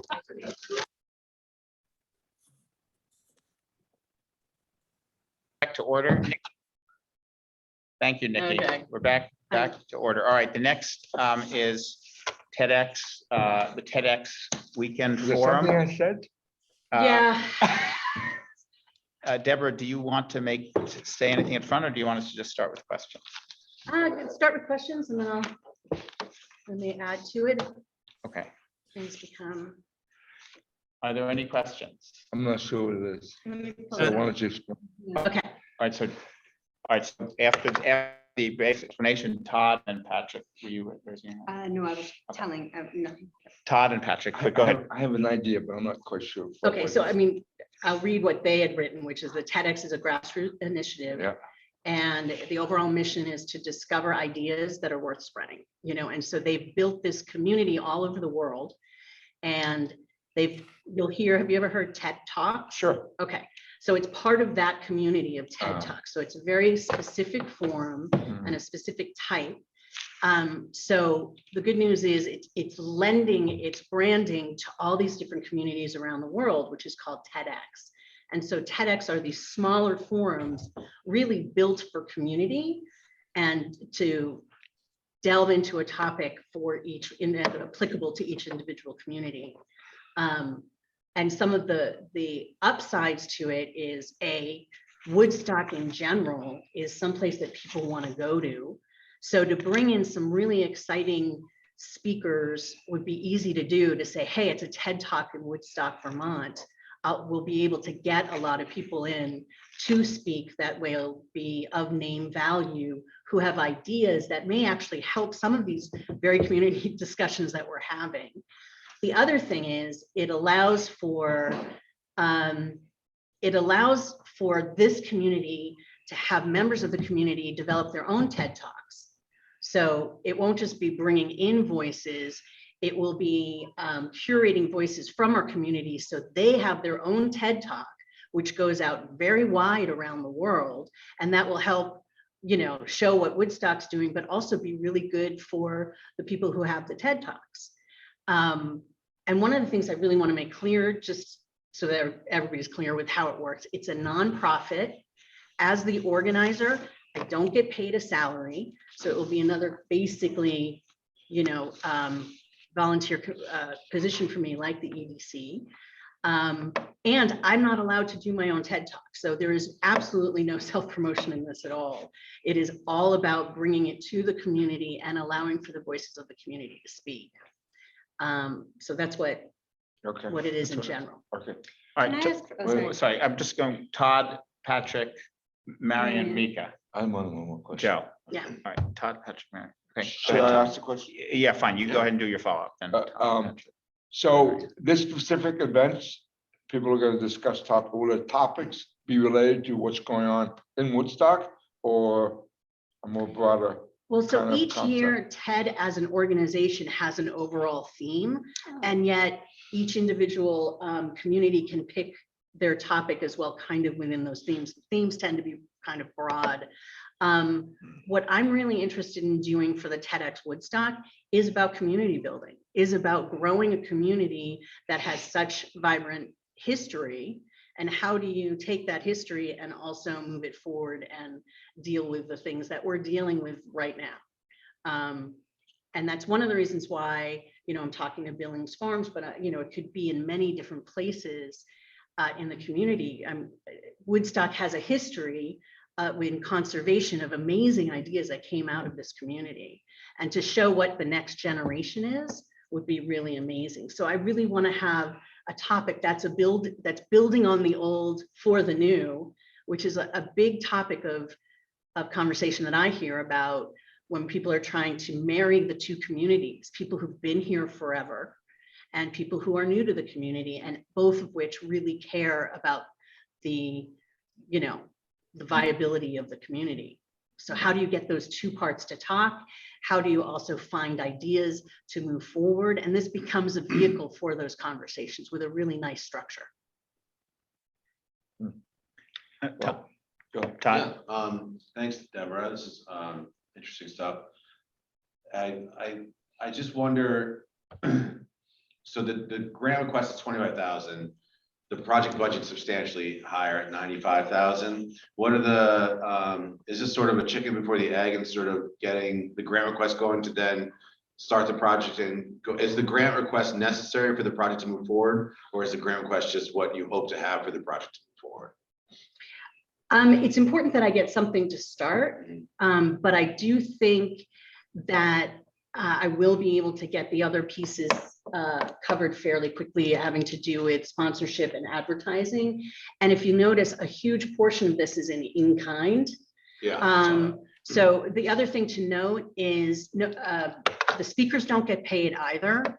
So the main thing that we need to pay for as far as speakers are concerned has to do with hospitality and getting them here and putting them up. And I think I could get some sponsorships, Hi, Patrick. Sponsorships for hospitality and other things, you know, for people to get here. So, I mean, I think it's an important piece of it. But if you look at how the income comes in, like there's a number of things that I won't need next year, as far as, you know, actually building the stage and building the big TEDx logos and certain things having to do with AV setups and things like that. Once I pay for it the first year, I'm not going to have to pay for it from that point on, or at least for a good 3 to 5 years or whatever for the set dressings and things like that. And also the ticket price becomes, ideally, I'm going to end up starting next year with about what you're giving me in my pocket for us to then be able to go on to. So it really is true seed funding. Thank you. Patrick, then Mary, and then Mika. Okay, I got a couple of questions. Yeah, sure. The first one is, so this is, you're really looking for this for initial first year funding. Year 2, you feel it'll pay for itself. Yes, I do. Okay, and then for the first year, you have your dates. You want to do it this first one in September, and then move it to a January, February date. Is that correct? So just to be clear, what I'm looking at doing is there's something called TED salons, which are smaller events. So it's like a one-off or one evening. I'd like to actually do one of those either late summer or early fall to get it going. And also because I think, I mean, this process has shown, you know, we could use some voices coming in and talking about what they've done in their community, and just to get the conversations rolling. I think would be great to do a smaller thing that's really not about tourists at all. It's really about for our community to have a discussion. And then the larger event, which would be a full weekend event, I'd like to do it in the winter, because you're bringing in people, almost like a Sundance thing, where it's like people are, you know, there's a weekend that people are coming here to like see it in like a snowy day like today, and it's adding to, you know, commerce during those periods of time. The only thing that I'm going back and forth about, which I want to make sure that you note, it's not just about having TED Talks that our individual people here can have in our community. I'm also doing an innovator showcase, which has been done at other TEDx events. And an innovator showcase, if it was a nice period of time, could be done on the green. And it would be a curated event where people would have booths that actually talk and show some of the innovations that are going on in the local areas. So that's specifically for our community, and people can really see what's happening in many different ways around the community as well. Okay, I don't know how I do that in the winter. I mean, I guess, you know, maybe it would be a big room in Billings, or could be at the Inn or Hedron or something. Okay, and so you're seeing this as an annual event? Yes. Okay, cool. Mary. So, I mean, I know TED and I know TEDx, but I'm not an event person. Can you explain what that 25,000 actually goes to? Is there a licensing fee from TED? Is this all in materials, or what does that money actually pay for? Right. There is not a licensing fee, but I do have a license for the area. So, and then I keep getting the license. So to begin with, we have a smaller event. So about 200 tickets for the first year. And then I attend a TEDx event, and then I'm allowed, once I've proven myself to TED, basically, I can then do the larger event. So the actual money, to answer your question directly, it goes to the building of the AV systems, and the branding, the stage branding, which they have very specific regulations around. Because if you ever look at the TED stuff, it's incredibly high quality. So there are things there that I'm not going to be able to get in kind, you know, that I'm really going to need to be putting some money to build it at very high caliber, to set up the AV, the sound systems and the recording at a certain level, and as the editing at a certain level. So I just can't get that in kind. The other part of it is going to be the marketing and the development right from the beginning. They have a structure for the websites, but I have to do the building and the marketing of that. Some of the history for those who don't know me, since 95, I've been building programs in communities, whether it's been Shakespeare in the jails or building programs of free theater at LACMA or the Getty Museum in LA. And I've done other things in Northern California as well. So I'm used to working in this kind of budget range and developing things broadly. The productions that I did at LACMA were free range theater around the tar pits, and we had 500 people per production, and programs for kids afterwards, and used to using, getting a big marketing campaign and trying to get as many people to one day, or, it's a familiar animal for me. Did that get it? Yeah, I think so. I mean, yeah, I think so. So it's basically the building of the branded stuff that really they have specific requirements for that are costly, and then the marketing. So it's all that. I mean, every year there'll be a different marketing campaign, but the first year especially, there's going to be this whole back end of TEDx for the area that I have to build.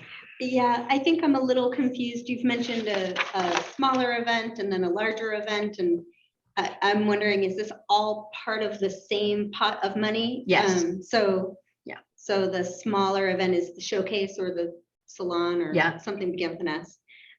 Salon. Okay, and then the second one is the larger TEDx, and I'm just trying to understand the mechanics of it. And then the larger TEDx is broken up into smaller TEDs. Little touch. Very little TEDs. I mean, little bitty Bob. Remember Bob? The Mark Wahlberg tent? No, the grant is for the weekend TEDx, but in order to produce that, I'm also going to produce a one-off event of a salon leading up to it. Gotcha. And this money would encompass both of those things. Yeah, I'm putting that under marketing promotion in a sense, because that's really based in the community. I'm not going wide to promote that event. That's the beginning of the event. It also will help me to curate the larger event, right? Sure. Because I'm really going to be able to hear from people in the area exactly what they're going to want from this event. So it's going to be a helpful moment for me and for people to understand what TED is. The larger event will be a full weekend event. It'll include an opening night on Friday. It'll be a day-long worth of TEDx's. Each person has a TEDx talk, like a TED talk. Okay. So there will be 12 TED Talks. Under the umbrella of this weekend of TEDx. In one day, yep. And Okay. I'd like to do a farm to table event on Saturday evening as a closing night event. And then the Innovator Showcase will run side by side with it, Yes. either on Saturday or Sunday, or Saturday and Sunday, depending on what, where I can get it. Okay, and the Innovator Showcase sounds like a little bit, I don't know, like a conference almost, where you go and you can see this vendor, that vendor, and what they offer. Yeah, the cool thing about the Innovator Showcase and how I'm wanting to do it here is you don't have to have a ticket to TED to see the Innovator Showcase. I want the Innovator Showcase to be free to everybody. Okay. Okay, so but it goes in hand with the TED Talks. Okay. So that those people can get to, show their stuff and what they're about. Oftentimes also the Innovator Showcase is the first step to somebody getting a TED Talk for a future year, is how I've seen it work in other conferences. Like, so somebody who's starting an app or maybe a farm, and they have a new way of handling something at a farm, and they're showing it at the Innovator Showcase, then oh, okay, so maybe they were going to focus on them. That did really great. We're going to have them do a TED Talk next year.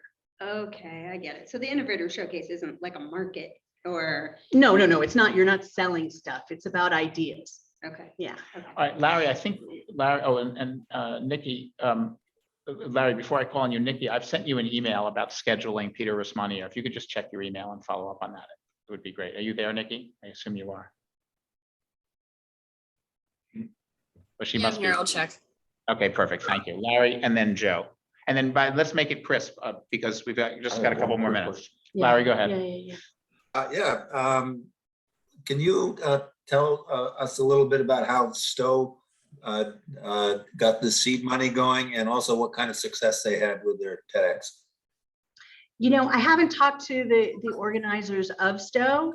The people that I've worked with are TEDx San Francisco and Marin. They're the ones that I'm familiar with, as opposed to somebody up in, I don't know how they did. There's also been a TEDx Burlington. Those are the ones that are the closest. And I don't know where their seed funding came from originally. People usually get grants or are funded by private organizations to start. And I can get funding that way in future years too, but I really don't think that there's going to be an issue as it builds its reputation for me to have to come back, especially to the EDC, for anything like that. Okay, thanks. Joe? So Deb, I heard you use the word ticket a couple of times. So this is a for-profit venture. Is that correct? No, it's a nonprofit. It's a TEDx is a nonprofit organization, and I'm licensed for their name and to be a part of their organization to create. But you have to pay an admission to be a part of the whole thing. Is that to attend? I would To say. attend, yes, that's Yes. how it funds itself. So if there's any additional funding at the end of the budget, it goes to the following year. There's no profit. It's all a nonprofit. And there's no salary base for anybody involved. There's no salary for anybody involved. No, there's stipends for different things. I may get a small stipend for something that I do, but it's not, there's no salary. And there are a lot of people that volunteer for it. And there are people that specifically in the AV department and for specific things that we need done a certain way, that's where the money is going to mostly be going for. Marion and then Mika. I think this is kind of a leading question, but I think is it correct that that it's actually a rule of TEDx that the money that's paid for tickets, you must then put towards the expenses in the budget for the next year? Amen. Yes. Okay, I just wanted to make sure I understood that. Yes. In the highly unlikely event that the event were not to continue for the following year, hypothetically, wicked hypothetically, and there were money left over, pretend, what would happen to those funds? That would be something I'd have to check with Ted, but I'm guessing it would go to Ted in some sort because that's the sure, the organization that's done. It's specifically, the money goes into the organization for TEDx here in Woodstock, but you know, there's no ownership of it. It goes to Ted. It's all part of Ted. Yeah. Would you investigate whether or not, if that happens, that the money would come back to us? Oh, neat. Yeah, absolutely. Well, isn't it the way we give money out? Wouldn't that? Yeah, no, I mean, the way we don't, I mean, but that would be not exactly, because if they spend $25,000 on production tech and marketing development, but then make a profit and it doesn't continue the following year, then that profit has to, you see what I mean, Patrick, that we could have reimbursed them for their expenses, but in fact, then later, subsequently, we would find that we can deal with this offline. This is a technical point, I think, but it's really more part of how we do our grants. But you understand what absolutely. I do understand what you're saying. I mean, I think it's the community can use an opportunity to actually have discussions in a way that has real structure to it and that can bring in outside voices as well as get their voices out. I think that this could be a good opportunity. Okay, Roger, we're sort of, if you have a quick question. I can write it down and put it on the. Would you do that? Do you mind? Just so we can stay on schedule. And Deborah, you'll respond to those questions and put a post on the discussion forum. Okay. All right, Deborah, thank you very much. And I should say that for those of you that were not here at the very beginning of the day, we have a practice which we would use in a few cases. This is one of them where an EDC member is applying really as an individual, not for the EDC, for a project. And Deborah, of course, would recuse herself from voting on this, as have other people on the EDC in the past. And if there are other grants like that, we would, where there's a relationship, a personal relationship between an EDC member and a grantee, we would, or if they're the same person, they would obviously recuse themselves from the vote. May I say one thing to that point? Of course. I thought long and hard about this one and About whether to apply. on whether to apply or not. And it just felt like something that, again, it's to build for the community in the future. There may come a point when I build this that somebody else then takes over, that the community is involved with it. It's just a vehicle. And again, there's no upside as far as personal gain for me. And that I appreciate being part of the EDC as well as part of this Well, and to to be- give back to the community. And to be transparent, well, and to be transparent about this, Deborah, when you first thought of this idea and we announced our annual grant process, you called me and said, is it appropriate for me to apply? And I said, it's absolutely appropriate for you. I'm not opining on the grant. I'm saying that the appropriateness of the application as an individual, it's appropriate for you to apply. We welcome ideas Yeah. and you'll recuse yourself from the vote. And so, of course, it's. And the one other thing. Forget. I just wanted to say that, like, I've been here for a couple of years now, but I grew up here, in Boston and Vermont on Heartland Hill in the 70s and 80s. And I really do have a stake in wanting to make sure this community stays true to its roots as well as finds a way to bring in all the good new blood. All right, fantastic. Thank you, Deborah. Good job. All right, next, we're going to, the schedule's bumping around, not, the sequence is staying the same. Well, no, sorry, we're bumping around a little bit. Beth Finlayson is, I hope, online. I can't see her right. Oh, she's probably doesn't have it. There she is. So What's up next, John? Beth, the expanding Wausau weekend. is next. John, this guy. Yeah, so. That happened or not? It's not No, gonna happen? no, that's an old schedule. Sorry, that's been updated. Yeah, Daniel Quinn, if you're looking, well, yeah, he's coming. He had a health problem and he's coming in he's okay, but he's coming in a few days. So we have two more sessions, expanding Wausau weekend and book stock. We're trying to reach Peter Rusmanier to see if he can come sooner. And in the meantime, we have the chamber and expanding Wausau weekend. So Beth, you've been following along. Do you want to make a statement or do you want us to jump into questions? I would love to make just one quick statement, as I'm not sure expanding, I should have used the term expanding because we really are not expanding the days. We're enhancing the weekend. The weekend has always been Friday, Saturday, and Sunday. What my proposal is to add wagon rides for all 3 of those days. And also adding buses. Just the bus for Saturday.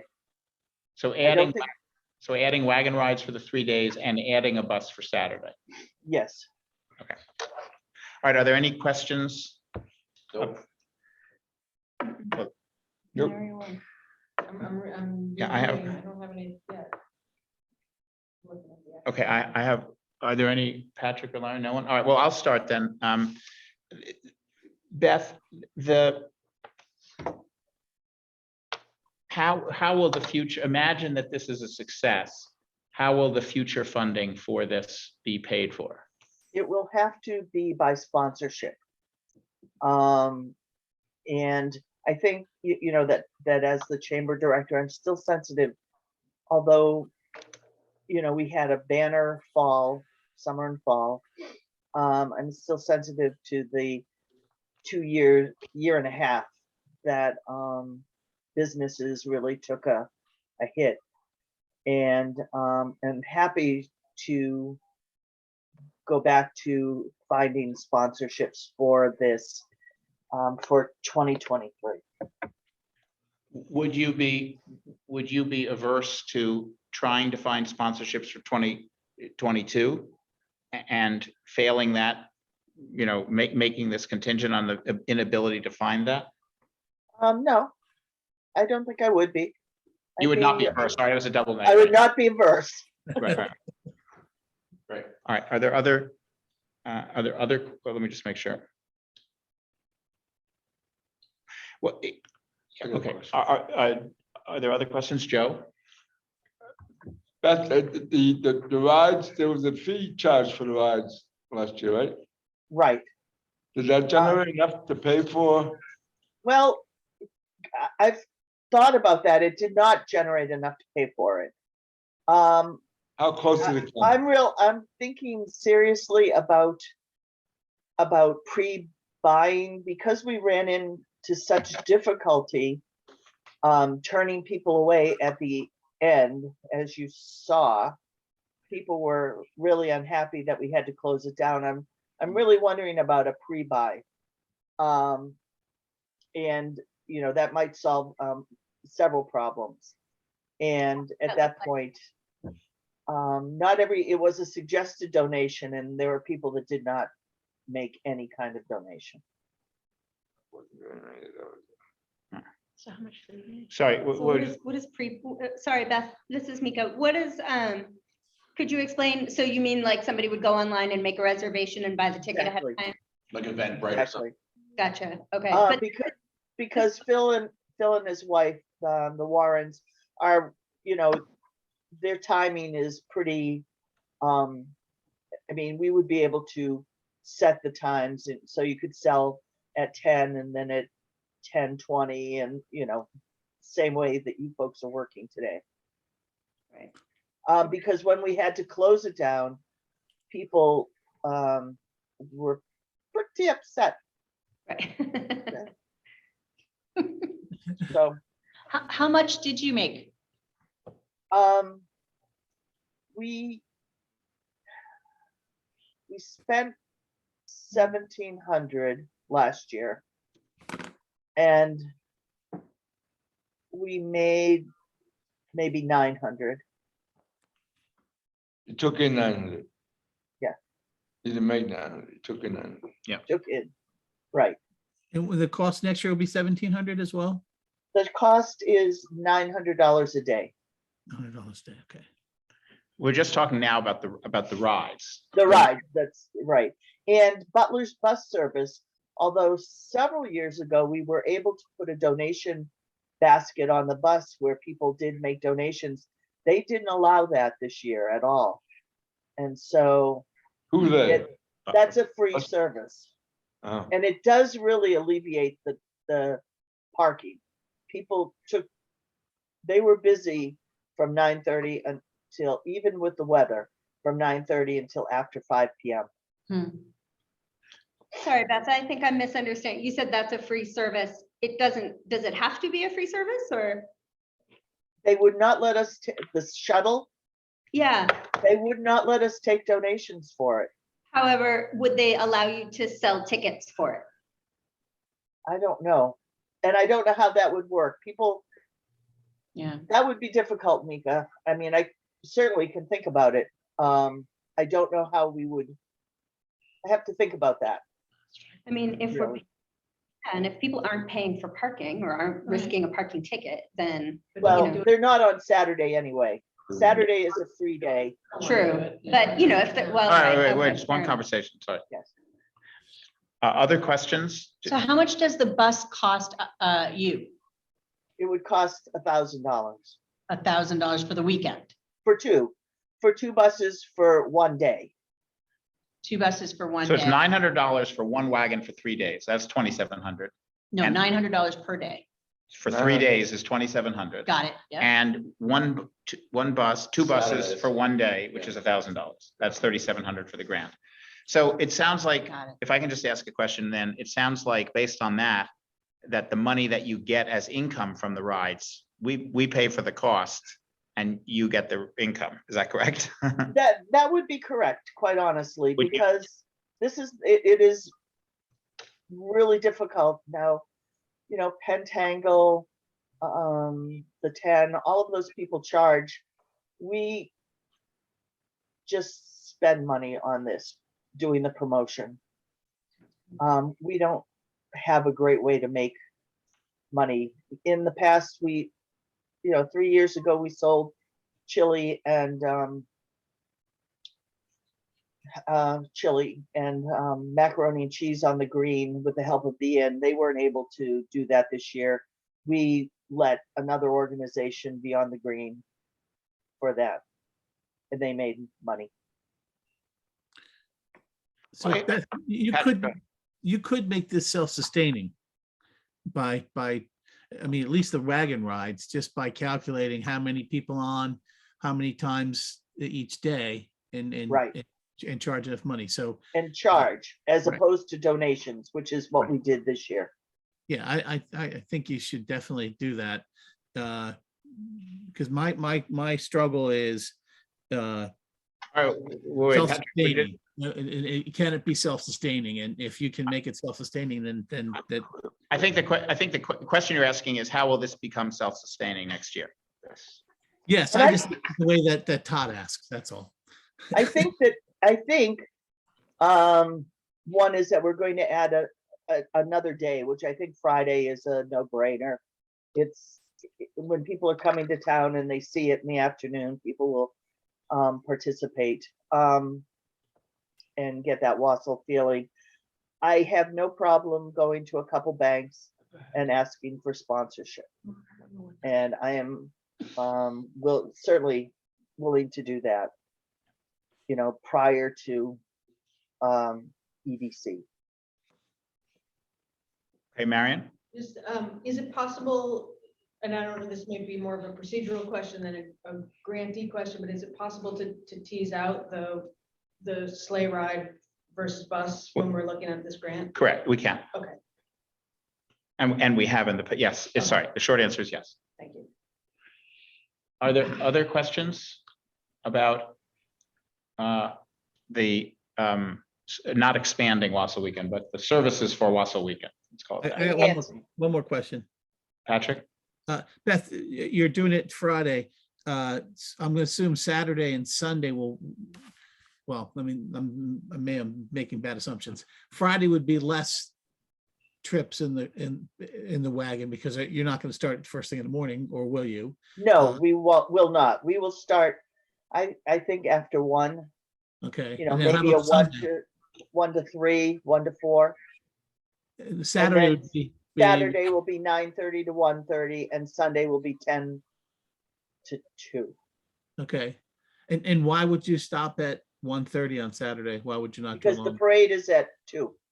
Got it. Okay. Yeah, it's probably not a good idea to run through the parade. No. Okay, thank you. Mika?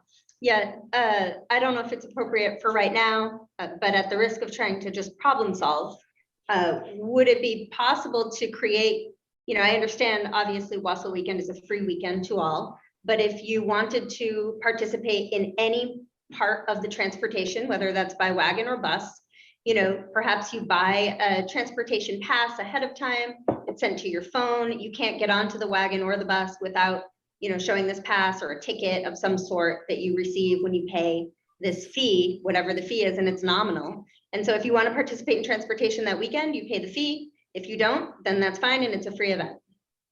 It's an interesting idea, Mika. Yeah, just an idea. I'm not sure I'm technologically in tune for that, but I think I've written it down and I think it's a really interesting idea. Yeah, I'm happy to talk about that offline. Okay, thank you.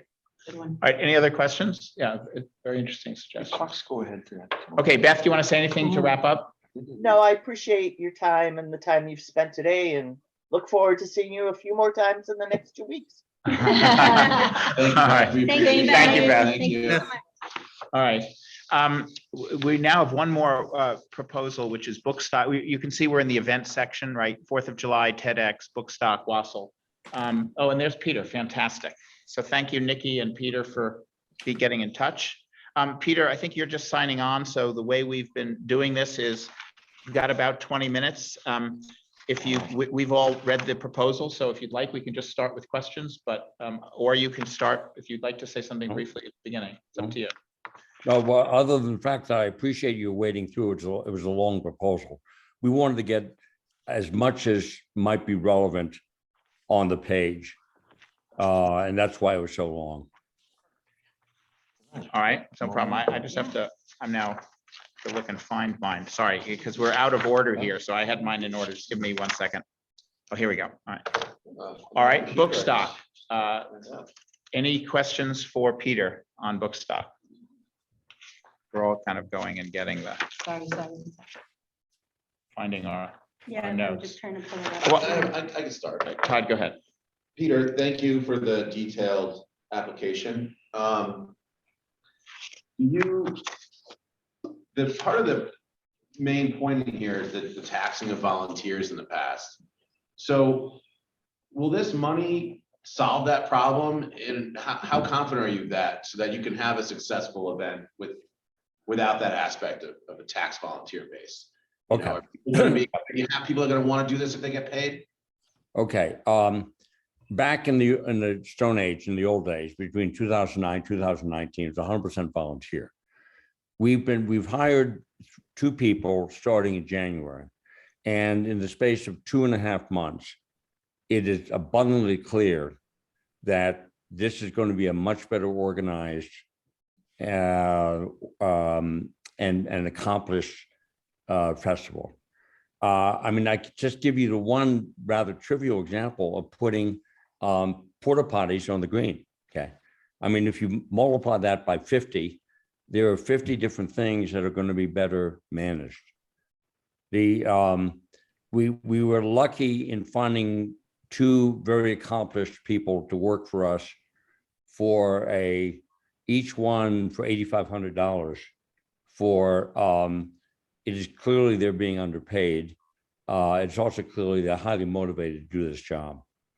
So we therefore have brought in 2 skilled, highly motivated people to accomplish a lot more that we simply could not accomplish on a volunteer basis.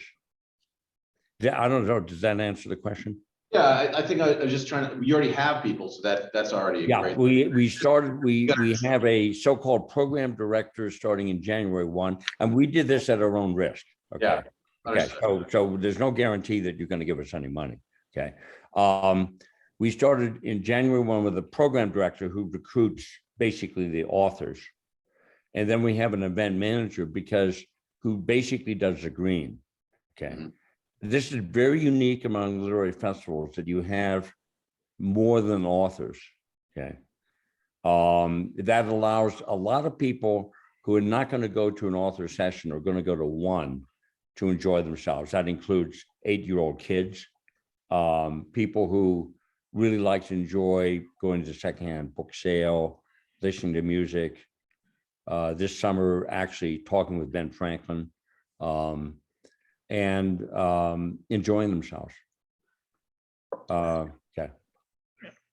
Joe? And then Deborah. Yeah, Peter, you said you're hiring 2 people for $8,500 apiece. Can you be a little bit more specific? Who are these people? What are they going to do? What are their jobs? Okay. That you didn't have in the past. Yeah, that's correct. How are they going to improve things? Okay. So in the past, we had a program director, volunteer, Pam Allen, who lives up in Barnard. And we had an event manager who was basically the coordinator. Okay. Logistics, basically logistics. With the program director, we've already seen, her name is Joni Cole. People know her. She's from the Upper Valley. She's a fairly well-known writing coach. And she is wired into all kinds of people, famous and not famous. She's able to put together 50, count them, 50 authors. They're going to come in, and they range from highly well-known to people who are just showing up in the field for the first time. I'd also mention that Artistry has recruited somebody. Artistry is recruiting a number of people. Pandangle is recruiting and paying for it, and Marsh Billings Rockefeller. That's something that is not easy to see in the proposal. And that is, while we pay $10,000 in honoraria, okay, they also pay out of their own pocket for their own authors. Okay, so what's happened, to answer the question about the program director, is that we have a much larger, much more balanced set of speakers coordinated with these local partners. Okay, now the event manager, first of all, I should go back. Let me end with the program director. That's a very rare position. Okay, I don't think more than 6 people in Vermont could do that job. Okay. What do they do? Well, they go out and reach out to authors and say, would you like to come? And they say, well, my normal honorarium is $5,000. And we say, we're going to give you $500 or $100. Okay. And they come. Okay, we give them a hotel room, an in room, Charlotte Hollingsworth. We're going to have 10 authors in the inns. Okay, so this is what the skill of this program director is to recruit these authors, have a balance of famous and not so famous, and get them in here for hardly any money. And that's a highly demanding job. Okay. You know, it would be the same if we're running, if the town was running a say a music festival. Okay. Or let's say a golfing festival. Okay. Where you have to recruit people with as minimal amount of money cost as possible. And that's the nature of a festival like this. You bring a lot of people in, you try to pay as little as possible. So that's the program director. Now the event manager, that green is an active green. If you've been on the green or passed through it in Bookstock years past, it's going to be more active now. Okay. And that involves creating a venues for it's probably going to be about 30 authors and exhibitors who exhibit their work on the green. And Beth knows Beth, you do the art festival, right, in September? Okay, it's sort of the same thing, except instead of artists, you have authors and publishers. That's a really pretty large task. And also I might mention something that's important for local authors, for Vermont authors who are trying to get a public, okay? This gives us a chance of them having it, that gives them a chance of them getting exposure. There's music, there's a mammoth book sale, okay, which we do in coordination with the library. And we split the proceeds with the library. That is a year-round venture. All this has to be coordinated. Now, there's something also behind the scenes with both the coordinator, RJ Crowley, I didn't mention his name. He's been around the Upper Valley for about 25 years. He's both a director of theater, a part-time employee of Northern Stage, and he does his own freelance public relations consulting work with clients around the country. He's the kind of person who not only makes sure that the tents are there, the porta potties are there, but he also invents terms like Woodstock's an open book, okay, which is going to be part of our promotion. And I want to just spend a moment on the promotion. Did any of you see the video? Did any of you see the video that we hooked in? Yes. Okay. Okay. A few did see the video, right? Yes. Okay. Unfortunately, I thought it was password free, but it was password. Okay. That cost us the monumental cost of $600. Okay. Something that you would expect would cost $2,000 or $3,000. Okay. We are becoming a marketing engine that could never have been done without a board which really knows their cookies and these paid staff who are also very marketing oriented. And one of the issues going forward is making sure that our marketing engine is continually improved at a professional level and also coordinates with what you folks are doing with, I think, Class 4. Is that the name of the firm? Yes. Yes. Yeah, okay. And with Beth and Chamber of Commerce. Okay. But with these paid people who are very aware of marketing. By the way, not only marketing Bookstock, but of course Woodstock, and also marketing the authors, because that's one thing we do with the authors is we give them a platform. Okay. Yeah. This Peter, marketing effort is going to be a mammoth effort. Peter, I just want to jump in because there's 3 people that want to ask some questions, and I just want to give them a chance. We have limited time. Right. So I think it's Deborah and then Patrick. Oh, and then Hi, Marion. Peter. Yeah. Okay, so I had a question for you, kind of about what you had mentioned about moving forward in the future. And that you had mentioned that you're hoping that this expands and that you'll be coming back next year, but that the following year you would likely not be coming back towards the growth that you're going to be having. And you also mentioned that you're wanting to do that by having it more year round. Can you talk a little bit about that? Okay. First of all, if you give us $20,000, which would be extremely grateful for, the way we become self-sustaining is we substitute that with more foundation money for individual contributions. Okay. And we have done essentially nothing with individual contributions in the past. I mean, a little bit, and we have to pick that up. So that's replacing the $20,000. I don't think it's going to happen in 1 year. Okay. In terms of year round, the cost, the year-round aspect is not really a fundraising effort, although it could be, but it's mainly to deliver more marketing power to Bookstock in the town, to have mini Bookstocks, 1 or 2 in the year, to fill the inns in fallow periods, shoulder season. Okay, Patrick? great, thank you. My question is, and you kind of spoke to it a little bit about the marketing, because from the time I've been here, and by the way, we've had some of your authors stay at the motel, is I don't really see a line in your budget for marketing. Yeah, you've talked about it, but I'm not seeing a budget line for it. Yeah. And so I'm just curious, how do you see, marketing if you don't have a budget for it? Okay.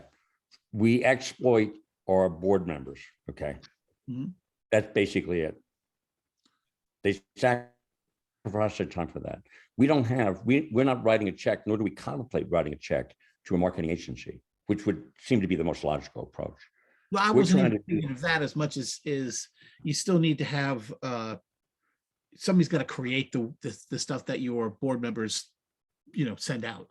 So, Yeah, okay. I was just thinking more from that standpoint, because, you can get a lot of in-kind, you can get a lot of, you don't necessarily need an agency. You might need a freelancer, but you don't need an agency. Right.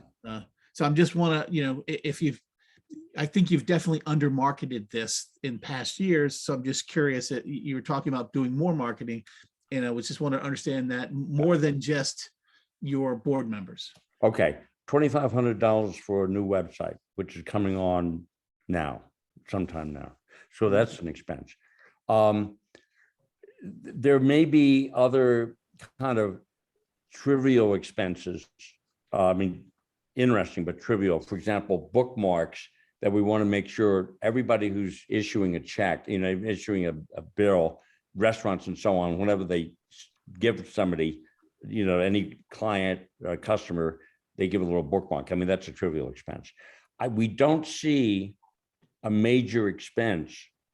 Maybe these videos, like the video which we showed you, maybe a couple more, but those are $500, $750. So you're not thinking of online in like on some online advertising? No. In appropriate places. No, thank you very much. You mean like Facebook? Facebook, Google, Google ads, in posting those things in book-oriented, author-oriented, web places. Okay. That's a temptation which we haven't been exposed to as yet. Okay. Which could be some money. Okay. And we're probably not going to be able to even focus on that until the summer after this current festival. But Okay. I appreciate you mentioning that. Yeah, just, I definitely, I think the event's fantastic, but I definitely think you're under-marketed. Right. But we have the rather modest goal of being the premier cultural event in Vermont, 24 months. You're just not shooting high enough. Marion? So these are the newbie questions, and they might be obvious to everybody else here, but I guess I'd like to understand how many people does does Woodstock actually bring to Woodstock? And also, where does the other funding come from? In addition to, what's the funding model in general? Okay, Maybe you already okay. thrown our list other than me, but Okay, the funding model, in previous years, we got about $9,000 from foundations, or no, foundations and individual money. This year, we have put out proposals for about $35,000. We don't know how much we're going to get now, but we certainly have matched already in cash what we already had in the past. So it's going to be foundation money and donor money, avoiding the trap of having one major angel, who then basically controls the operation. Okay. The other thing you mentioned the financial model. What was the other thing you mentioned? the number of people that come Yeah, into town. okay. That's problematic, okay, because already we're filling capacity at our venues. We're changing our venues to some extent to include, have higher capacity, because we're going to be using Alita's theater a lot more, which is higher capacity, okay? So we have a capacity management problem. Also, we're putting a tent up in the back of the History Center because their downstairs is much too small. So we're trying to build capacity of people being able to sit in at an event. The other question is how many people can actually want to get into town. We don't know that. We're going to do some parking. Beth, thank you for the suggestion over the shuttle. We're going to do some expansion of parking. But I would also say very frankly, this sounds kind of fuzzy. We aim to bring in people 12 months in a year because of the marketing emblem of Bookstock. Not that coming in for Bookstock. There'll be a Bookstock weekend and maybe one or two other mini Bookstocks, like for example, a mystery writers weekend. You get a couple of inns, you do this, okay, or a romance novel weekend, okay. But those are going to be relatively small. We want people to think about Woodstock as a cultural destination site. Okay? And of course, that involves our various partners, artistry, Pentangle, the library, and so on. Okay. Peter, Mary, Yeah, thank you. let me just ask, and then Beth, if we have a minute, you can ask your question as well. I'm a little bit confused. So two questions. First is, you talk about a 2-year commitment. What do you think the grant request will be in year 2? Just very briefly. No more than $20,000. Well, I was assuming that, but will it be Yeah, less? no. Is it likely? Well, it'd be, first of all, we haven't considered, but let's do a target of $10,000. Okay. You think it will be reduced? Can you, I guess I'm a little bit confused. You're talking a lot about growth, but I also hear you saying that you're constrained about growing. So, and I do think that the way to measure growth is the number of people involved.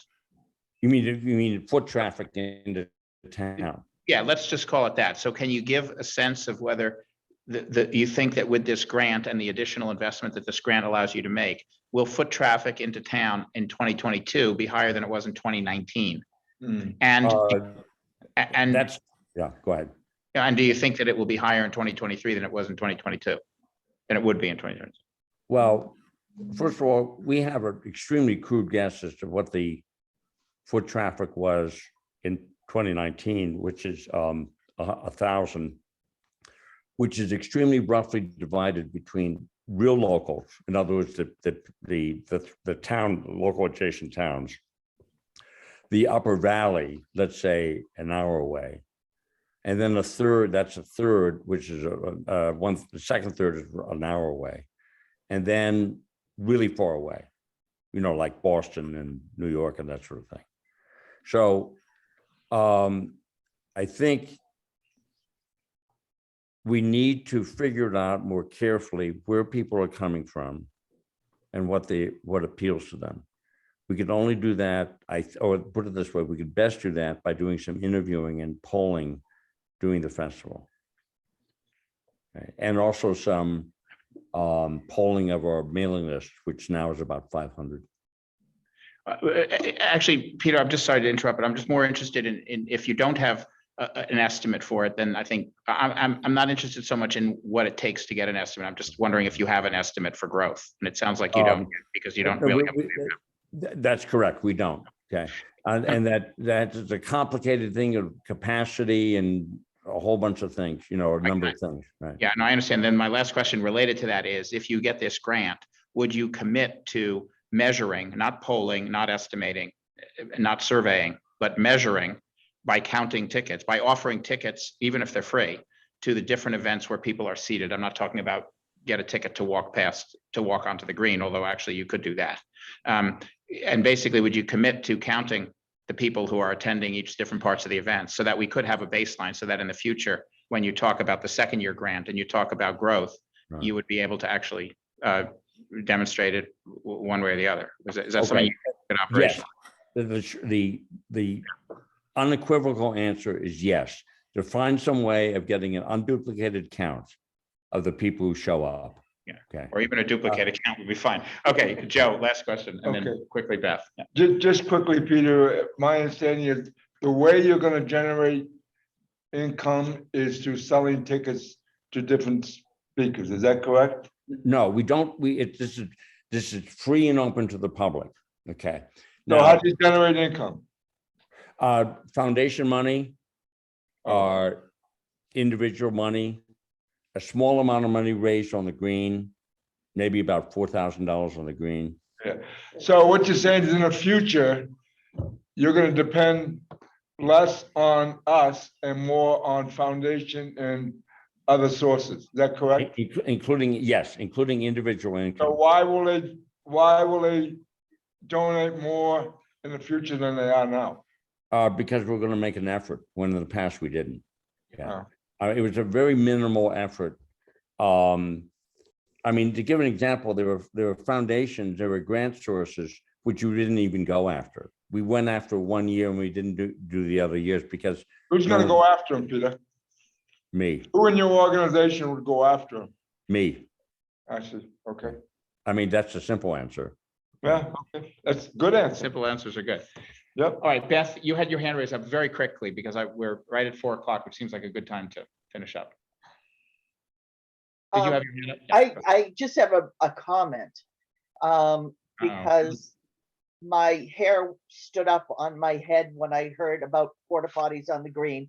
So Yeah. maybe Peter, you and I can have a conversation offline about that, because it doesn't, we have a wonderful welcome center that's open from 9 to 5 and can be open later or earlier at your Right. convenience. Right, and we'll do it off, what's happened, the library has had toilet abuse. Okay, there's been too many people. You could do this off, yeah. Yeah, you can. You can do it offline, but it's a helpful, yeah, I mean, Yeah, obviously, you can do it all the time. you want to be prepared for that. Thanks, Peter. Thank you. Thank you very much. All right, Peter, thanks a lot. Good. Okay. All right, it is exactly 4 o'clock. I just want, just a very quick comment. We went through 17 applications. We have 28 because we had one drop out. So it's 28. We did 17. It's the 60%. We have Monday night and then a week later, Tuesday. Both are relatively short. I mean, we have till 8:30. If we stick with the discipline we had, we will finish for sure on time, maybe a little earlier one of those nights. I was expecting that I would be exhausted at the end of today. And I am. I'm sure we all are, but I also Good want call. to say something. I am really excited about what happened today, and not even because of the 17 presentations, every one of which I would love if it happened. Leave aside who funds it, I would love if every one of these 17 things happened in Woodstock. Yeah. But because I'm actually excited because 40 people, by my count, participated today, and we all just sort of worked together. And some of us are worried about what we're going to pay for, and some of us are trying to figure out how to do these events. And 40 people got together in the community and worked all day basically to try to make Woodstock a better place. And I think that's, it's just a great thing. So. And since this is so Put much. that on the serve, Raj. Yeah. Put that on the serve. So we are having so much fun. This process is so much fun. We're going to do it again twice on Monday night and Tuesday, March. So Monday 6 p.m. This Monday, 6 p.m. from 6 to at the latest 8:30. We'll see you all then. Thank you. Thank you very much. Thank you very much. Nikki, thank you. I'd say this is an exemplary. Nikki, thanks a lot. Hopefully Take You're care. welcome. All right, take care.